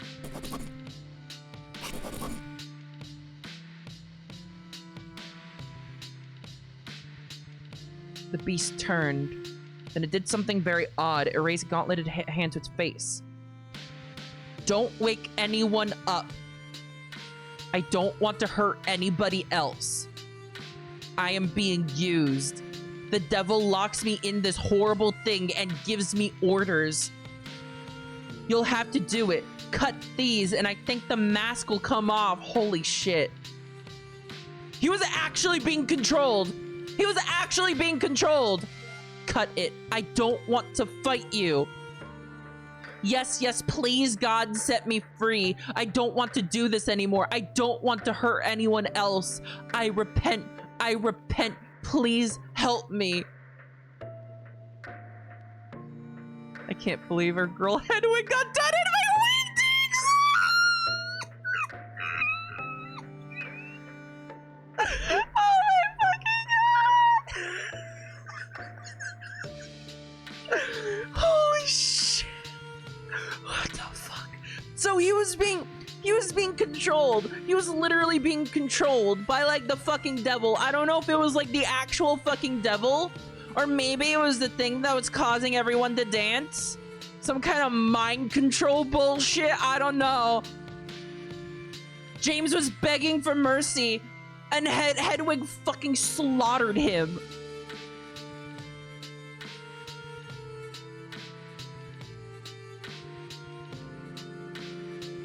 Hedwig fucking double tapped him. That was a slow death too. She was sawing right through his head. That was a painful death.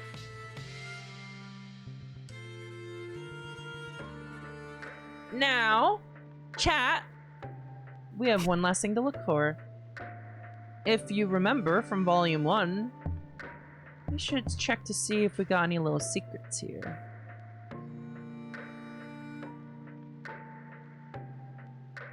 No, we already saw that one.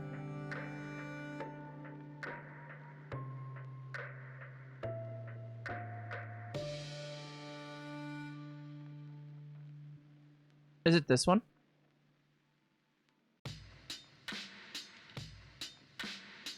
No, it wasn't that one. No, we saw that one.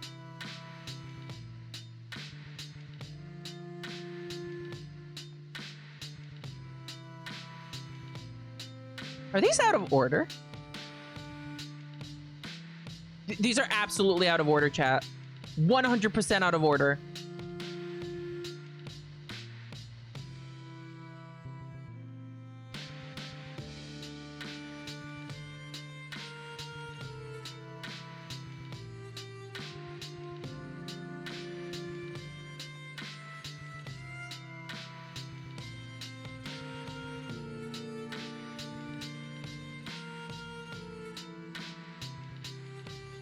Where is it?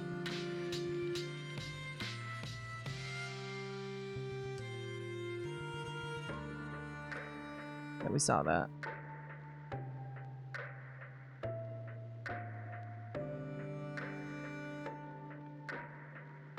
I'm like considering all of them individually now.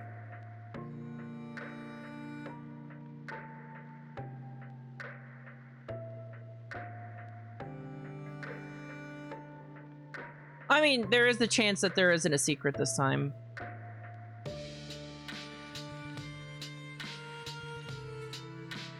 This one. It's this one. Yep. Yep, there she is.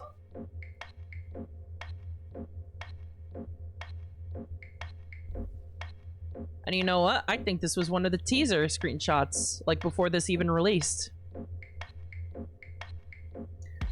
Look who's being marked as Tatiana now.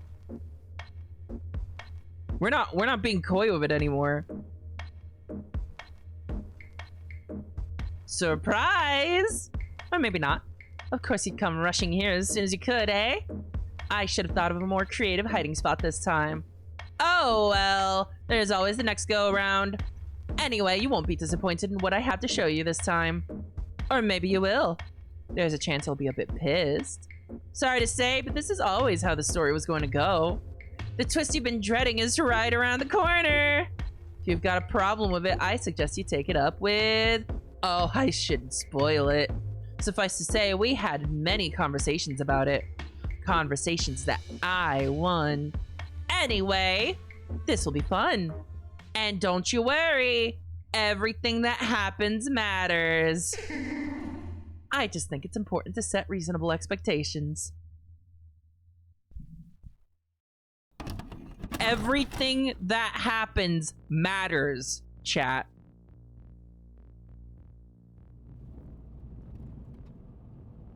Including that mole getting painted. I'm still thinking about that. It took a while to drive down into the valley. The road going down the other side of the hill was even more fucked up than the one Jim had taken me up earlier. He wasn't driving this time. He sat in the back with me, watching the dead guy.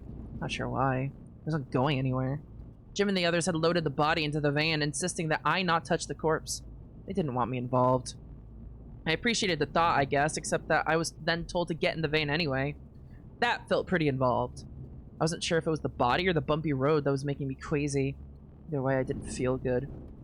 Jim kept smiling at me reassuringly. It didn't work. It's alright. Nothing to worry about. God knows this isn't gonna be the only body buried out here. Oh, cool. You didn't do anything wrong. Am I gonna get in trouble? Of course not. Nobody saw us, nobody heard us. That gunshot was pretty loud. Cars backfire around here all the time. Isn't that right? Yeah. Plus there's farmers with guns up and down the hill here, scaring away dogs and whatnot. We would have heard sirens by now if anyone had thought twice about it. Okay. First time seeing someone die? No. A couple grandparents. You didn't watch them get shot, though, I imagine. I shook my head. Well, I do apologize for that. It was him or us, though, and I wasn't about to put you in danger or legal trouble. Oh, word? He laughed. Well, not his kind of danger or legal trouble. So that guy was a spy? Indeed he was. Never liked him. He was always fishy. What gave it away? Like I said, funny feeling. This wasn't really putting me at ease. So you shot a government agent who was already aware of whatever it is you're doing? Oh god. Oh god. I'm fucked. We're all fucked. Language, young lady. I'll take care of it. You have nothing to worry about. I would actually like to know how you're gonna take care of it, Jim. Ain't saying she's right, but I'll take care of it. He looked kind of serious. A different kind of serious than when he had shot the guy, too. Before he had still looked calm and cool, looked darker now, like he'd just had some kind of revelation. So what were you guys doing anyway? Don't answer that. We're in enough trouble as it is. Something important. Uh-huh. She's already in trouble with the government. We'll make her a liability for us, too. Who's us? I don't want to lie to you. Okay. So I shouldn't say nothing. That's fair, I guess. He was quiet for a bit and then grinned at me kind of mischievously. You seem clever. I'm sure you can figure it out. Jim! That's all I'm saying! She's not stupid! It fooled me. Jim looked as if he wanted to say something, then just smiled and tilted his head back. He napped the rest of the way down the hill. Not sure how, it was bumpy as shit for the last few minutes. Eventually, the van came to a stop. We all got out, and the man began to deal with the body. Jim handed me a flashlight, sorry, torch, and pointed into the darkness. Would you mind lighting the way for us? I know I said I didn't want you involved, but it's cool. I'll do it. Jesus! Hi. What are you doing? Why can you teleport everywhere? And through time! Hiya. Tatiana was there wearing another new outfit. Or maybe just a new jacket. You scared the shit out of me. Where were you? I had to make a phone call. How did you get here? I walked. Anyway, enough about me. What happened to you? Who's this? What the fuck is going on tonight, eh? Relax. She's a friend. I'm tired of running into friends of yours. I'm a friend of yours too. She looked the two other men up and down. Oh yeah. Yeah, I think I recognize her. Of course you do. She's in charge of the whole thing, isn't that right? Something like that. She literally has mind-altering powers. She's like a fucking succubus or something. Or a vampire, actually. Okay, never mind. She's a vampire. Never mind. She's a vampire. I hope you boys have been nice to Alex. We started to walk and talk. Tatiana took the lead. The masked men carried the dead mole, and Jim carried a shovel. Or spade, whatever. Nice time to take a phone call. Who was it with? The president? It was urgent, I promise. Why did you even make a call? The visitor center, silly. It was still open? Imagine that. Yeah, imagine that. She stopped suddenly and swept the ground in front of her with her boot. Here's good. What's that? I said here is good. We're taking for orders from her now? Easy. It's not orders, it's suggestions. Isn't that right? Of course. What's your name anyway? Now, that's not a fair question in this line of work. Tatiana. Russian? This is getting a bit too international for my taste. Bristol, actually. It's probably not her real name. Yeah, her real name is Catherine. Motherfucker. Her name is Catherine. Are you two born yesterday? Anyway, I trust her. That should be good enough. Now, shall we get this poor sod buried and get on with our lives? Tatiana's lips curled into that demon smile she loved doing. Here is good.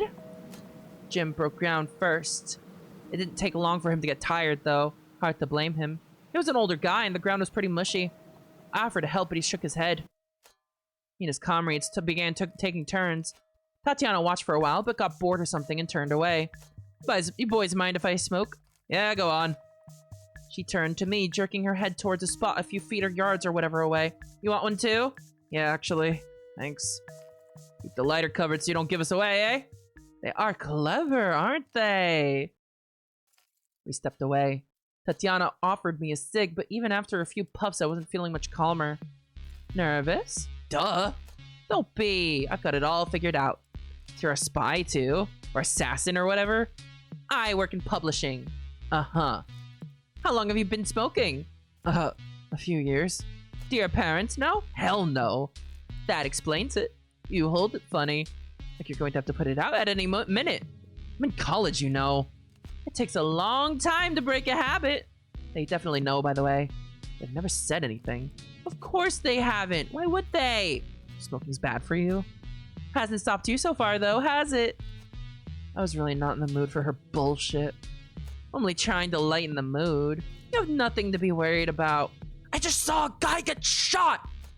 You're making memories! I opened my mouth to respond, but saw something that shut me up quick. Headlights in the distance. Oh shit. Put these out. Huh? Car coming! Cops, cops, cops! Tatiana? Keep digging. She turned around. She looked as smug as ever. This is a friend. How many fucking friends do you have, Catherine? You have too many friends. I swear I saw Tatiana roll her eyes behind her bangs. She turned around to face the oncoming vehicle. It was a boxy off-roader. It bounced over the boggy terrain. It came to an awkward halt, nearly spraying me and Tatiana with mud. The door opened and I couldn't believe my eyes. Eustace? Check out the license plate. None.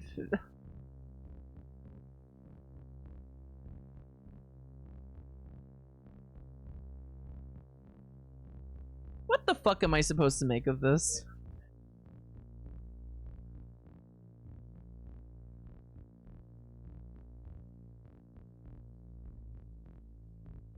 Hi. Get in the car. I didn't need to be asked twice, but I heard protests behind me. What's going on? I called a ride for our young friend, so you don't have to worry about getting her home. Nonsense! Nonsense!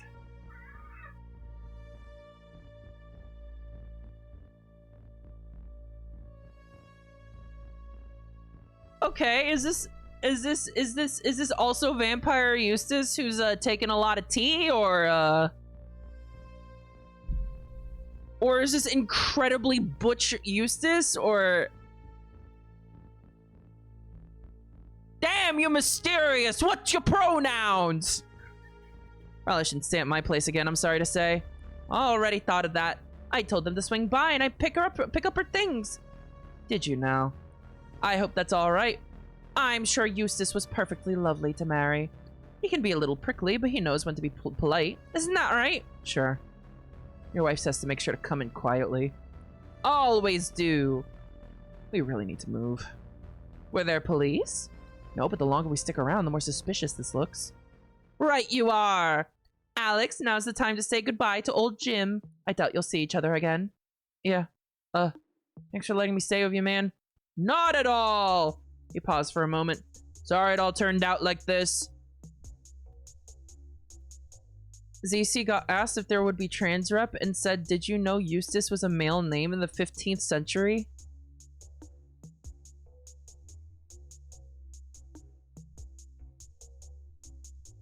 Okay. So what I'm hearing is that Eustace is a trans guy. This is what I'm getting here. And, like, the glasses are obviously the same, so... There's fucking vampires, man. Vampire. Yeah, me too. Good luck with whatever it is you're doing. I think you'd probably approve, but for both our sakes, I think it best I not say. Correct. Take care, then. Tatiana and Eustace got back into the car. Eustace.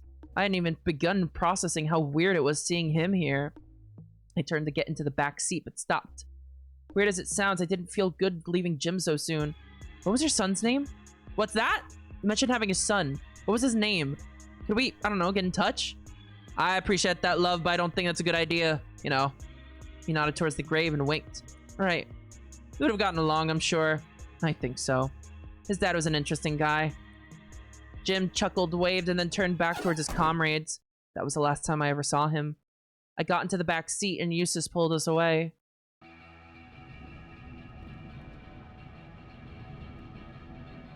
That ended nicely, I thought. A little bittersweet, just how I like things. He had the radio turned all the way up. It made it kind of hard to hear. Shut up. Aw, we haven't seen each other in so long! That's no way to talk to an old friend! That's no way to talk to your old friend Catherine Eustace.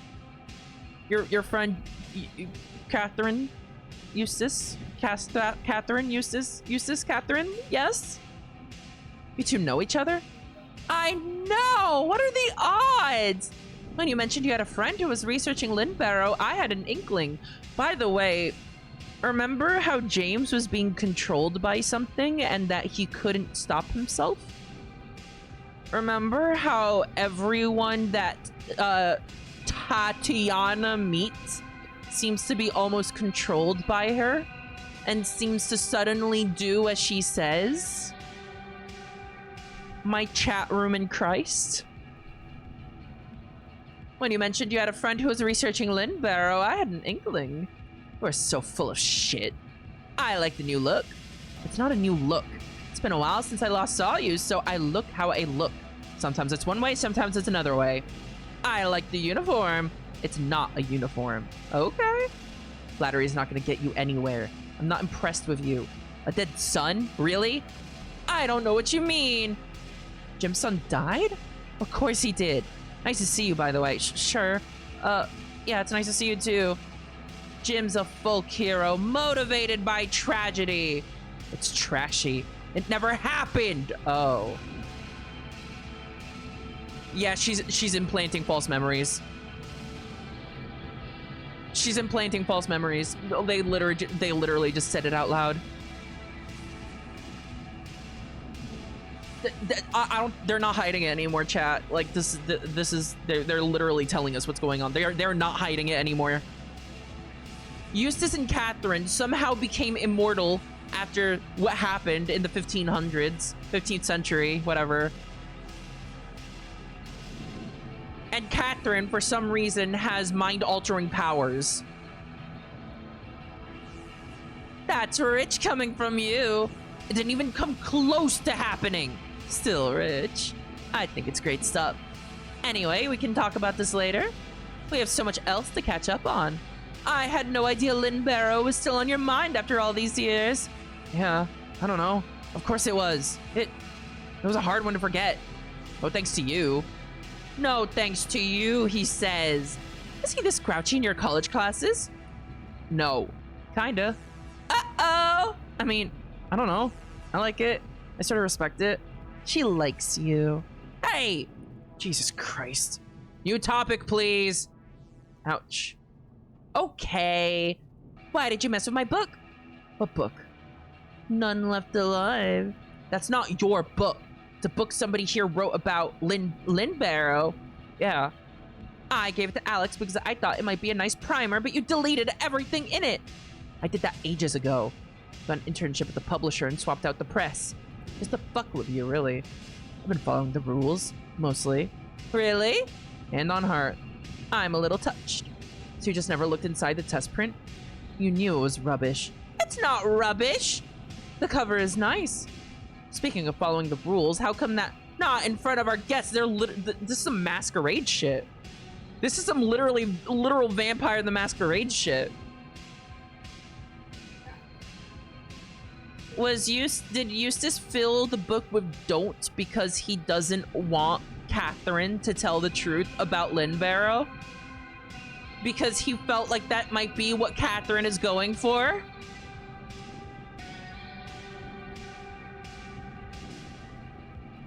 Not yet, at any rate. I kept hearing insane shit that I wanted to jump in and ask about, but to be honest, I was still reeling from Eustace's reaction earlier. Jesus Christ. I knew it was a long shot, I guess, but shit. All I could do to fight the heartbreak was listen to their bickering. The cover is great, but you know everything on the inside is total bunk. You know that all of these conspiracy theorists are completely wrong, right? I think it's cute that you care this much.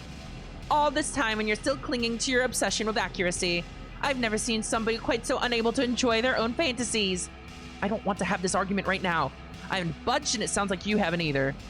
I gave you all this time to reflect and you still want to admit what interests you about Lynn Barrow? My goodness. Maybe I did admit it to someone. Maybe I just want to admit it to you. All right then. We drove in silence for a while. At this point, we were already halfway back up the hill.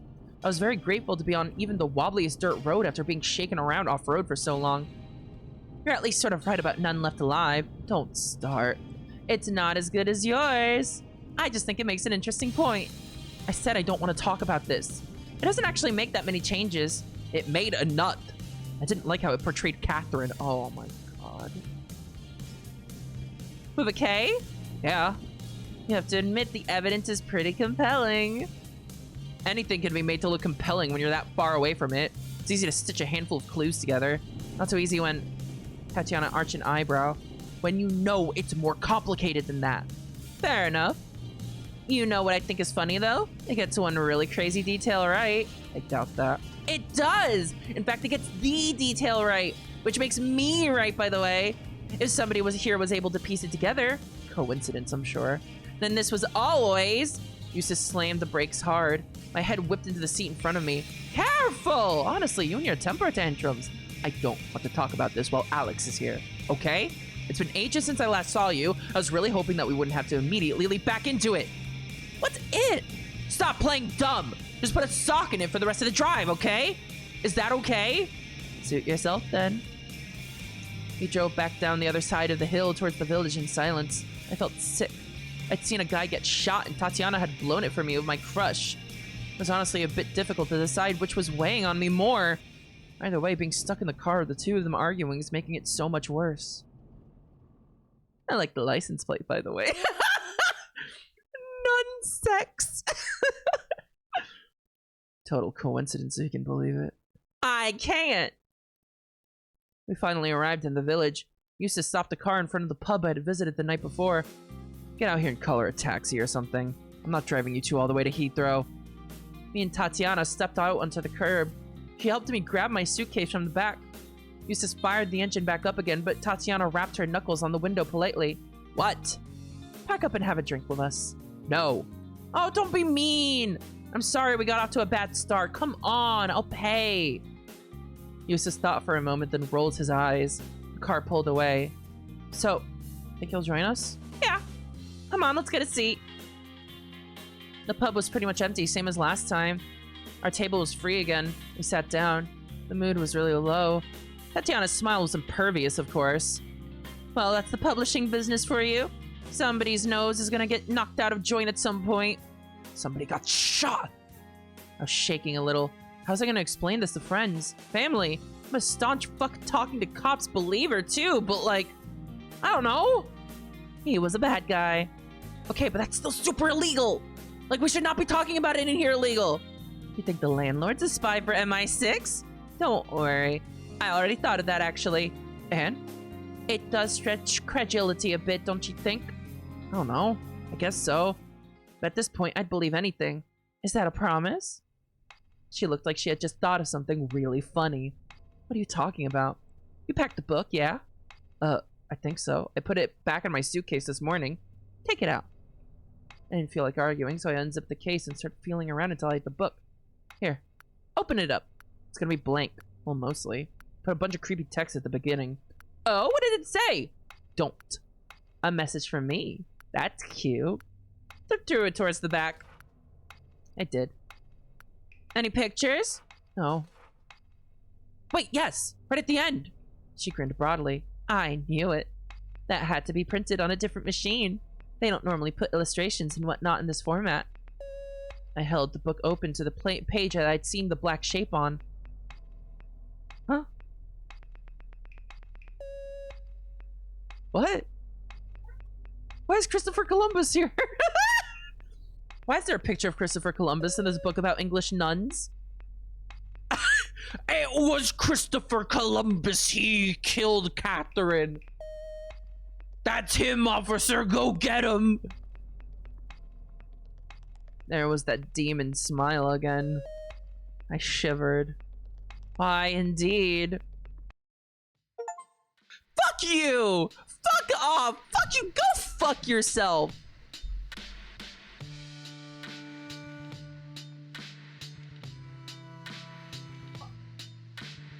That's it.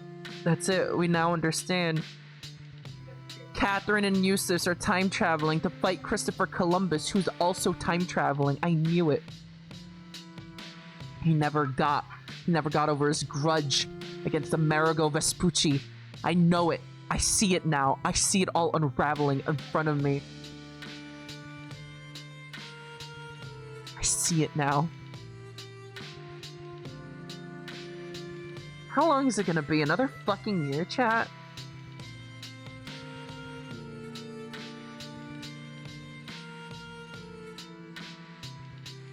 What the Christ fuck? Chatted room. What am I supposed to think? Man, I just want Hedwig to be happy. It was 2 years from Volume 1 to Volume 2. No! Don't say that to me! I'm gonna doom! I'm dooming! I'm dooming! Oh, I can't.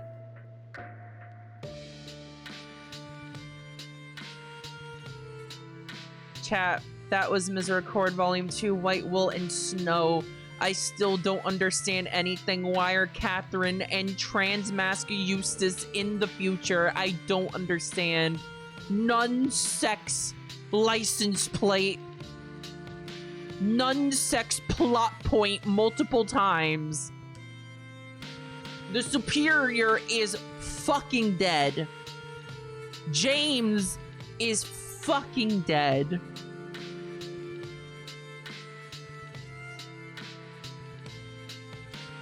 Rest assured, when Volume 3 comes out, I will be streaming it.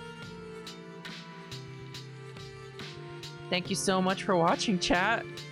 God. Have a good night, everyone. I'll see you all later.